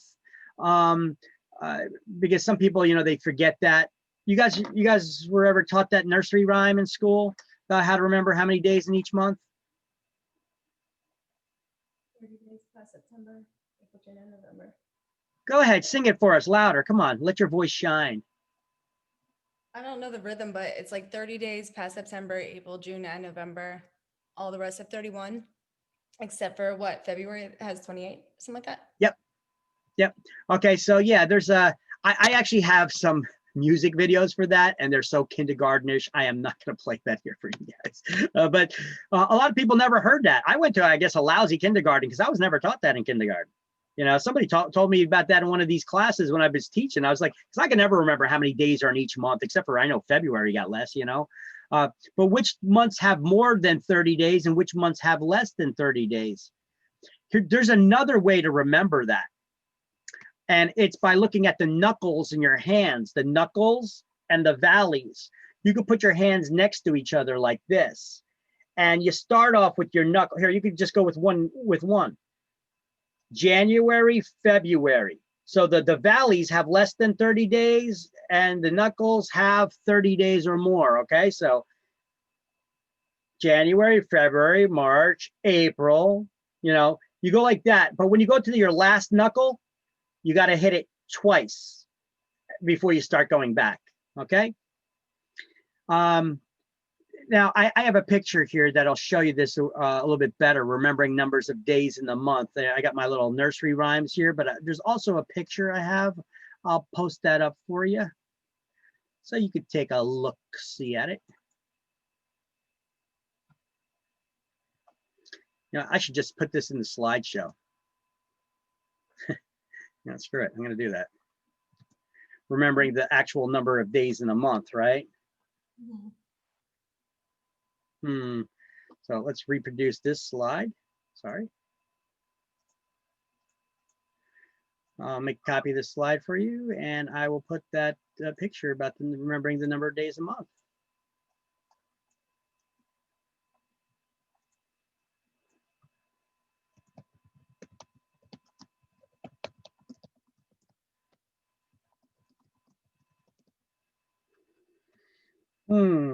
Okay, so it sounds like a pretty dopey statement there, but it's actually not.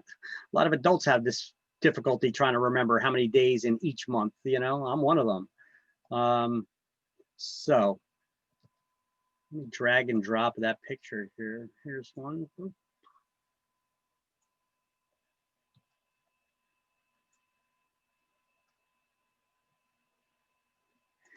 All right, so you look at the knuckles on your fingers, right? January, February is the valley, March, April, May, June, July. This is why you'd have to tap the last knuckle twice if you're just using one hand to do it, because it goes from one knuckle to the next. July and August both have more than September, then October, then November, then December, right? There's a neat little guide to remember how many days have 30 days or more in a month. Here, we could duplicate this slide again. I got another one that's it's got a different picture, but it's kind of sort of the same, and it gives you that nursery rhyme too. Okay.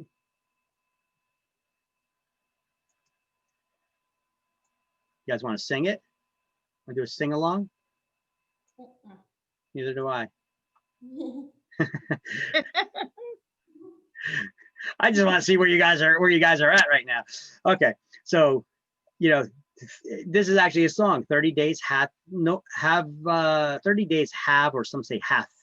30 days have hath September, April, June, and November. All the rest have 31. So these are the months that have 30 days, and all the rest have 31, except February, which has 28, unless it's a leap year, of course, which got 29. And then there's the knuckle thing right here. Okay, so I got two slides here for you, one with that and another one that gives you a little nursery rhyme. All right, maybe you could teach your kids, because their crappy kindergarten apparently isn't doing their job. Mine didn't. All right.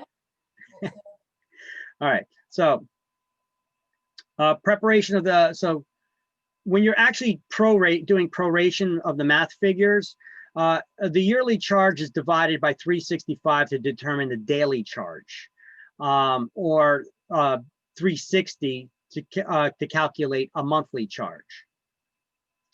All right, so if we want to find out what the charge is for the actual taxes, for example, if it's finishing mid-month, we're going to divide it by 365 to determine a daily charge, or if we're just figuring out a monthly charge, we're going to do it by 360. Okay, that's the actual way to do the math. Okay, so what slide is this? 25. I got to actually update my slide 25 to update the math. The Math How to Study Guide, I go over this, but I think on exams, I tell you to do, always use a 360, which is kind of incorrect. It's the monthly charge A yearly charge is divided by 360 days in a year. That's based on 30-day calendar months. The monthly charge is divided by the actual number of days in the month at closing. A yearly charge is divided by 365 to determine the daily charge. So when you're figuring, That's confusing to me. Okay. That's confusing to me. Okay. Like even the way the book reads it, it looks confusing to me. Okay. Like, so on a if you're closing in the middle of the month, you know, say we're closing on the 12th. Okay. You got to prorate the taxes. The seller paid the taxes for the month in full. You're going to have to give them credit for the remainder of the days in the month, the actual number of days in the month. Okay. Right. That's how it's actually charged. Okay. But on exams, only for your state exam, when they give you a proration math problem, you're going to be basing it on 30-day calendar months. I got that part. Because what about this way we don't have to worry about, is it a leap year or what have you? Remember Right. how many days in this month or that month. So for exams, they just want you to get the gist of it. But in reality, it works like this. Okay. A yearly charge. If somebody needs to pay a monthly charge. If somebody needs to pay a monthly charge, it's based on a 360-day calendar year. So we just take the charge and divide it by Enough. That was enough. 360 days. What are you talking to your dog? Oh yeah, sorry. Okay. So it's based on, based on a 360 days. So you take the taxes and you divide it by 360. Okay. But why is it 360 instead of 365? That's where I'm confused. I don't do it like that. Here, I'm gonna make it easier for you. Ready? Ready. Yearly charge is divided by a 360-day calendar year based on 30-day months. Here, I'm gonna do it like this. A yearly charge is divided by 12.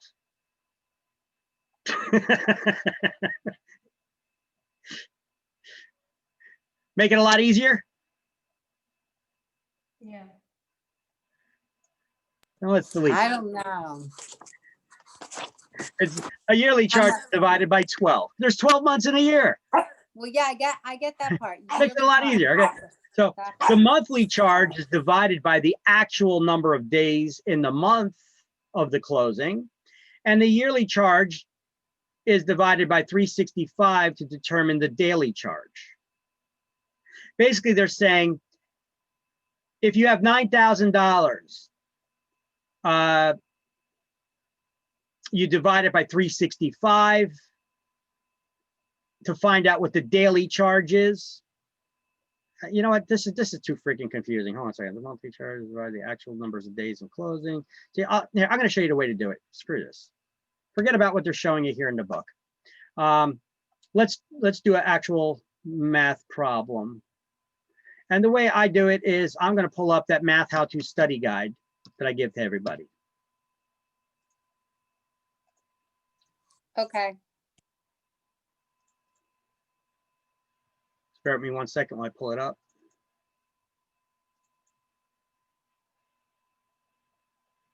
Okay.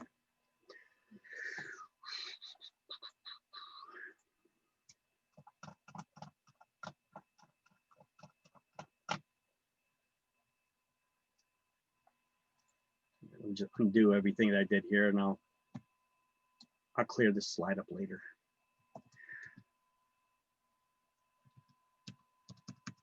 Okay, so we got the math how-to study guide. Let me share it with you. This is the math how-to study guide. Everybody can see it. All right. Here's how we do the proration of taxes. You, in order to do this, you see this drawing I have here. I have a long box that I made that basically the first thing you do when you get a math problem that says proration of taxes, stop reading the problem, get out your scrap paper and draw this picture. Draw the first letter of each month, January, February, March, April, May, June, blah, blah, blah. And then count it to make sure that you have 12 of them. Because sometimes when I do this, I forget one and I make sure that you've got 12 months written down. and then put each letter in its own box. So I draw a box around all of them. And then I draw a long line for every 3 boxes. So I'll start by drawing a long line and then 1, 2, 3, 1, 2, 3, 1, 2, 3, 1, 2, 3. So now every month is in its own box, and there are 4 quarters in a year. And you could see the start date and end date of every quarter in the year now. So when somebody's taxes are due, they pay them quarterly. So in this example here, I'm showing you that if the closing takes place in the middle, let's say the closing takes place here at the middle, let's see, January, February, March, April, May, in May. May 17th. It's a little bit past halfway of the month. Well, just by looking at it, if the seller paid the second quarter taxes, we know they paid up to here. So if the closing is taking place here, there's going to be a time gap in between that the seller paid the taxes for that they need to get a credit. The seller must get a credit for the taxes they paid in advance, but won't be living there because they sold the property. We know right off, just by looking at it, there's 1 full month here, right, that the seller needs to get a credit for. And then how many days are left in the month? If we're going to base it on a 360-day calendar year for exam purposes. In real life, this will be based on the actual number of days in the month when we do prorations. But for exams, it's based on a 30-day, 360-day calendar year, or 30 days in every month. So if the closing is taking place on the 17th, how many days are in a month or left in the month? 13 days, right? All right. But keep in mind that who owns the property on the day of closing? The new owner. The buyer, it's generally said that the buyer owns the property on the day of closing. So therefore they are responsible for that day's expenses. Now, in reality, it's whoever the closing agent charges for that day's expenses. Oh. All right. I mean, we don't really do this math anyway, do we? Doesn't like on exam you will. But I know. Okay. So wait. So We all don't- I yeah. need to remember on exam is 360 and 30. Yeah. Right? Yeah. Okay. 360 and 30. But I'm going to show you an actual math problem so that you guys can see it and not just figure it out in your head, try to figure out what we're talking about here. So let me get you the prorations of math problem. Here we go.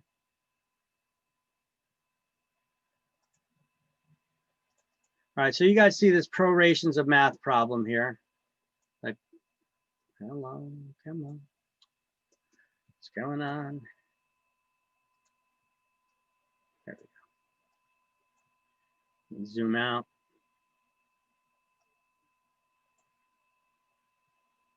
So you're going to have a problem. You see how I drew it, January, February, March. I drew just that's that same diagram, right? If the taxes on a property for sale are $9,500 per year, and the seller paid the second quarter taxes, well, we could see the seller then paid up to here.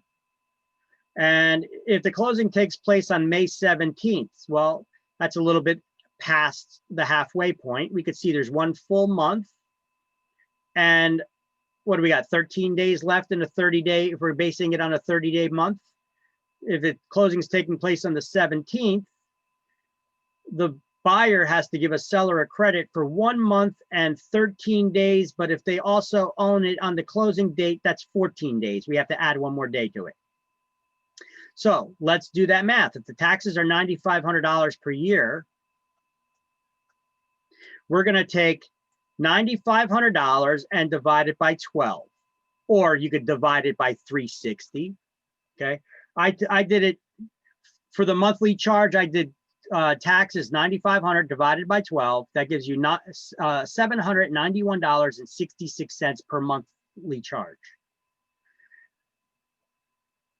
And for the trying to figure out the daily charge, I did $9,500 divided by 360.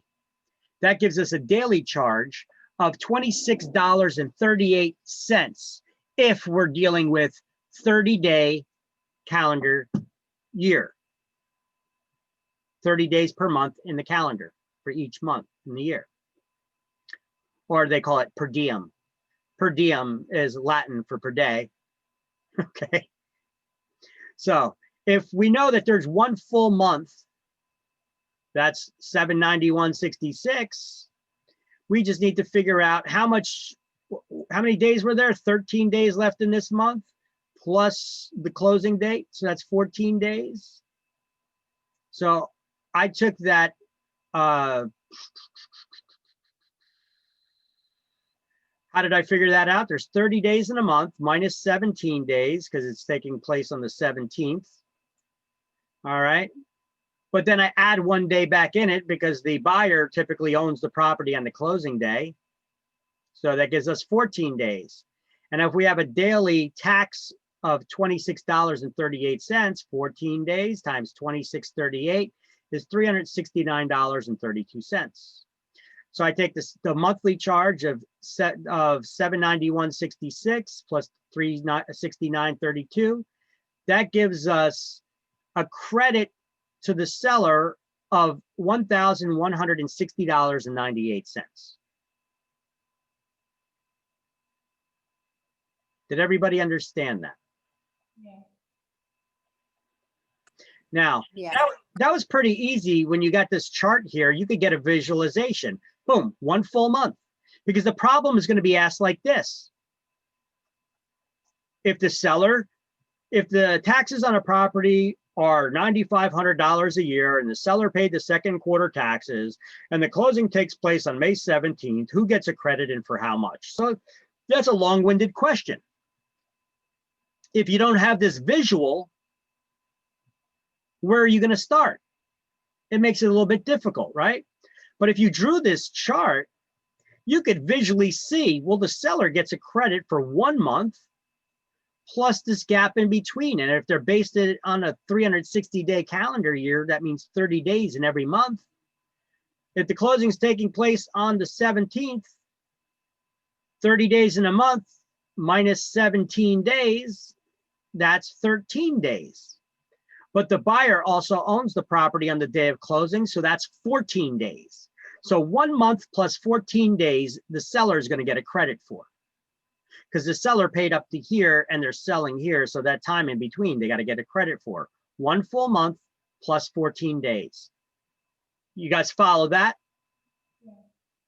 Now we just need to figure out, we got to apply a math amount to that.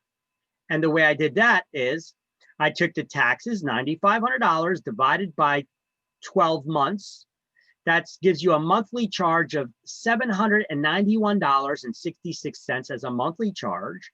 And then to figure out how much each day is worth, I just did $9,500 divided by 360 days is $26.38. So we know that there is a 1 month charge, 1 full month. And then for 14 days, well, 26.38.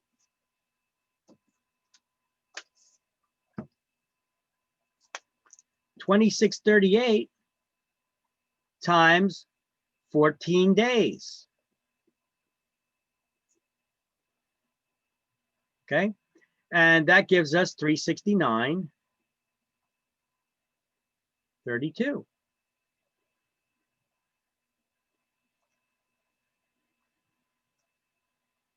You add them up.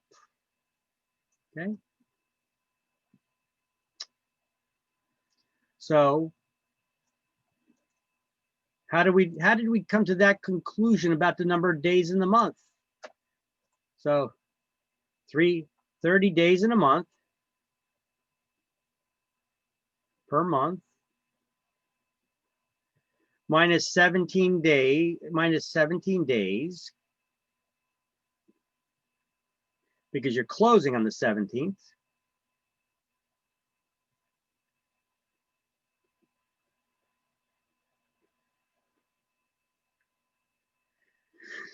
We'll give you 13 days left in the month.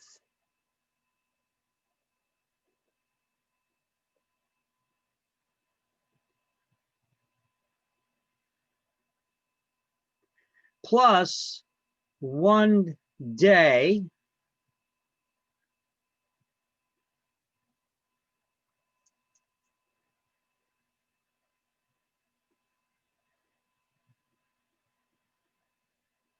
because buyer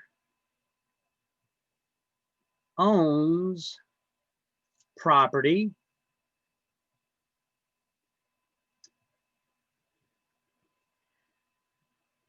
on day of closing.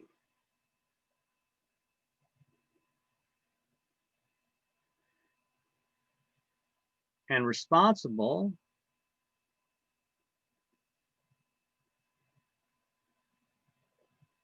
for that day's expenses.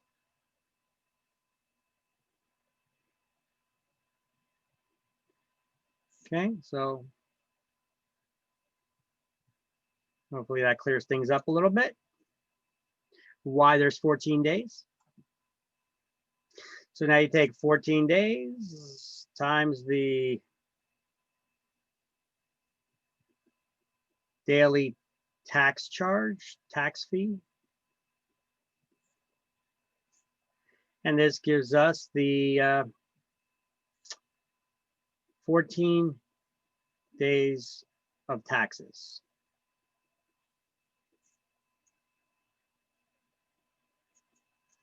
Right. So wasn't that easy to figure out? Yeah. When you have this chart, it makes it real easy, right? That's a tool for you. All right, you want me to show you how they make it hard on exam? Yeah. Oh, it's how they word the answer options. They're going to have 2 answer options with this right correct math, and they're going to have 2 answer options with the wrong math. But it's the way they word it. Remember, whatever's a credit to one side's a debit to the other. So they word the question like this. Credit seller, debit buyer, debit seller. And when you're taking an exam, you're usually reading that fast and you're probably reading it in your head. Read that quickly in your head. Credit seller, debit buyer, debit seller. Oh my God, your mind gets scrambled, right? I mean, I read that, I'm like, oh my gosh, what the hell? Take a breath. You get 4 hours to take the exam. Just look, we know that the seller gets the credit here. So just look for the one that says that credit goes to the seller. So this is the one, okay, these 2 have the right math figure. So it's going to be one of these. We know that the seller gets the credit. That's that one. So this is the answer. I've seen people, they get the right answer. They're able to figure it out and they select the wrong answer option here because their mind gets scrambled when they're reading credit seller, debit buyer, debit seller. Right? That's how I am. Like I second guess myself so much. Well, especially if you, the way they word it. Yeah, I mean, if I read that quickly, I mean, I'm reading it and my head's like, I'm getting a headache. You know, credit seller, debit buyer, debit seller. Holy shit, which one's which? Slow down, take a breath. We know that the math is right. We did the math, we know the math is accurate. And we know that the seller gets a credit because they paid the taxes up to here and their closing's here. So there's a gap in between. So the seller gets paid for that because they paid in advance. So we know the seller gets the credit and we know what the math is because we just figured it out. So now let's just look for the right math. Okay, this is the right answer, one of these. We know it's going to be one of these 2. And we know the seller gets the credit. So which one of these say the seller is getting the credit? Credit seller. This one's the credit buyer. Nope, that's not it. It's the credit seller. So it's A. So if we take our time, don't rush this. Because a lot of times people rush reading the answers and they select the wrong answer and it's an easy math problem. Agreed? And I give you that step-by-step as well right here. I explain all of that right here on how to do this. Okay, I explain it all right here as well in the math how-to study guide. I explain it and break it down for you. In the state exam, will we be able, like, say if we skip a question, right? You could Will go we be back able to it. Okay. Yes. You're not done with the exam. It asks you at the end of the exam to accept. Are you? It says, "Are you finished with the exam?" And then it says, "Are you sure?" I know that's going to get some of you second guessing now. Want to go through all your math problems? Don't go changing. Right. Don't go changing any answers on your exam unless there's another question that directly gave you the answer to another. Don't go back changing your answers. Most of the time, people are right the first time. And they go back, you know, you go with your first instinct. You go with your gut, especially if you're not 100% sure. Go with your first instinct. You're probably right. I've seen sometimes people change the answers to the right one, but the majority of the time when they change it, they had it right to begin with. I just seen that as a pattern just from grading school exams, you know, when I was doing them manually anyway. Okay, so I would suggest that you don't go back there changing them. And we can watch the cram that you have on the. That's an audio. That's an audio. Yeah, that's that. The cram for the exam is the one where I just ask questions about all the terms and all order from all over the book. And I'm like throwing those questions out to students and they're answering them. You know how we do them in the morning? We do that. I ask you questions and you guys give me answers about what we just went over. That's like a 5 or 6 hour session. It's an audio session of me just asking questions like that, throwing them out. Okay. But the only difference there that I made that, there may be a difference there. I made that before they changed that referral agent license type a little bit to whatever the hell that the acronym now, you know, but it's a referral agent. I still say referral agent, you'll still get it right. So it's still a good study. Everything else is the same. All right. Let's see, is there anything else here? Okay, so that's the math problem. Closing. That's pretty much it, guys. Let me finish off here by reading to you something that's a little bit of comedy. I'm going to leave you off on with a smile, I hope. And this is something that I actually gave to you guys in your in that shared folder there. There's something called an abstract of title letter. It says humor. It's labeled as humor. Now this is a goof email. I'm sure of it. I'm sure it's a goof email. I hope it is. All right. And now that you learned the terminology and the closings and all that stuff, let's go over this email. I think, all right, it has a little religious tone to it, but just take it in mind, the humor. Okay. It says, you got to love this lawyer. You guys can see this on screen, right? Yes. Okay. It says, you got to love this lawyer. Everyone who has ever bought a house will enjoy this. A New Orleans lawyer sought an FHA loan from a client who lost their house in Hurricane Katrina and they wanted to rebuild. He was told that it would be granted if the loan would be granted if he could prove satisfactory title to the parcel of property being offered as collateral. The title to the property dated back to 1803, which took the lawyer 3 months to track down. After sending the information to the FHA, he received the following reply. Upon your review of your adjoining letter to your client's loan application, we noted that the request was supported by an abstract of title. While we compliment the able manner in which you have prepared and presented the application, we must point out that you have only cleared the title to the proposed collateral property back to 1803 only. Before final approval can be accorded, it will be necessary to clear title back to its origin. Annoyed, the lawyer responded as follows. Your letter regarding title case number, whatever, has been received. I note that you wish to have the title extended further than 194 years covered in our present application. I was unaware that any educated person in this country, particularly those working in the property area, would not know that Louisiana was purchased by the US from France in 1803, the year in question in our original identified in our application. So for the edification of the uninformed FHA bureaucrat, title to the land prior to US ownership was obtained by France, which had acquired it by the right of conquest from Spain. The land came into possession of Spain by the right of discovery made in the year 1492 by a sea captain named Christopher Columbus. Now, Columbus, who has been granted the privilege of seeking a new route to India by the Spanish monarch Isabella, the good Queen Isabella being a pious woman, that means she's very religious, and almost as careful about titles as the FHA, took the precaution of securing the blessing of the Pope before she sold her jewels to finance Columbus's expedition. Now, the Pope, as I'm sure you may be aware, is the emissary of Jesus Christ, the Son of God, and God is commonly accepted to have created this world. Therefore, I believe it's safe to presume that God also made the part of the world called Louisiana. God, therefore, would be the owner of origin, and his origin dates back before the beginning of time, the world as we know it, and the FHA.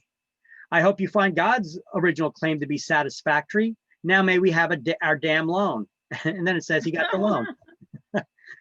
I thought it was real estate humor. It's real estate humor. Wow. Yeah. Oh, yeah. You think it was that funny? I got a little chuckle out of it. I don't know. Anyway, I wanted to share that with you guys. Put you off on a little smile there. But, oh, wait. We are not done. We're not done. We got key term to review. Chapter 21, key terms to review. Are you ready? All right. All right. We do this and we're done. Then you guys can go. And abstract, lawyer's opinion, torrent certificate, and title insurance. These are all examples of what? Evidence of a title. 13 is A, evidence of title. An account of what the borrower paid and what the seller paid and what was paid by others.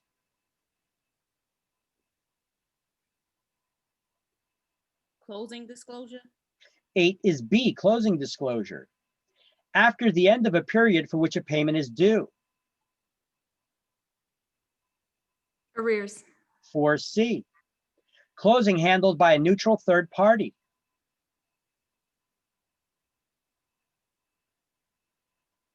Escrow closing. 12 is D, escrow closing. Condensed history of all documents affecting a parcel of real estate. Chain of title. Nope, but I heard somebody else saying it. Abstracted title. Abstract of title. 1 is E. Information one actually knows.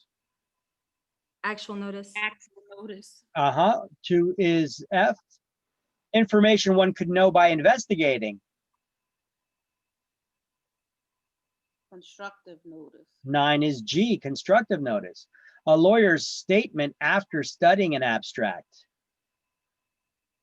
Attorney's opinion of title. 5 is H. Let the buyer beware. Caveat emptor. Caveat emptor. 6 is I. Money due and payable to one party at closing. A credit. 10 is J, credit.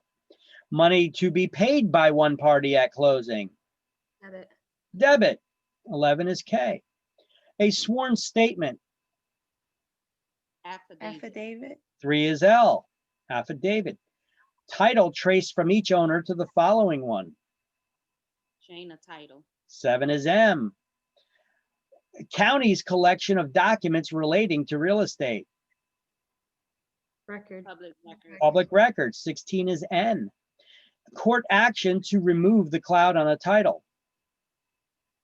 Suit to quiet title. 19 is O. Title company's guarantee of clear title. Title insurance policy. Yeah, then they'll issue a title insurance policy. 20 is P. Federal law ensuring that the buyer and seller receive detailed accounting of the funds at closing. The TRID. 17 is Q, TRID. Tax due the state of New Jersey at closing. Realty Transfer fee? transfer fee. 18 is R, the realty transfer fee. A good and clear title, reasonably free from defects. A marketable title. 14 is S. Corrective distribution of future expenses. Proration. 15 is T. Prorations, and prohibits kickbacks. Section 8. Section 8. To be more specific, Section 8 of RESPA. So 21 is U. Correct. And congratulations to everybody for finally finishing all the hours of the class. Now Thank you. you're welcome. Now you guys just need to study up and pass that school exam. You can let me show you where you go for that. So while I got you on the horn, I could show you exactly how you got to get yourself set up for the school exam. So let me look it up.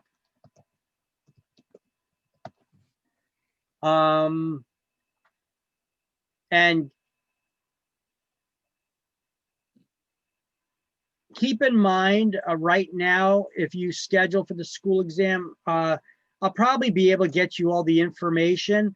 However, Google has been having trouble lately, and it's still having trouble with people getting emails bouncing on their services. Oh, hold on, we don't need this. Well, let me first go over this. So some people may have trouble getting their emails right now. But either way, here, if you go to, let me show you. If you go to the calendar page of our website and you scroll down to just where the schedules are, well, see this, where the schedules are?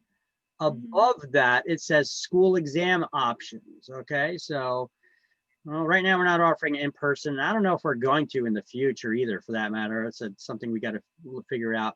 But you click on salesperson exam here.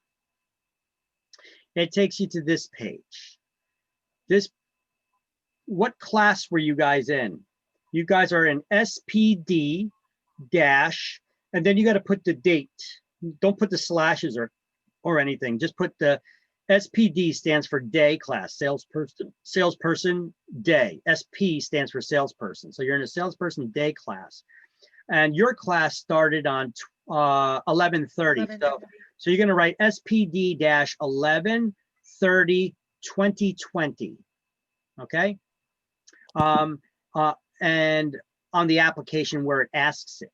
Now, this goes on to tell you, that the students must provide their social security numbers or TIN numbers to me, because otherwise, when you pass the exam, there's no way for me to submit you to the state. This is a required field that I have to enter.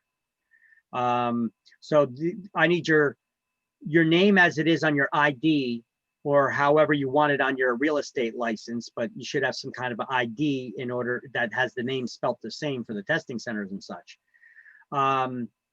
You got to have a valid working email address. Personal email is better, because if you stop working for a company, this is the email that's going to be on file with the real estate commission. Whatever I transmit over to the testing center there.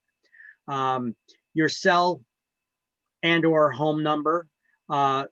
It asked me to input 2 phone numbers, but you could, if you just put 1 number, I could enter it twice. It's not a problem. I need your birth date, your social security or TIN number, and your complete home address, including the county. This does not say country, it says county name. Actually, I think I fixed that issue altogether by not allowing you to fill it in. It's a drop-down list now.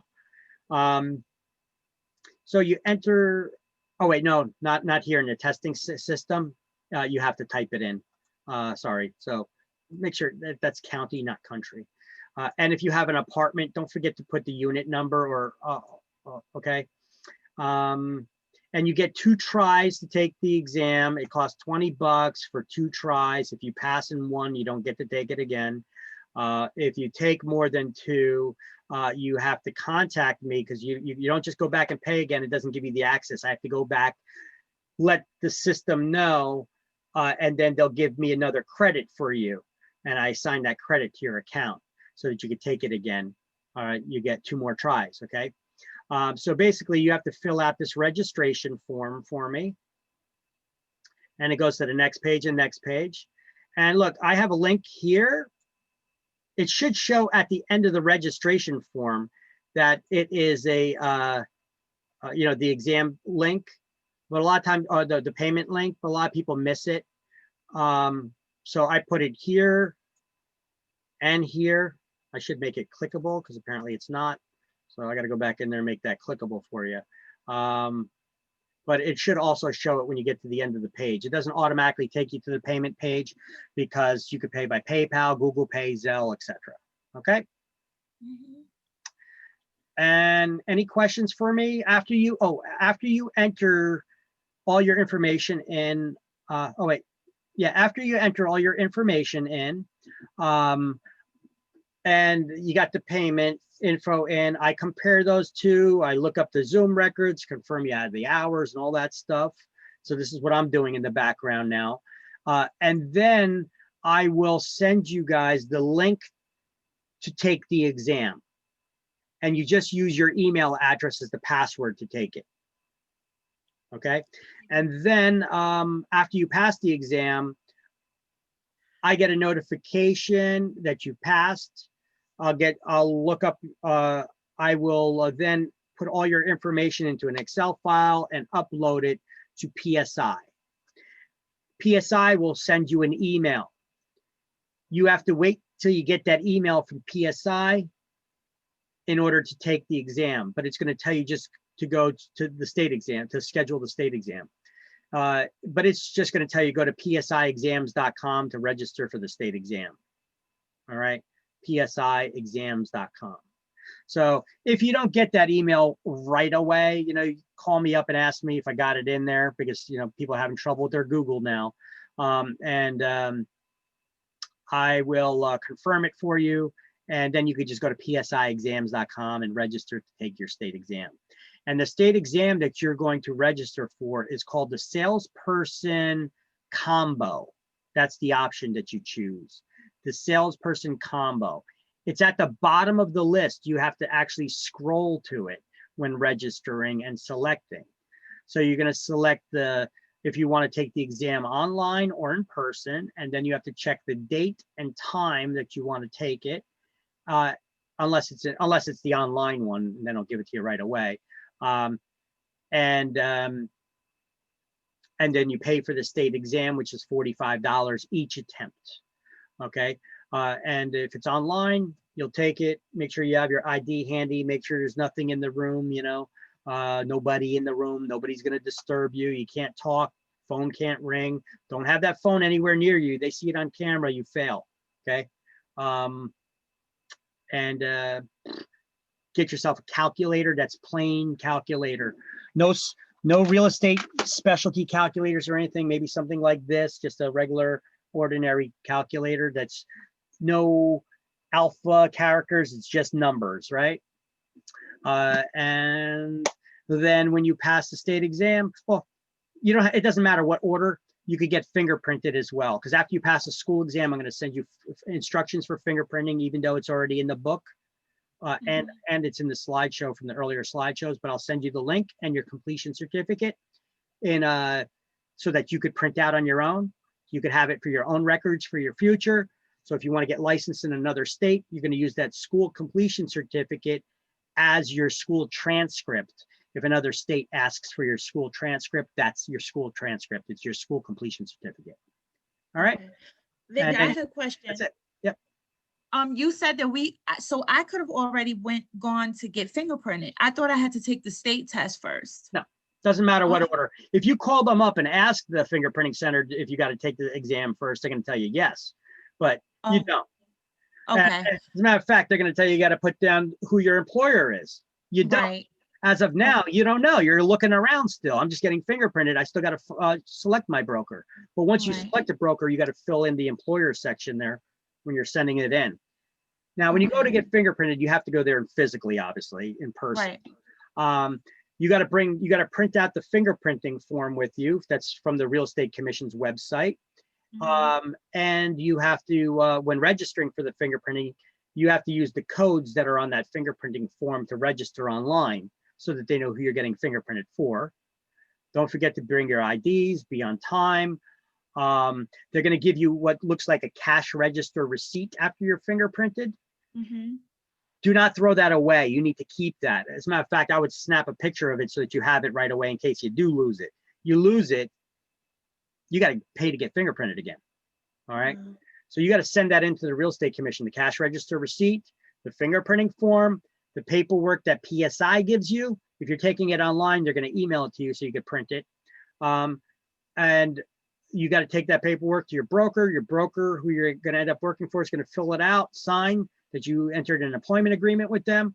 You have to fill out certain information there, sign, and then you send it in to the state on the address that they give you there with a money order or a broker's check, no personal checks, money order or broker's check for $160 made out to the state treasurer of New Jersey to get your license for the first time.